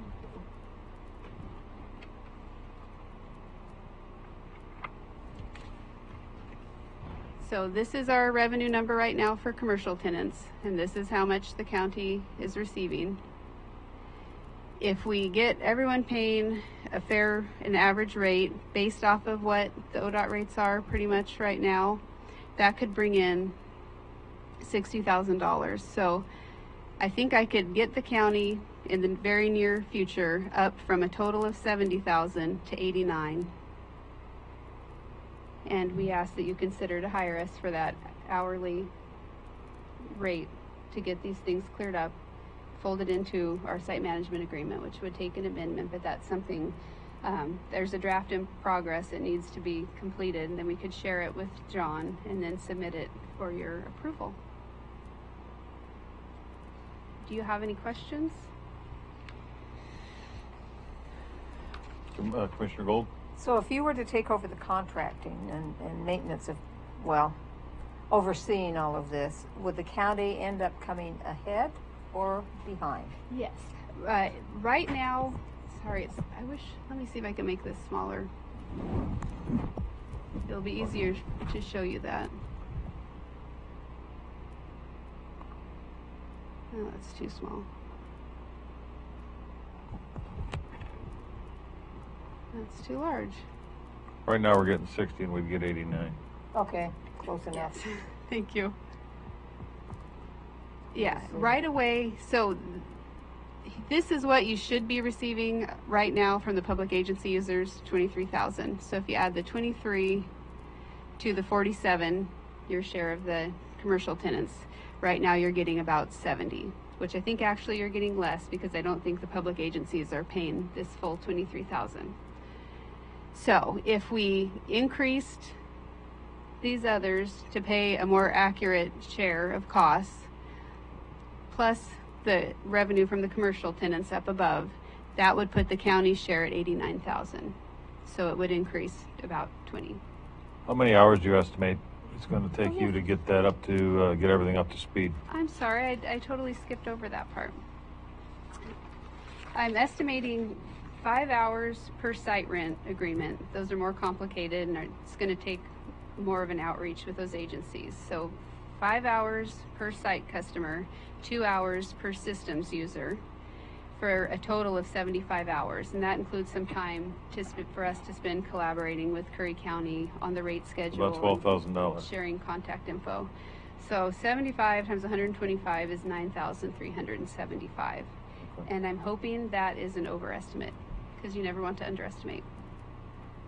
So today I would say that's the amount we're asking for approval. If we get to that and we're not there, we would then have to have another discussion on if you want to continue. But I'm confident that would give us what we need. Commissioner Gold? What's your collection rate? I know when we're billing some of these outfits, we're not getting our money. Do you think you have a bigger hammer than the county? I think so. We have a collection staff. First, for the customers that we bill, we do it departmentally first. In our department, we have someone to collect, and if we're not having success, we take it to our corporate collections before it goes to a collections agency. So yes, and it helps, you know, if someone calls us and asks, why did you bill this and what are these costs? We understand what they are and can better relate to the customer what they are and why they're due. So it sounds like you've got a professional staff to handle this collection process. That's good. Anything further?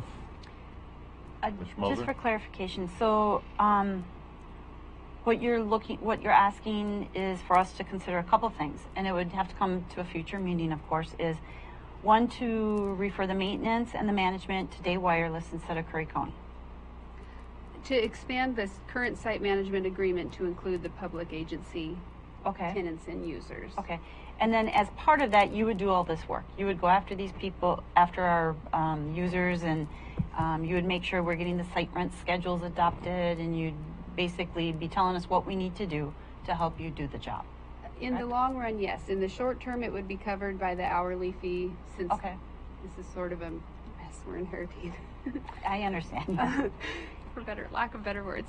But yes, once we have the agreements, or if we're sticking with the old agreements, we would make sure they get billed correctly. We would do the collections, collect the money, and distribute it back to the county on a quarterly basis like we currently do for the commercial tenants. Okay, and then the other thing is, the other request of the board is to take this out of the road department and put it under the emergency management department. Yes. Commissioner Gold? One biggie in my mind is replacement. Is the replacement, or all the replacement costs built into these fees? That we would need to work on that. That would be considered when we start this schedule. Because I'm not really into coming up with a $320,000 bill later on. Or Understandable. more. And that is something that needs to be factored into this. That's big. And we know it's coming. So that, I guess, however the county decides to use the tower budget, the site rent customers, their costs, whatever they pay, can go back into the budget, and that could be for your radio system, or it could be for the maintenance and upgrade of your tower sites. Those system users, the $540 per year per unit, that I would say that should go directly back into the radio system, because that's solely what it's used for. Okay. Anything further? Hands up, thank you. A couple of questions. First, how long agreement, did I miss that you might be looking for here? Our current agreement, I don't have this in front of me, as the amendment, to amend our current agreement to include the public agency tenants going forward, I'm proposing we add 4 5-year renewals. Okay. Right now, I believe we have 2 5-year renewals. I don't have that off the top of my head, but we need a longer term relationship. And of course, at the end of each term, it could be canceled, but the point is just to have them there in front of us so we don't have to renegotiate that all the time. Mr. Chair, I don't know when I'll get a chance to address 3 Curry County roadmasters ever again. So, related to Coos Forest Protective Association, I call it Coos Curry FPA, and sometimes they get riled up a little bit. But I was talking to Commissioner Maine from Coos County the other day, and I'm pretty sure he told me that CFPA was donating to Coos County, which has essentially the same kind of problems that we have. They think they have the terrain that Curry County has, which is not accurate, but they do have some very similar issues with their towers. And I understand Day Wireless has a similar agreement with them. With Coos County? With Coos County, yes, ma'am. We do not manage their tower sites. Well, I thought that's what he told me. Okay. All right. Dan or Rich or Doug, if you're on there, do you know if CFPA is actually making donations to Coos County beyond, I think I understood him, perhaps I didn't, but for the Coos County towers, again, they're having some very similar issues to what we have, and so it's been more of a team effort. Are any of you aware of that? Doug? No, I reached out to try to get some information from them when I was there, and I never did get any back. To the commissioners? To the commissioners, Doug, or CFPA? It was through their roadmaster to their commissioners, but like I said, I never got any feedback. I'll dig into that some more. I'd just be interested to know to what, because Coos Forest is definitely dependent on both counties, and they have a little bit of their territory goes into the southeastern edge of Douglas County, but so I just learned that like less than 10 days ago. So I'll find out and see if they're helping and what that might mean to us and this likely agreement. Yeah, that could be a good conversation to share. And I would say CFPA, I'm not showing based on equipment, so it's hard to compare prices so much, but looking at this, you can see CFPA is paying so much less than ODOT for a very similar service. And if they're affiliated with the state, I think they would understand that they could probably honor the state's rate schedule just as good as.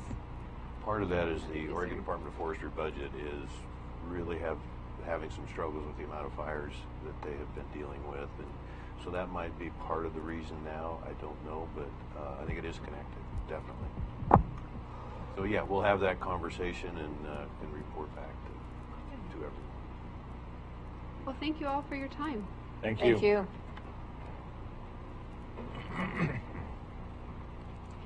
one of the other things I'd like to address is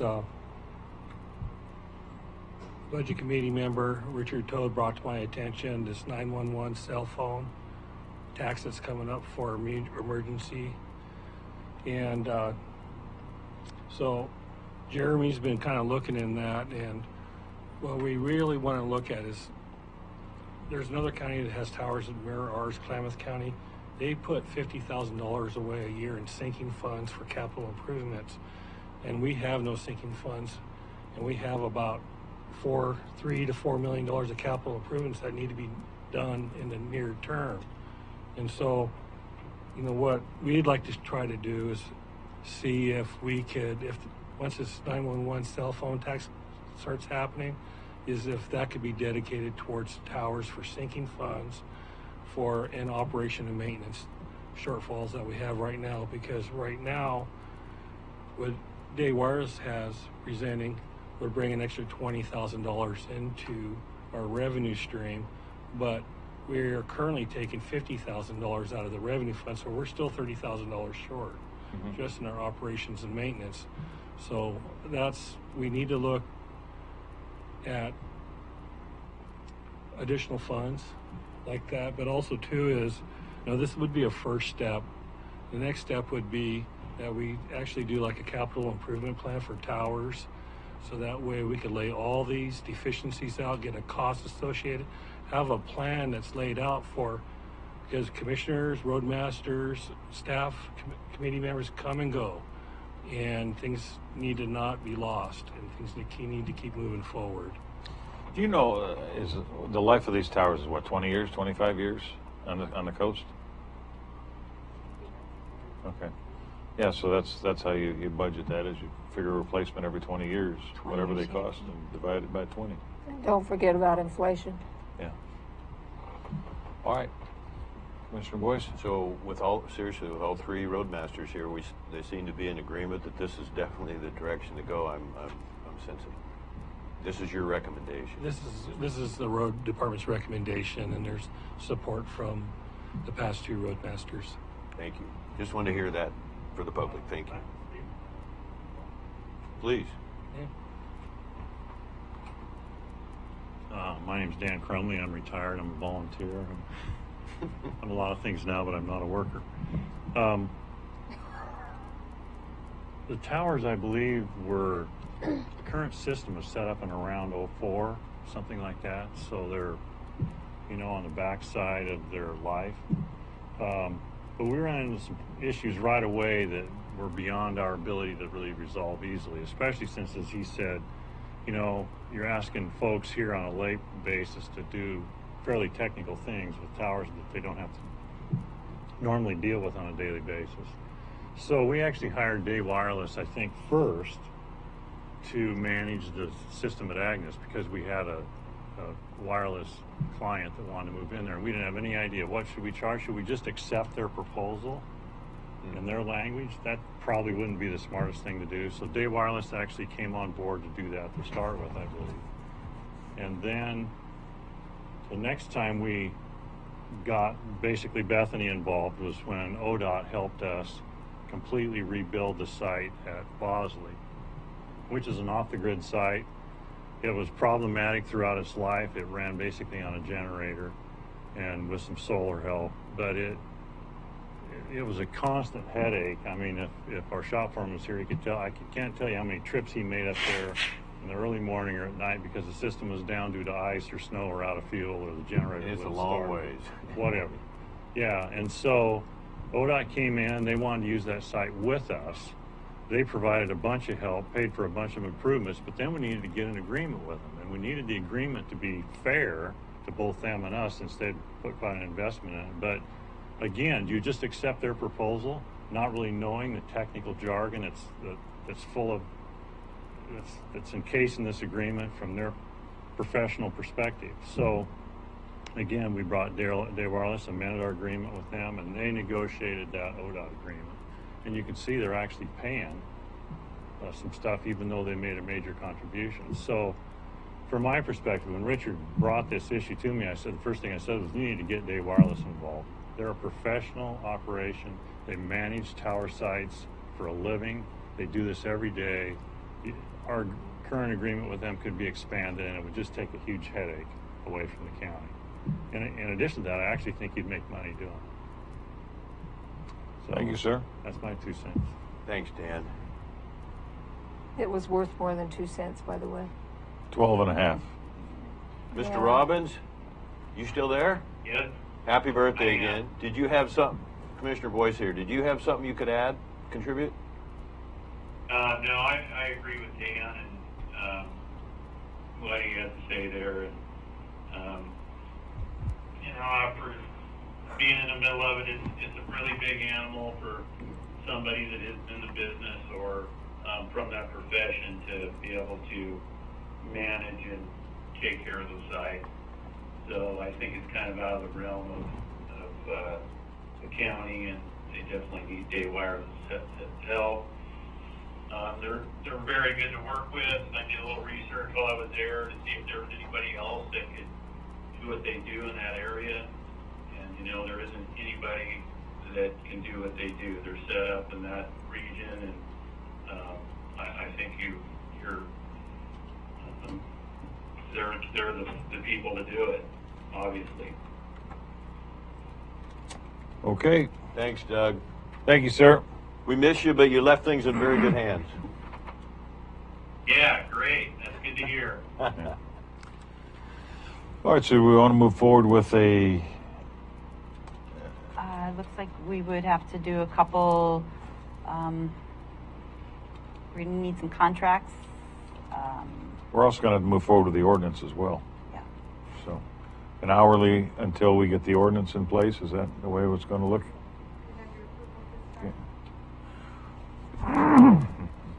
We can't make any actual decisions here because it's a workshop, but we can get it on Wednesday agenda to make a decision on it, yes. Okay, on the hourly rate, and we will then get started on the rate schedule and Right. the amendment. And then we'll move forward with the ordinance, and we'll also have to have a contract with the contract negotiations. Excellent. Well, thank you so much. I think you're making the right decision. If that's the decision you should Well, we make. got some pretty good people that have advised us, so we entrust a lot into them as well. Commissioner Boyce? Just verify what the sequence is again, the rent schedule. Rent schedule is going to be $125 an hour from what I understand. The Or rate the- for getting these agreements in shape is the $125 an hour. As we're working on that, we should also work on that rate schedule, get that approved through the county. And then I will prepare an amendment to our site management agreement, also that will require your approval and signature on. And then we will have all our bases covered. We'll have the new agreements, a new rate schedule going forward, and then we will begin the billing. And the ordinance is the very beginning. Well, we have to have an ordinance for this to move forward as well. Gotcha. An ordinance to adopt the site rent schedule for what the county will charge public agencies. She'll give us the recommendations for what the site rents will be, and then we'll approve that and make that an ordinance.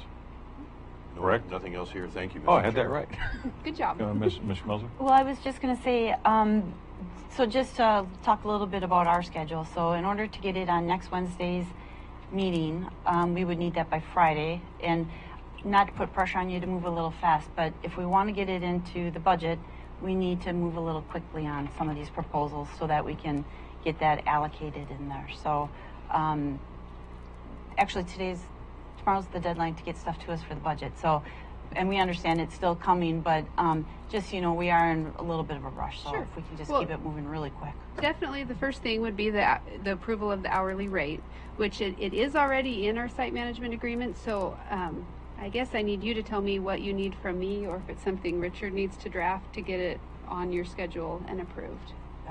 Just some language we have the existing agreement, just something called amendment to the site management agreement, and then a paragraph of what the amendment is, and then just once you get that to us, we'll put it in an order to approve that, and that'll get that going. Okay, now it's my understanding the amendment is for adding the public agency leases?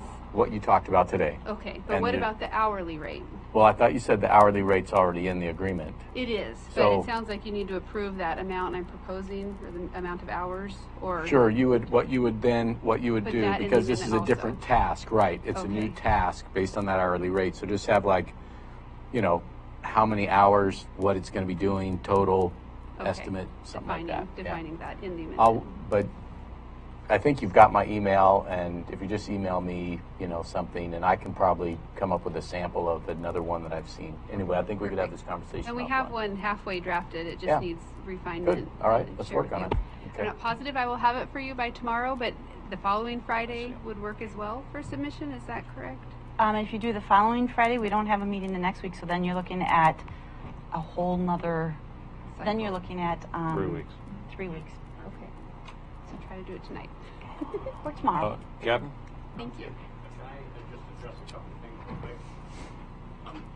First of all, I think bringing Day Wireless on to handle this will be a great thing. But I want to throw out a couple things. I missed part of it, but on some of the system revenue, you're talking about going to our users that are public agencies that have fire trucks and have cop cars and that kind of stuff. You got to remember, you're looking at small agencies that we already have contracts with for dispatch services that they already pay. Most of these small fire departments, they might have 10 trucks and they might have 30 volunteers that all have a portable or a pager, but they have an income that's about this big. So I want you to keep that in perspective when you start looking at that.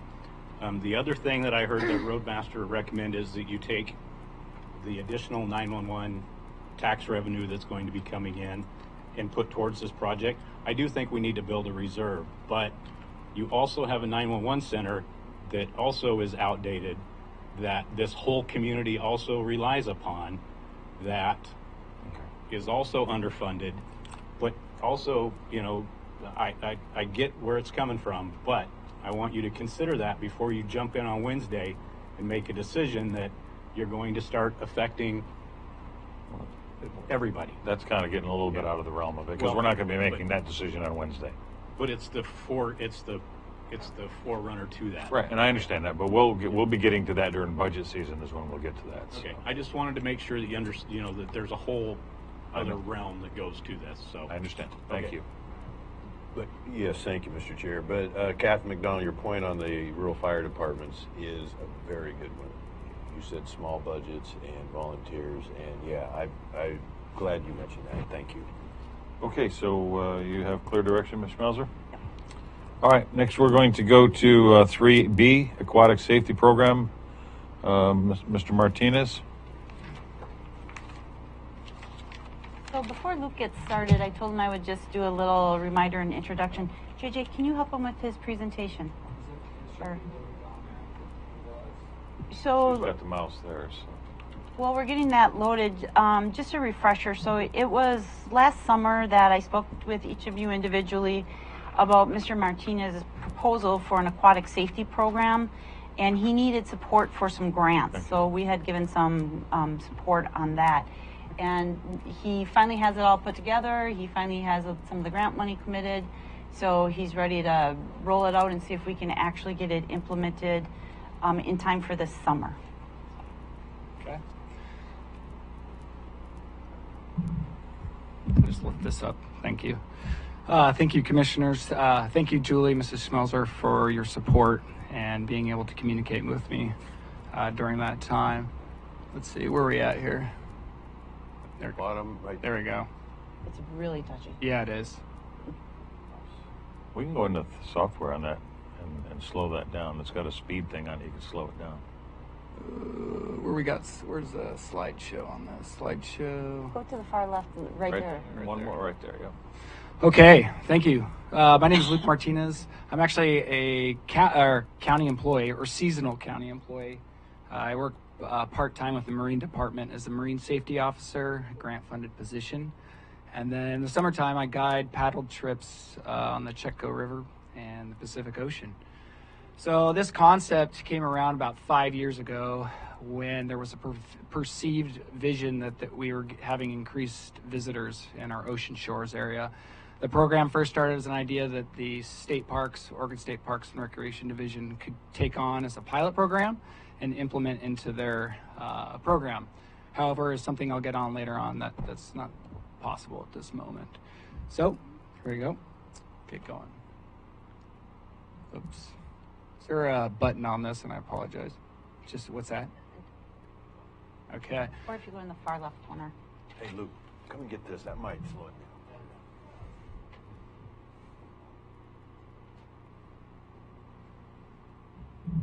So let's talk about our amazing county and the amount of water that we've got in it. Curry County has 361 square miles of water from our northern border with the New River to the south on the Windchuck. Curry County, 361 square miles of water within the county, is the most in a county in the entire state of Oregon. Okay, so just right click. Oh, Roadmaster can leave. Okay, so that water within the county does not include the over 100 miles of coastline. Could you stand by 1 second? We still have the Roadmaster on the phone. He can go. I think Doug just left. Doug, are you on the phone? That might have been him hanging up. Okay. Sorry. Sorry, Luke. Oh, no problem. Thanks. So we've got our 100 miles of coastline, pretty scenic, incredible stretch of ocean shores. So what do we do with all this water in our area? We like to recreate, right? It could be rafting, boating, kayaking, windsurfing, kiting, surfing. There's so many possibilities to do in our region. Our state of Oregon, 69% of Oregon residents participate in outdoor recreation each year. I'm sure this statistic will be going up each year. So in 2017, the SCORP report, which is the State Comprehensive Outdoor Recreation Plan, came up with a state scale of the top activities that the population of Oregon does. As you can see, the number fifth thing that people do in the state of Oregon is they go to the beach. We all love go to the beach, ocean shores, and our beautiful state of Oregon. Here we go. This is in Myers Creek. I'm just putting the arrows on how many people. This is kind of a common occurrence. 5 years ago, I didn't see this all the time. Doesn't look like a lot of people, but this is a normal thing that we see on a daily occurrence now. Sometimes a lot more in the last summer. In 2015, Travel Oregon began a very rigorous campaign to advertise our state and tourism as an economic driver. In the summertime, in the last 3 years, Central and Northern Oregon have pretty much been a carrying capacity for visitors. So they have then begun a more aggressive campaign to push them down to our southern shores, which is nice for our businesses and restaurants and whatnot. But as you can see, the kind of highlighting some areas, this is, I don't know if you're familiar with this, Secret Beach area and the Samuel Boardman H State Park corridor, which has become very, very popular. In that SCORP report, after 2017, they came up with a plan, so 2019 to 2023, that provides guidance and information for federal, state, and local units of government and the private sector. So if you can see this, the question is, please specify the degree to which the following emerging trends are challenges or concerns for your agency. And this is for state agencies and county agencies in the state. They said here, addressing a growing level of safety and security concerns associated with public use of the park and recreation facilities. The other one I highlighted on there that I'll get to is respond to emerging or new types of outdoor recreation activities. In between pickleball and dog parks is paddleboarding. With new technology, increasing amount of different aquatic recreation types. And below that, I just want to highlight something that we'll get to here in a bit, is addressing the lack of youth engagement in outdoor recreation. So this is, again, the SCORP plan for 2019 and 2023. So, it's here right now. What do we currently have with this emerging trend of aquatic recreation in our area? What do we have in place right now within our county to to help with aquatic safety. So currently, aquatic safety in Curry County is maintained through regional partnerships between the Curry County Sheriff's Office, the Oregon State Police, their Fish and Game Department, the United States Forest Service, the Gold Beach Ranger District, the Oregon State Marine Board, and the United States Coast Guard. Oregon State Parks and Recreation Division practices beach safety through signage and their beach rangers. However, does not get involved in the aquatic environment. They're hands off. Their policy does not allow them to get near the water or on the water. For the county, there is currently one marine deputy who is tasked with patrolling the region's waterways to uphold state marine laws, as well as respond to any marine-related emergencies and educate the public in safe aquatic practices. This deputy, with over 25 years' experience, has helped build a program of notable excellence. The Sheriff's Office also hosts an award-winning volunteer SAR program.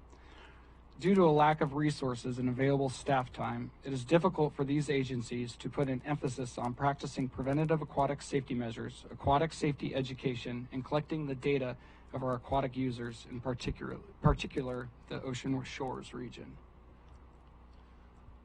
So, back to the SCORP report. What is the single most important thing that park and forest managers can do to help you participate in outdoor recreation? Improve visitor safety is one of their highlights in that list. So we have this incredible, truly Wild Rivers coastline with an increasing trend of aquatic recreation.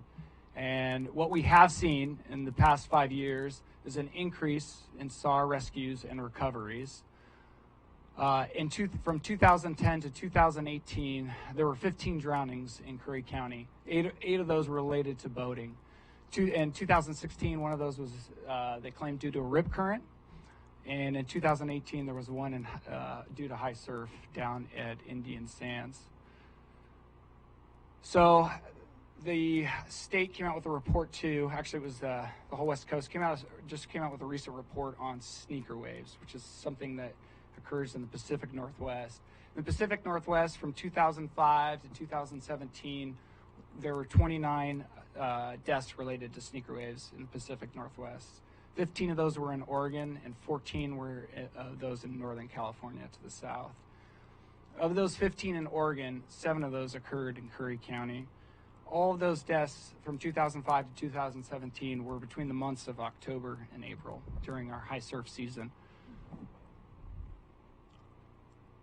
So, picture of a rescue. So the economic cost of rescues. Short duration rescues cost somewhere around, and this is estimated via through the from the Oregon State Police. Short duration rescues $30,000. Longer duration rescues are over $100,000. So, not only economic costs, but the safety to our volunteers and professionals. So, with all this and the data that we have to look at and the emerging trend, the Aquatic Safety Program looks at the mission of to reduce the incidence of death and injury in Curry County's aquatic environment through preventative measures, public education, and readiness guided by professional standards and data-driven objectives. So now that we know this data, I'm going to go into what the program's mission and objectives are. So first objective, patrol waterways and shorelines.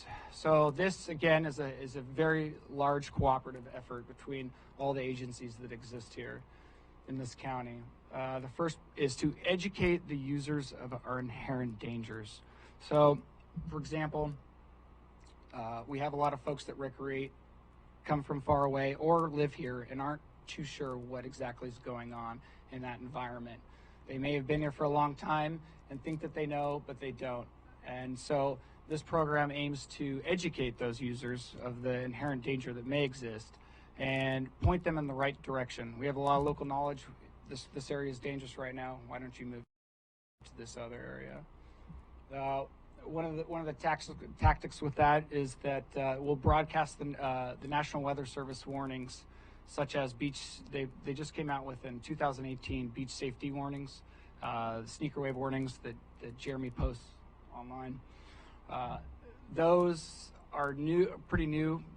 Like I said, in 2018, and so they've been very helpful with a lot of the data. So people can read signs, see it on social media posts, but again, not everybody's aware of those warnings. And so by having a boots on the ground presence on those beaches or wherever those warning spots may be, could save somebody's life.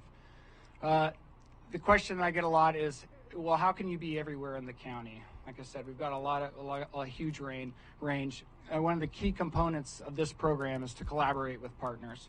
The Sheriff's Office, OSP, state parks, U.S. Forest Service. It's imperative that these programs work together to help improve aquatic safety and be on a constant communication scale. Second objective. This is something that is currently done through the Sheriff's Office and will continue to be, but is the education of the youth. It's a grant-funded portion through the State Marine Board, and it's the goal of the project is to bring not only the Oregon State Marine Board curriculum, which is based off aquatic safety, stewardship messages, and scientific principles. It's called the Waterwits program. But it's just to get into the schools and teach as much of the youth as we can about our region, the waterways, what's out there, and what they can do to recreate in it. So back to that SCORP report, I don't remember what I said, that an emerging trend is that kids aren't getting outside enough. They're not getting enough outdoor recreation. So this program, in partnership with the SEND program, the Curry County Library, will provide aquatic outdoor recreation opportunities with the SEND after school program. So basically, summertime, summer camps, we get the kids out in the water so that they can recreate different styles. Here they're surfing. Something that's important about this, is we're creating water-ready kids. Something that Brookings does, but Central Curry did not do yet, is Brookings sends all of its third graders to swim lessons at the pool, which is pretty cool. Rotary pays for it. Something that hopefully Central Curry can do, but it's something it's a great program. So we're hoping something like that would be possible. Second is skills to succeed in the aquatic environment. The program will help our youth learn the skills and practices so that they can succeed in the aquatic environment and do it safely and educate their fellow users. Third part, which is a big part, is the data collection.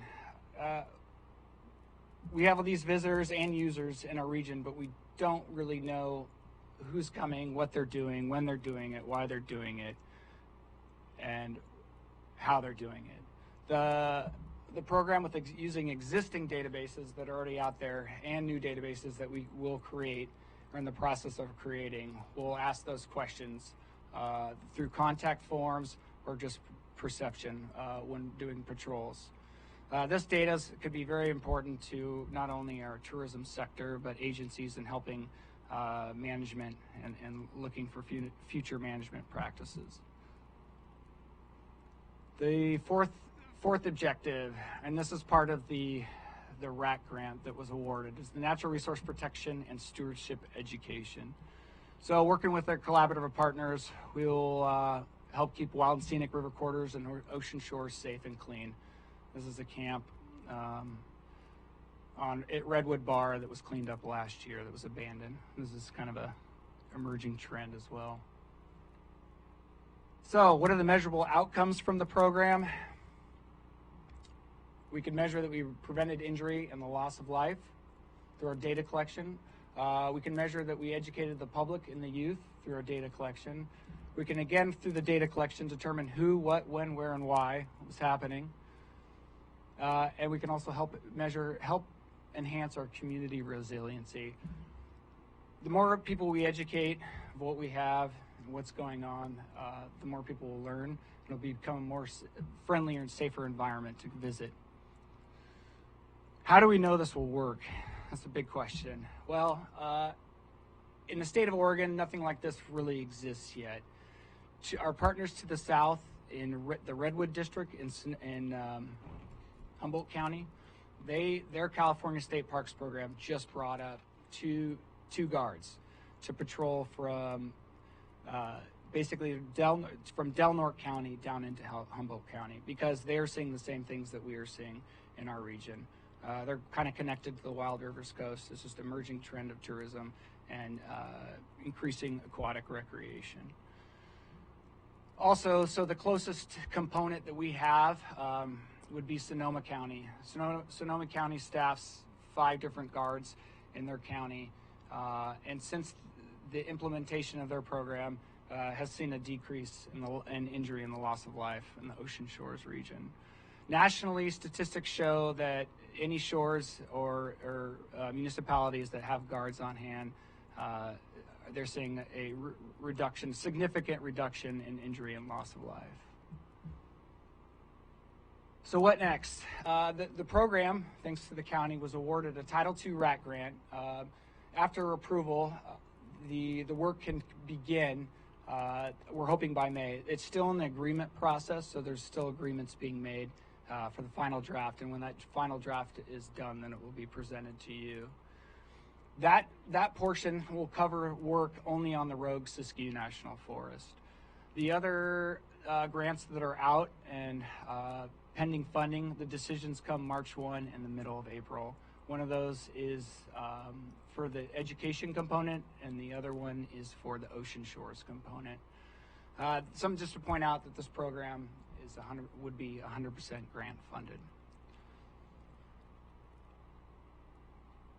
Any questions? Go ahead. Commissioner Gold? Well, all of the grant monies, assuming you get those, go through the county and they'd be passed through Yes. accounts. Yes. Is there any administrative fee associated with that? Yes, so for the county, there was a 10% administrative fee added to the grants. Okay. Commissioner? Go ahead.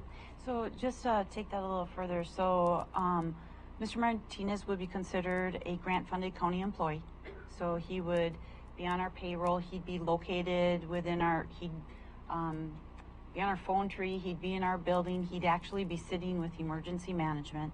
So that's where people would find him when he's not out on the road or doing education presentations and everything. But for all appearances, he would appear to be just another county employee, except for the fact that it is proposed he'd be 100% grant funded, as Lucas said, and there is that small administrative support, or a portion that would go to administrative support to help with the financial tracking of the grants, things of that nature. Okay, so is that job that you'd be getting just based on the grant, and once the grant's gone, it's gone? Yeah, so right now it's a pilot program. It's the grants were written for a year. Okay. So it's a year grant, yeah.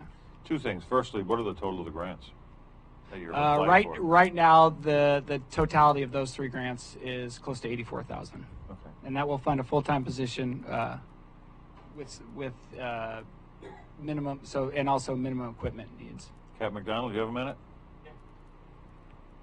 If you wouldn't mind, I just wondering, how does the Sheriff's Department and local police feel about this application? The Sheriff's offices, and the Sheriff and I have discussed that, and we've discussed it with Mr. Martinez in the past.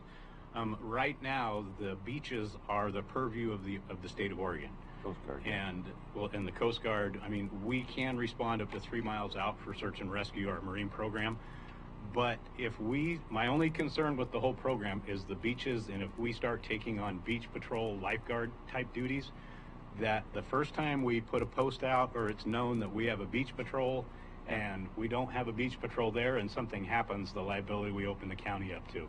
Like I said, currently the whole Oregon coastline belongs to the Oregon State Police. They are the responsible agency for responding to any emergency or even though search and rescue, we all respond, but the actual organization that's responsible for incidents on the beach is the Oregon State Police. Okay. And I know the Sheriff's Office does not want to assume that role and responsibility and that liability.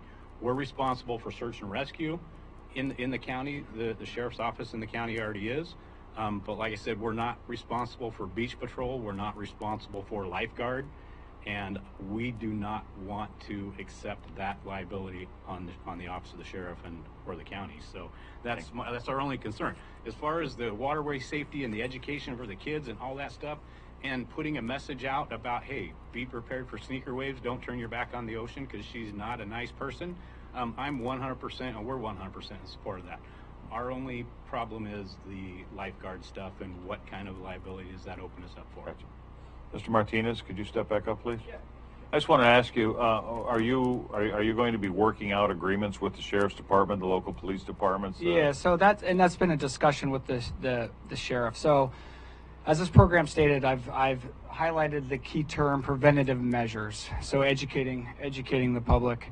The moment that it goes from a preventative measure of you're in the wrong place at the wrong time to possible rescue or recovery, the hat comes off and it goes to a SAR. Okay. Go to SAR. So that's how that is. The lifeguarding thing is something that's interesting. Again, and Captain brings up a great issue, is the liability. California State Parks has a pretty incredible lifeguarding program. This program, as I said, professional standards. The professional standards that we're talking about is the USLA, which is the United States Life Saving Association, and the Oregon State Marine Board. Both have their standards. The USLA is a national standard that it's a pretty large folder of standards that you have to keep for a year to get that. Now, the program would like to get to those standards. Why? Because it's best practices. Again, when it goes from the situation of a preventative measure to a rescue, it's switching hats. So that's something that the sheriff and I have discussed. But yes, again, the communication would have to be pretty clear there. Perfect. Again, in this program, something I would like to say is that what's in place right now, they're fantastic people that are doing their jobs 100%. What we don't have in this region is the resources to come in and help as with this emerging trend happens. Travel Oregon has a 1.83% TLT, transient lodging tax. They get their budget from the 1.83 state transient tax, correct? That's huge. Trying to get them to fund into public safety has been a difficult process. It is not occurring. So it's something that just needs to be addressed. I'm hoping that this, again, is a pilot program. This is something that could be researched to see if this can continue to happen. Our agencies need help. Okay. And that's what this program is intending to do, is help our cooperative partners in our aquatic environment. Commissioner Boyce? Hey, thank you, Luke. Great presentation, and I certainly congratulate you on the RAC grant. I think you aced out our efforts to have a Curry forestry program someday. But no, we're very happy for you. And just a couple quick questions. If I understood correctly, you said 15, I think you said 15 sneaker waves. What time period, and was that in 7 years? Yeah, that was... Or 7 in Curry County. What was the timeline on it? 15. So it was 2005 to 2017. So half of the deaths were in Curry County, yes, on the entire Oregon coast. Yeah. So we had, and I'll have to look at the line again. There was there's been two occurrences at Agate Beach up by Blanco. Okay. That's been kind of a sticky spot. 3 years ago, 3 years ago. I think. And that was about 3 years ago. No. Yeah. No, I mean then up northern Oregon. And I'll have to look at the other occurrence. Yeah, there's been actually, OSU just did a big report on it, and they've got them down to the day event, the swell periods, and what was going on. So again, this program's trying to target those zones that may be a problem. A lot of it depends on local knowledge, communicating with partners and finding out where those spots could be. This pullout, it's got so many people right now. What are they doing? There's also a 4-foot at 20-second period swell that's coming in right now. And so trying to address some of those issues and prevent it before it happens. Couple more. Del Norte, Humboldt County. You said they have 2 guards between the 2 counties, or did I misunderstand? So this is California State Parks. California State Parks, the Redwood District, has 2 guards on full-time staff now, and their range just moved up to Del Norte. So that's for both. Yeah, okay. I understand that. Yeah. Back to the RAC grant. I didn't know when you applied for that, you had covered 4 administrative fees there. I didn't think that was part of his grant. Did I? So he has multiple grants grant applications out there right now. He has several of them going at the same time. Yeah. But the last one was just one, right? That's just one, yeah. So the other one's pending. March 1 is decision, and in the middle of April, we'll have a decision as well. Okay. So we want to keep that going. Yes. We want to help you on that. Yeah. So but the last one did not have administrative fees included in that grant. There should have been a little bit of administrative fees, I believe. I can pull that up, but I can get you that. It's not a huge thing, Okay. but I just in the interest of knowing. Okay. And, I'll get you that. Okay, my last question, Mr. Chair. Who does the beach safety warnings? And you mentioned the state police. Yeah, so as Captain Phil McDonald stated, so OSP covers the ocean shores. The management practice goes under Oregon State Parks and Recreation. However, they have a hands-off aquatic policy. Okay. Once it hits the water, during those events, they're not on the beach. They're informing people, but not on the beach. So we got to hope for improved state police budgets too throughout.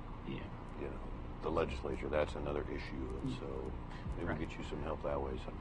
Again, as I said, this first concept of this project was for state parks as a pilot program for them. Just because our partners our neighbors to the south, California State Parks, has such an incredible program.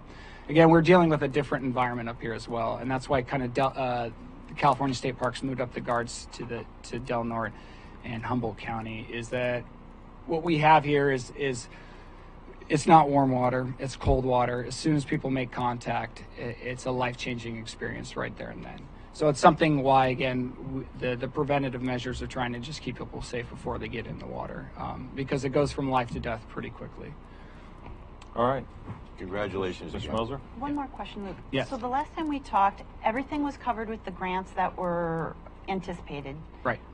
There was some question about the truck. You said you thought you had someone to cover a vehicle. Do you have the vehicle taken care So of? the vehicle, so the RAT grant and this is part of the agreement through the Forest Service. The Forest Service should keep their fleet, has been very kind to offer to check out a vehicle when needed. So that will cover work on the Rogue Siskiyou National Forest. This position will be driving a Forest Service truck, which is great.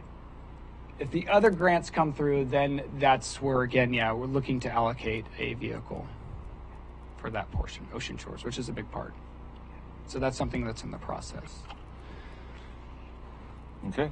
So as he gets the grants and they come forward, if we approve them or accept them, that's basically giving our approval of the program for him to proceed with it, unless the board would prefer something more formal. Well, like an order establishing a pilot program. Whatever it takes to give him, excuse me. Oh, go ahead. Doctor, whatever it takes to give him full support. This is, you mentioned that, if I may, you mentioned the, not like you saw it 5 years ago. I mean, even with the mild winters that we've had lately, you see, and I referenced out-of-state license plates. When I was first in the tourism business 30 years ago, you almost never saw outside California and Washington license plates on Highway 101, and now it is more than you see Oregon plates. So to your point, this is going to keep growing. The demand, what we have here, the best thing we can do is position ourselves to manage well. So I'd want to, whatever you recommend, Director Schmelzer, that would give him the most support in his program, the most support. Why don't we just go with Councilor Huddle's advice on this as to how to proceed? I think in concept we're all with it, but we just want to make sure it's all legally together. Mm-hmm. So when the agreement comes back, I'll give it to Mrs. Schmelzer for the RAT grant. Mm-hmm. She is the signing authority on it. Right, and we'd have to create an employment position, right? And he's going to be a county employee, and Well, right now you're actually grant funded as well, and I don't. He does get. Luke, you do get benefits right now. I think. No, I'm seasonal. I'm part-time seasonal. But with the grants, it's not like we're going to advertise for this position or anything. So we would just treat it the same as we have other grant positions and just follow the same process. Sure, but you mentioned he'd be a county employee, and so it would basically be. Or if he'd be an employee, county employee, he'd be representative of the county, but I don't know if he'd be a county employee.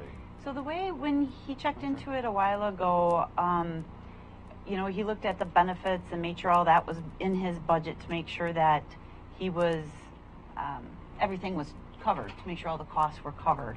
So we would run him through as a county employee for the purpose of, that grant money is coming in, and then we're going to issue him a paycheck out of it through our department. So he does get treated as a county employee. He's a grant-funded county employee. I think we have other positions that are grant-funded as well, so we just model it after that. Yeah, like Alicia or through Volca and some of those other programs. The only other issue we'd have then is a vehicle, and it would be... He's trying to get that right now. Yeah. Okay. All right. Just get all you can. Yeah. Thank you, sir. Thank you. Thank you, Joe. Thank you, commissioners. Thanks, Lou. Next, we have 3C, Citizen Revenue Task Force. Ms. Schmelzer. Yeah, so the board had requested, or we talked about bringing this to a workshop. We had a Citizen Revenue Task Force, and its purpose was to serve it had a task it had to achieve. And then it did its report. They gave their report to us last spring. And upon that, according to the order that approved that committee, that task force, they were to be dissolved. We didn't realize that. We kept using them and actually met with them maybe a month or so ago. So we have it on the workshop to decide, do we want to go forward with a Citizen Revenue Task Force, renew that, advertise it? Do we want to do something else or nothing at all at this point? The strategic plan does talk about the need for either a employee group or a task force or committee to look at some bigger purchases or come up with revenue ideas. So we just have to decide, since that task force is done because they completed their task, what do we want to do moving forward? Commissioner Gold? I really think it's important that we involve interested citizens in possible avenues of getting revenue for the county and maybe even employees. I don't know, but I think there's going to be more buy-in from the outside citizens if citizens are involved in this. Commissioner Boyce? I think it's fine if we have options. I've stated before, we're all against raising property taxes. I don't know whether options there are that haven't already been discussed and basically devalued or discontinued, or I don't know. I've come up with a couple ideas, didn't get any help. So it's up to the board to decide. And do you want a commissioner involved? Do you want the board involved in that group in any way? So, well, I personally think there's a lot of wisdom for people to banter ideas around and talk about different revenue sources. I think it's great. Everybody always says to Ms. Schmelzer, she thinks out of the box. Well, when you get a group of people to get together and sit and talk about different items and different ideas on how to do things, you can come up with some great ideas and sometimes stumble on one. But it's a great way to get good, smart people together and just sit and talk about the things of the county and how to raise revenue sources, and then bring those ideas to the board. I think it's a great idea. I certainly wouldn't oppose it. I tried twice, once in 17, one in 18, and I had 3 former county commissioners very much involved in wanting to help, and I was accused of being political. And they were nonpartisan, so they lost interest, and maybe we can recover from that and build something with some production. I would definitely support that. Do we have any public comment out here on this, Mr. Barnes? Good afternoon. That is your name, right? Yes, it is still. David Barnes. I think my service on the Citizens Revenue Task Force might have been my shortest appointment ever, but I think you had me for about 3 weeks there. But why confine yourselves to just revenue? I remember back in Brookings a few months ago, you were talking about 2377, that tax break bill for new multifamily housing and rehabbing of multifamily housing. And I remember you discussed it there, maybe having the Citizens Revenue Task Force looking at ways to advance that to the people. What you went through this morning over this, the absent owner property tax, maybe that's something that a citizens, an advisory panel maybe of people that you bring together before It goes to the public. At the meeting that you had down in SWAT, Commissioner Boyce, there was a gentleman there, a grad student, who was writing his master's thesis, and he had up the steps on the wall of a planning process and where people get involved in it. And I happen to look at that, and once you get to having a rough draft of something, there's very little impact that the public can have on it going from there. And I think that, it's important to add people at the beginning instead of at the end, and that's just my feeling on it. Thank you. So, thank you. Commissioner Gold? I think part of the problem in the past has been that things have not really been well thought out and planned properly. It was just kind of a shoot from the hip type of thing, and whatever we do, I think it needs to be well planned and thought out before you put it before the voters. Well, Commissioner Boyce? Well, just in 2013, no, excuse me, was it 16, where we had the Citizens Advisory Committee that did a lot of what Mr. Barnes just mentioned. It was a 30-page document that covered so many aspects. I still have it in my office. I'd like to say I've read it more than once. I haven't, but it contains some very good information. It was not shoot from the hip, if I may respectfully disagree. Those people just kind of threw up their hands because nothing was taken from it or implemented from it. So that is a great document. If the board wanted to evolve this into adapting it to something beyond just revenue, absentee, as Mr. Barnes just mentioned, there might be some real merit in that. They would essentially be doing some of our homework for us, but their recommendations, I would think, more often than not, would carry some incredibly solid weight. That's all I have. And I do have that 2016 plan if anybody wants a copy. Commissioner Gold? I think it would be important for the group to look at that report and come up with ideas. Why reinvent the wheel? And I agree with Mr. Barnes as far as expanding it and looking at all avenues. It's not just revenue. That's how maybe we can economize in certain areas and so forth. So. Real quickly, my vision on it was more that it would be a pro se type of thing where you have 2377. Okay, would you guys look at this and see how we can market this? We have the owner absent tax. Can you guys look at this? Rather than coming back with a gigantic plan, like a master plan of everything, and this is what we see out here, I would think you would, my idea on it anyway would that it would be more issue specific. And put together, come together for a specific topic only, and they give their advice on one topic at a time, rather than just a big thing with a long report.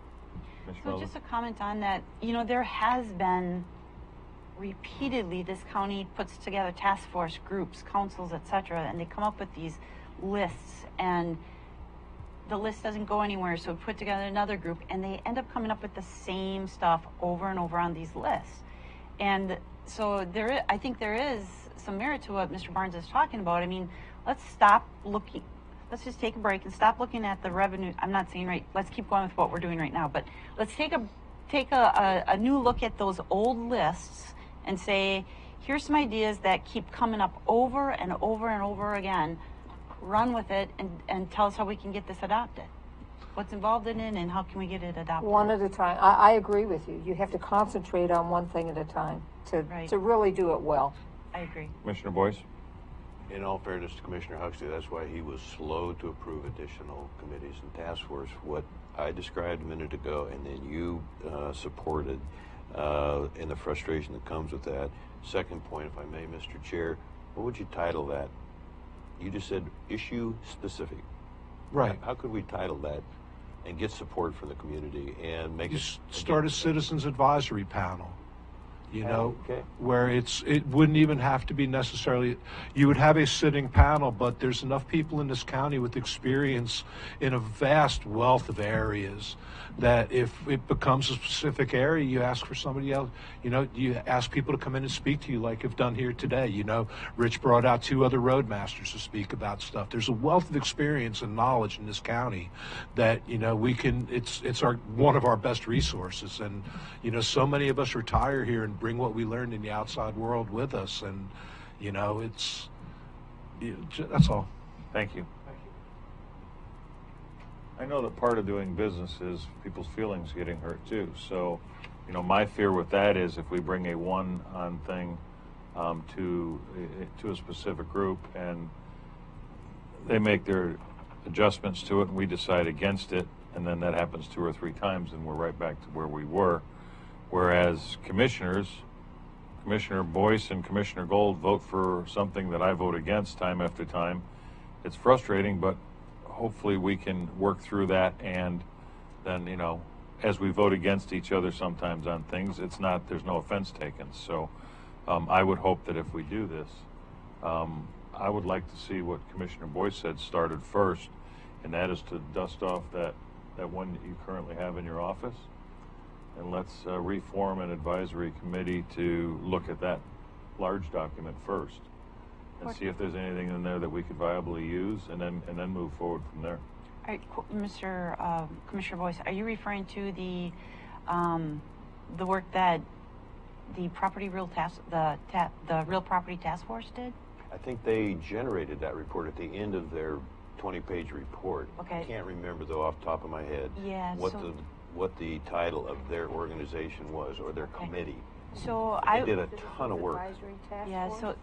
So I led that. So I led that group and put together. I led that group and put together the findings, and we are slowly working through all of that at the current time. You know, had talked about what to do with those Flores Lake parcels and stuff. So we have pretty clear marching orders on that one. But there's other ones that have come up through the years, and I think there was the Kettle Commission, which really was controversial, or not Kettle Commission, it was the Blue Kettle Committee or something. That's issue specific. Blue Ribbon Committee. Blue Ribbon Committee, and then there was one called the Big Idea Committee. I've got all these folders in my office of all these different groups through time, and when you look at them, they pretty much always come to the same conclusions. Common thread. But nobody takes it to the next level, or they haven't been. We are now. We've been trying to whittle down those lists, but they could help with that. So should the direction be then that we approve that you move forward to reform a Citizens Action Committee, or what do you want to name it? Citizens Action Committee? Advisory Committee? Citizens Advisory Committee? Sure.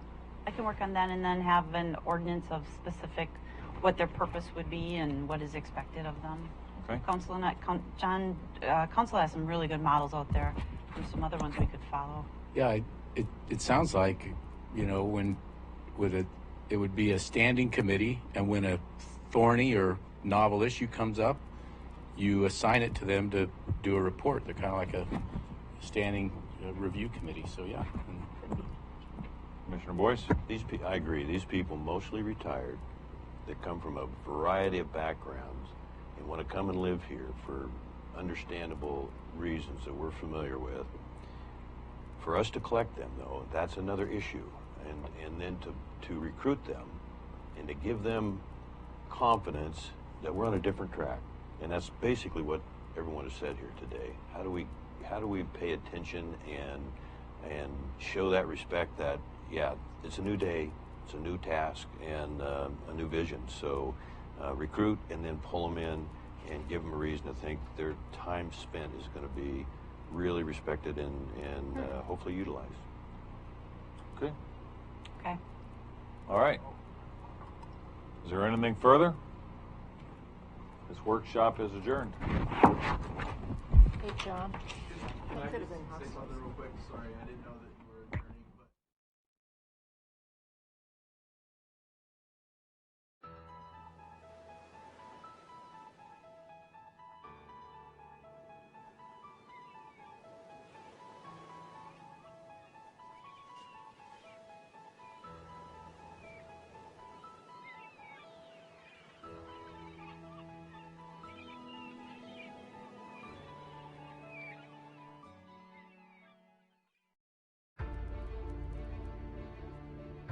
If yours is the next big idea, and you need the right place to fine-tune it, build it, launch it, if you're only your best when you can play more than you work, if inspiration comes from the outside, you belong in Curry County.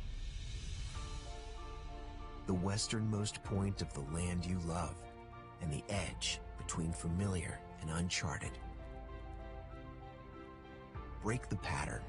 Be where the airports are as close as the beaches, and industry and recreation never cease to amaze.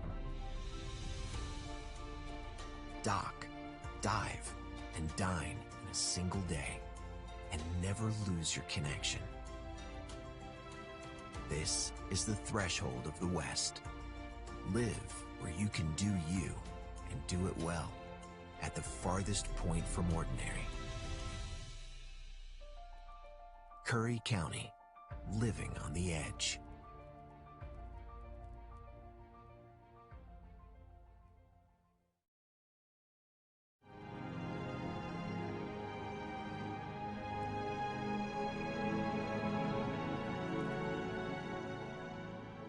Hi there, I'm Patrick Priest, Executive Director at CIS. And I really enjoy coming every year to this conference because CIS, we are all about counties. We are owned by counties. We were formed by the AOC. This is a great occasion for us to meet everybody in one place and learn what's important to the counties all across Oregon. It's the networking. I mean, we learn a lot about the different issues that counties deal with, but it's networking with other commissioners, getting ideas on how they handle situations that is the most helpful for me. I love my job. It actually matters to me on a daily basis. I used to do a lot of charity, and, you know, in commissioning in Deschutes County, you can make a serious difference.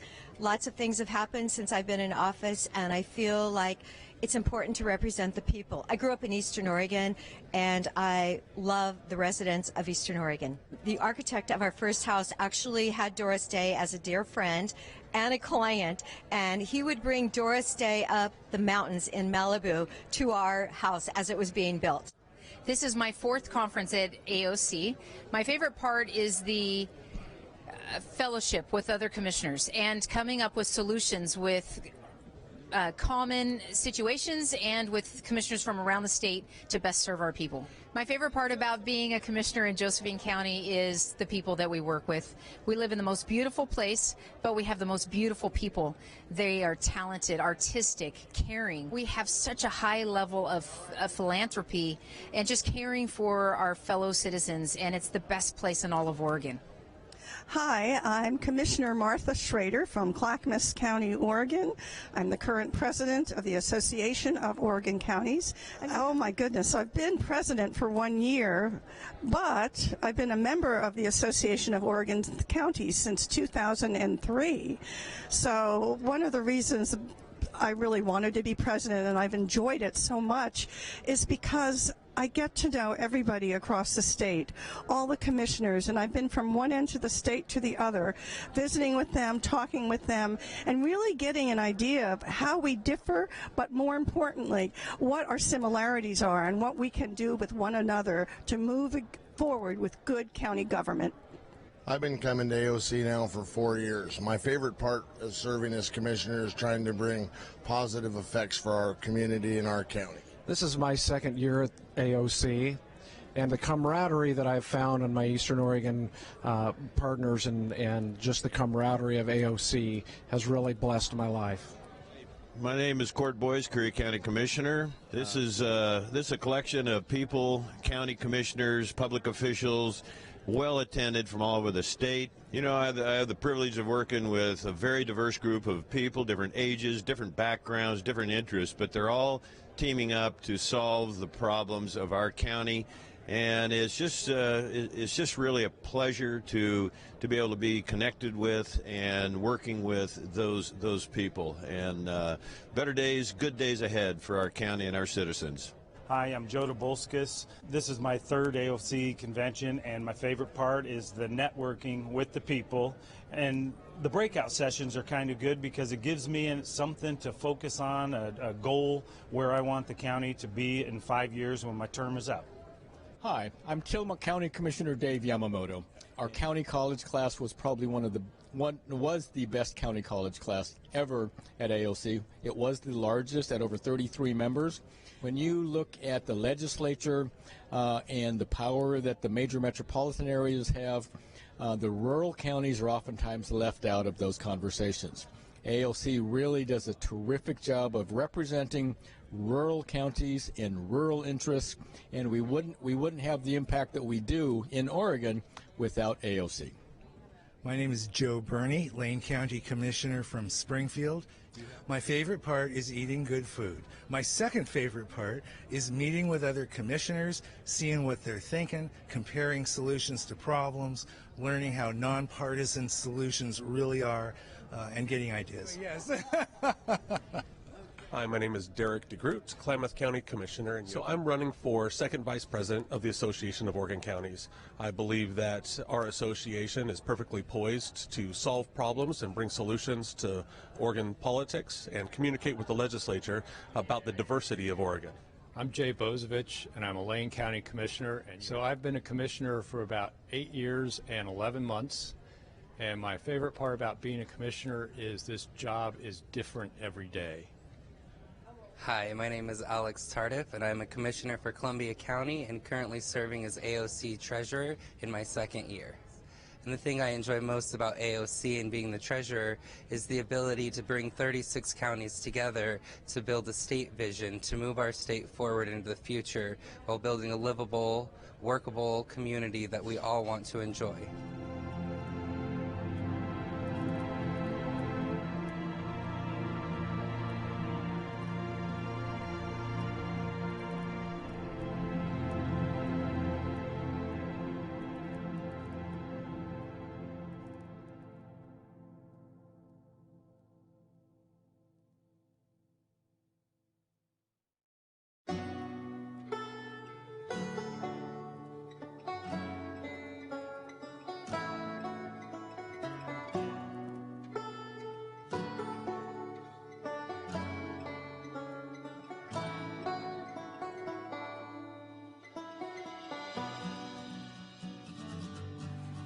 One of the things I really appreciate about our entire region is that we embrace who we are, and I think that's what unifies us.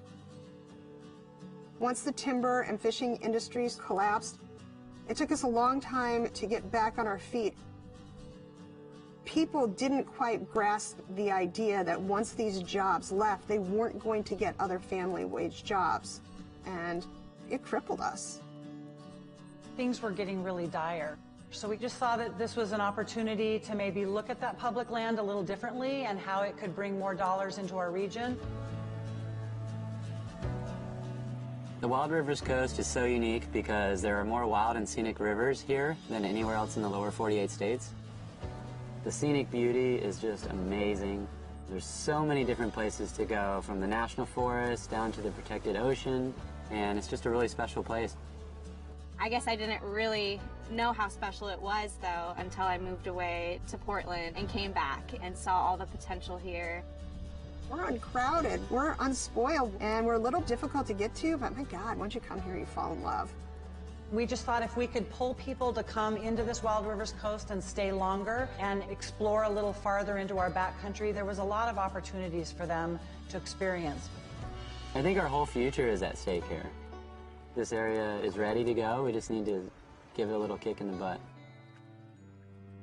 I'm going to be honest, when the Rural Tourism Studio came here, I was skeptical because I didn't see far enough ahead that we actually could collaborate regionally, and I'm pleasantly surprised. It's been amazing. The Rural Tourism Studios was the first time we were able to come together as a region to talk about the future of our economy. If we can have a strong tourism economy in this area, it's going to benefit the whole community. We have to rely on ourselves, and I think through this program, it's sort of opened our eyes to what we could do when we work together. Community leaders really focused on 3 areas: outdoor recreation, food and agricultural tourism, and really building community relationships. In our area, a lot of the food that's grown all gets shipped away. And so now we're realizing that we can capture some of that local food that's grown here. The Eat Fresh and Local Action Team has hosted a series of networking events bringing together the area growers with the area vendors so that we could have more local food available to the visitors to our area. And now we're seeing more local food in our grocery stores, in our restaurants, and we have a new local food co-op. We created a farm trail from Bandon to Port Orford. We did 9 U-Pick farms, and it just gained traction, and people loved it. Langlois is less than